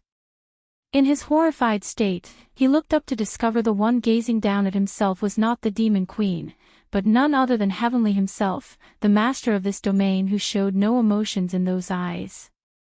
Heavenly, you don't need to live anymore. Boom. Without so much as a chance, Heavenly pressed down with his hand against the senior's head and crushed his brains out with an energy grip. Retracting his hand after flinging off the whitish brain materials from his palm, Heavenly turns back to his daughter with a guilty smile. Yen, you wouldn't be angry that I killed this guy, right? He came up to me first, it's not my fault. I couldn't resist, so. Bai Yen simply stood there and smiled at her father. Then turning to the others present with her dominating gaze, I presume the rest of the invaders can be dealt with by the elders. Just now that sword strike from above not only killed off a good chunk of the invasion force, she also wiped out the strongest of them. That meant the only ones remaining are the small fries with the occasional stronger ones. However, they are nowhere close to their leader whom Bai Yen just killed. Yen. Bai Ning happily came up to her daughter's side and grasped onto those hands. When did you reach the peak stage of the demi-divine lord level? Not too long ago, Bai Yen shrugged, it's during the time I spent inside the ruins. I touched upon the threshold of the divine lord level and is only a step away from breaking through to it. That was to say, aside from an actual monarch, there are no others stronger than herself. Perhaps G Sky might be a match in some areas, but in terms of sheer brute strength, the old grandpa definitely didn't hold a fiddle to the demon queen who controlled the God Slayer. G Sky felt ashamed and didn't dare to meet Bai Yan's line of sight after she said that. Though the woman referred to the elders handling the cleanup, but those in the know already figured out she's actually pointing to Elder Sky. Sinner, 1, Monarch. A sound of joy came from the front then that caused everyone to look over to the source. Heavenly wrinkled his brow as he did so because he recognized that voice. Sure enough, it's a familiar face of a woman whom he didn't like that caused him to make an annoyed face. Guya did not notice the strange atmosphere around that has gotten very cold and continued to show excitement in those eyes. Just now. She was going out to look for Gulao but stopped after she got wind of the monarch's return. Without caring for anything else, she hurried back and thus created this scene. Tender and graceful in her face, Monarch, I'm so glad you are safe. Heavenly's sight locked onto Guya, but instead of returning that warmth with his own, he only had cold sharpness. Going rigid at that intense glare, Guya did not know how to read this, Monarch. Why are you looking at me with such eyes? She has known the man for many years. Strong, handsome, and at the same time indifferent to those close to himself. However, she's never been the subject of such glares before. It's making her heart quiver due to the unknown. Guya, you know better than anyone on what you've done, why do you need me to remind you? Heavenly spoke with such indifference that it hurts the recipient like he's cutting her soul with a blade. What do you mean by that, Monarch? Guya's complexion got ghostly white, her lips a thin line. Everything I've done is for your sake and only for you. I would never think of being a burden for you.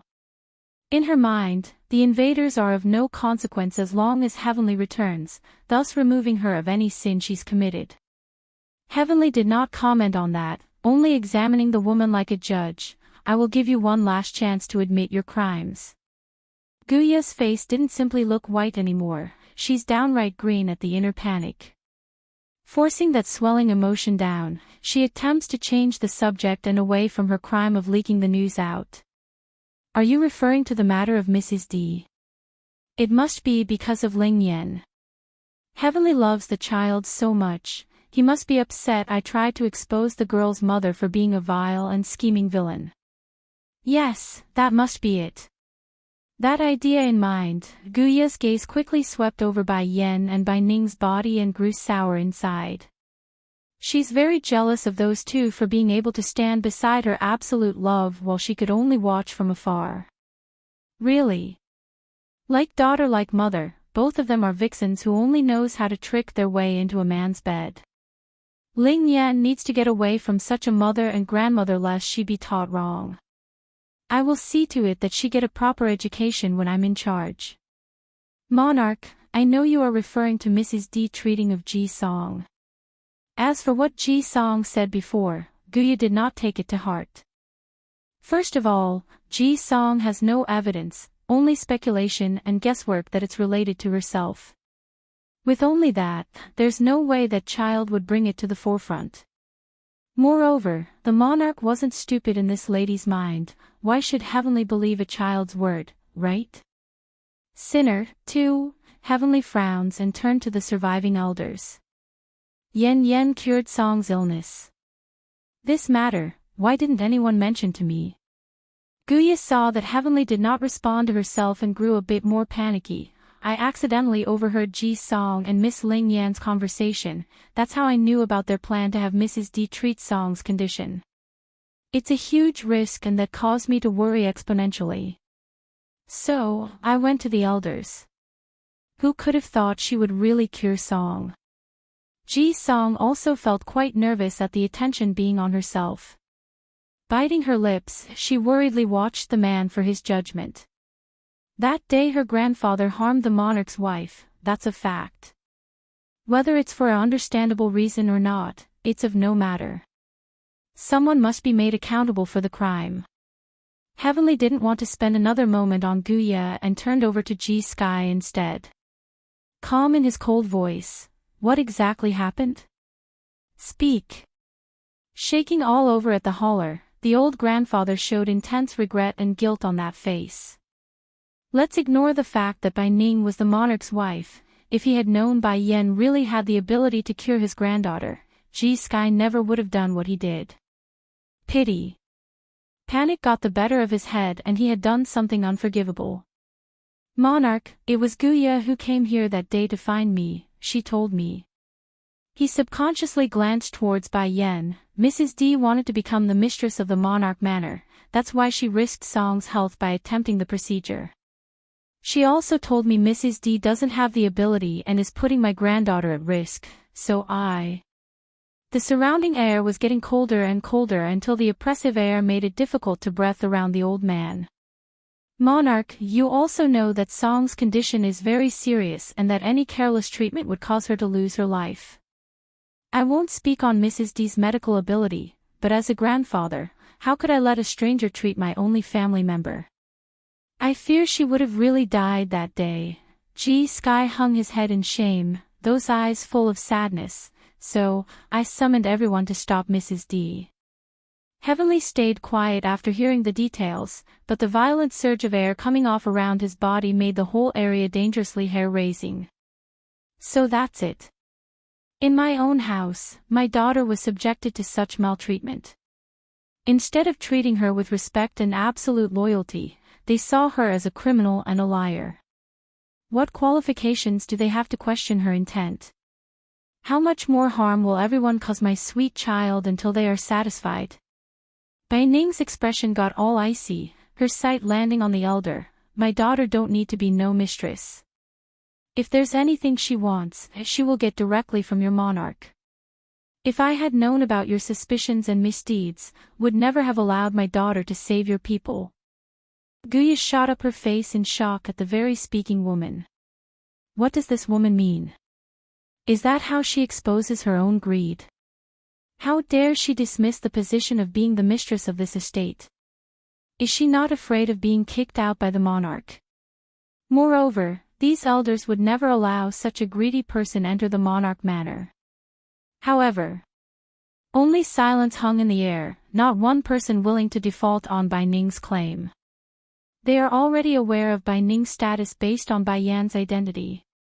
Based on their liege's personality, forget about a simple request, the man would even pluck the moon for this daughter of his if she requests. Sinner 3.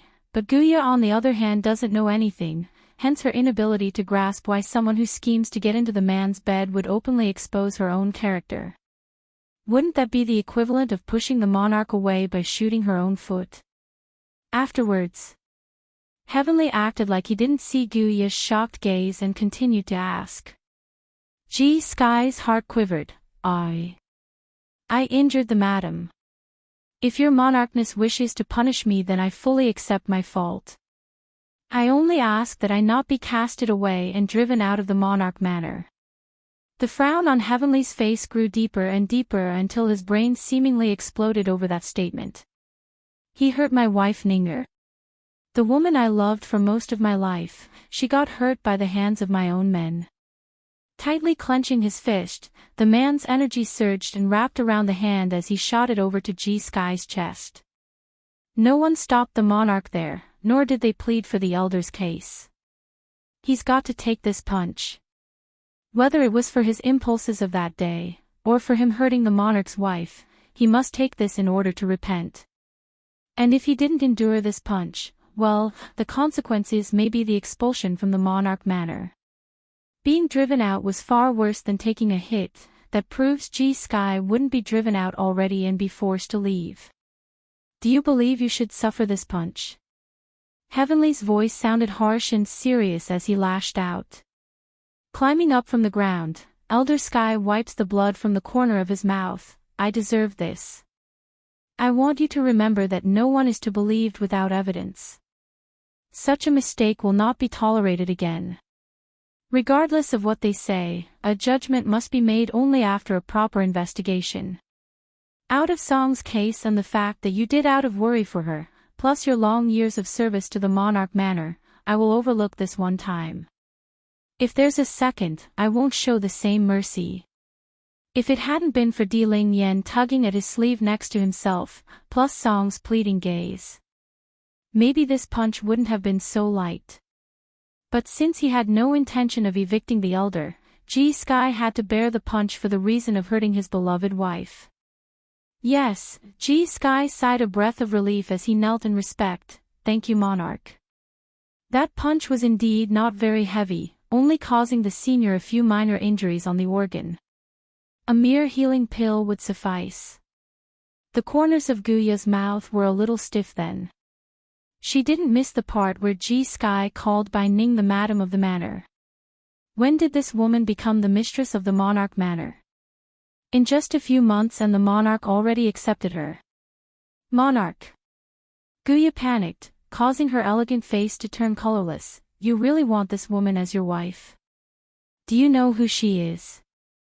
Know her past? And she's a married woman, how can she be fit for the position of being the mistress of the monarch manor? Heavenly's attention slowly receded from Elder Sky's figure and shifted over to Guya after that outcry. Elders, you have all heard it for yourself on this woman's ambition. She and her daughter are both coming with ill intent, do you not see that? The two of them intends to share a single husband. Would that arrangement turn the entire monarch manor upside down? By this point Heavenly's gaze wasn't that of indifference anymore, it's that of a storm ready to blow. Sinner 4. None of the elders responded to Guya then. It's just that their original look had transformed into sympathy at this stage. Outrageous. Boom. Guya felt a blow to the chest at that word, causing her figure to shoot out into the crowd and become a sorry mess. all tearful as she looks up at the man of her life, Monarch. I desire nothing in this life. I merely want to follow by your side. Heavenly sneered over that plea, his voice intense and piercing like a sword. You said Yen wants to become the mistress of the Monarch Manor. Where and how did you hear such a thing? Guya's heart became uneasy over the cold gaze coming down at herself, but the woman also knew this was her only opportunity to turn this around. Otherwise, the one to die would be herself today. That's because I overheard Mrs. D speaking with Ling Yan in secret one day. She said that only by becoming your woman can she become the ruling mistress of the Monarch Manor. I've followed you for so many years. Do you not trust my character? Everything I do is for yours and the Monarch Manor's sake. Growing red in the eye like she's about to cry, the level of grievance would make one believe she's suffered great harm to the soul by the mere accusation. Heavenly growled a laugh in retort, I ordered you to confess to Song's accusation and nothing else. However, it surprises me that I could hear so much more directly from your mouth. Guya's expression instantly froze into a popsicle. What? Song actually accused me of those speculations. That's merely her guess. How dare she tell a story without evidence? Do you know what her identity is in the first place? Heavenly points to Bai Yen, his voice a frosty note. What? Guya appears lost and confused. Smirking at the reaction, the man continues, I presume you know the level of strength in the world I lived in before coming back here. She is from that world. Crawling up from the very bottom, she never once relied on anyone to reach this stage of her life. Guya's face became more and more ugly, not cluing in on why he's telling her this. However, the detail about Bai Yen hailing from the leading world did bring unease to her heart. Why is this woman from the same world as the monarch? Can it be they're related in some way? You said she wants to become a phoenix by using the opposite sex to her advantage. I'll tell you now that even a phoenix must bow before her. So why would she need to become one when she's so much superior? Bai Yen didn't interrupt this and stood quietly to one side. From the very beginning, the Demon Queen had known this Guya had motives towards the owner of this domain. It's just that before, she didn't realize Heavenly was Yunfeng himself. But now that she knows, there's no way Bai Yen would ignore the fact that a third party wants to steal her father from right under her mother's nose. G Sky suddenly snickered a laugh from his spot after that last comment. This old elder actually found the outcome to be just deserved for Guya. After all, her behavior cost the Monarch Manor many lives today, some being G Sky's own brothers and close friends on the Elder Council. There's no way his heart wouldn't be angry. And then there's that incident with his granddaughter Song. If it wasn't for Bai Ning stopping him, he might have confronted Bai Yen during the vital procedure. By then, the girl wouldn't be cured, and he might have done something far worse that night in which he would regret for the rest of his old life. Sinner 5, Miss Guya, Mrs. D may be young at 20 years old, but she's already gotten her foot into the Divine Lord's level. The same as the monarch, so even I may not be her opponent if we fight. Why would she need others to climb higher if that's the case? G Sky's laughter was full of sarcasm. At the same time, it also hit the woman's heart like a stick, causing that soul to tremble in shock. Elder Sky is not the woman's opponent. Her strength is that powerful. Today, I will again announce, the man coldly and sternly scans his surrounding to make sure they're all focused on his words, the ones in control of the Monarch Manor after me is my wife Bai Ning, followed by my biological daughter Bai Yen. She is also the young miss of my home. Therefore, whoever goes up against them will be immediately expelled from the estate and never permitted to return. My biological daughter, Bai Yen, is also the young miss of the Monarch Manor real daughter. A thunderstreak promptly blew across Guya's mind, blasting her head to oblivion. She looked up in dismay, those eyes horrid at what this indicated. A real daughter. This woman is his daughter, that is to say, the monarch has long since married and has a wife and child. Quivering as she closed her eyes, the woman could sense this was the end of her love, for no woman could endure this level of humiliation. Not even her. She's in love with Heavenly, but she hasn't fallen so low to demand a spot after being rejected in this manner. What's more, if she had known her patience in waiting for thousands of years would end in futility, then perhaps her choice wouldn't be like this and endure so much hurt. Why? Why is this happening? Tears began to roll down the cheeks of this fragile woman, thus blurring her vision. Heavenly, you are not the type to easily take a wife. You always kept everyone at a distance. Not caring for that remark, the man went ahead to wrap his hands around Bai Ning's shoulder. Then, smiling brilliantly instead of his usual cold version, that is because I didn't meet the right person yet, and my behavior was for awaiting her arrival. If my previous life did leave behind a wife and child, then how would I be able to have her in this life?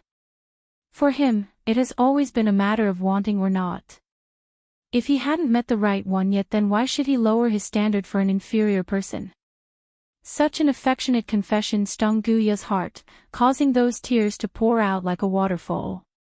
She's laughing hysterically like she's lost it. Thousands of years in waiting to earn this farce upon myself.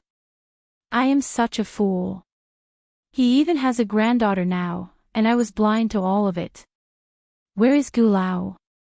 She numbly asks this from out of the blue. She doesn't want to stay here anymore as that love has been crushed into dust. I couldn't find him anywhere. He's dead. The two words from Heavenly shattered the last bit of delusion inside the woman. Trembling all over as she stumbled backward in disbelief, "You're deceiving me. How could Gulao have died? He only left for a bit to conduct some business, why would he die? It's not like he went out to do something terrible." Sinner, 6, Heavenly's voice turned chilling when explaining, "He went to kill my granddaughter, so do you believe he should die or not?" G Sky shot his head up in shock regarding that statement. He's exceptionally flustered upon locking onto the tiny milk bun at the center of this family. Gulao wanted to hurt Miss Ling Yan after I left. That guy. How dare he do such a thing? The little young miss is merely a child, how can he bear to harm a baby? That's not all. Elder Butterfly cuts in with a grin, that old thing somehow got his hands on a drug that strengthened his powers to the limit. Even I wasn't his opponent when he nearly murdered the little young miss. If it weren't for the miss returning in the nick of time, perhaps Miss Ling Yan and I would have died back there together. Such a bastard doesn't deserve to live. Doesn't deserve to live. The crowd fell into stunned shock. Does that old thing believe he's a true celestial or something? Even a true celestial wouldn't arbitrarily determine a person's worth of living. So, what right does someone like that have in determining a child's fate? Guya's face was white as a ghost with a panic-stricken look in those eyes. What did you say? I don't believe this, and I refuse to believe that Gulao went to make trouble for Ling Yan. I specifically told him not to harm her, so why would he do such a thing? Guya's heart ached uncontrollably.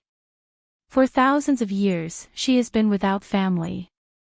Yet, it was Gulao who kept her company through thick and thin. Losing such an essential member in her life felt like someone ripped a part of her soul away. It's all my fault. Guya tightly clasped her head in agony as the sobbing tears caused her voice to be an incoherent mess. All my fault. Gulai died because of me. I caused his death. I hurt the people closest to me. Oh. At last, she bursts out crying for all to hear until the whole battlefield could listen to this noise. Unfazed by this scene, Heavenly's gaze remains cold and harsh towards this woman. If you're done crying, then answer my question. Are you the one who leaked the news of my disappearance? Almost instantaneously, Guya's mourning cry stuttered for a brief second and transformed into a fluster. She may be grieving, but she also knew that admitting to this situation would cause her to face a fate worse than death. Pursing her lips as she responded, I admit I framed Mrs. D, but I didn't betray everyone. Monarch, if you are angry with me then you can kill me, but I won't admit such a crime that I didn't do. This battle has caused too many losses towards the Monarch Manor. Clearly, it's you.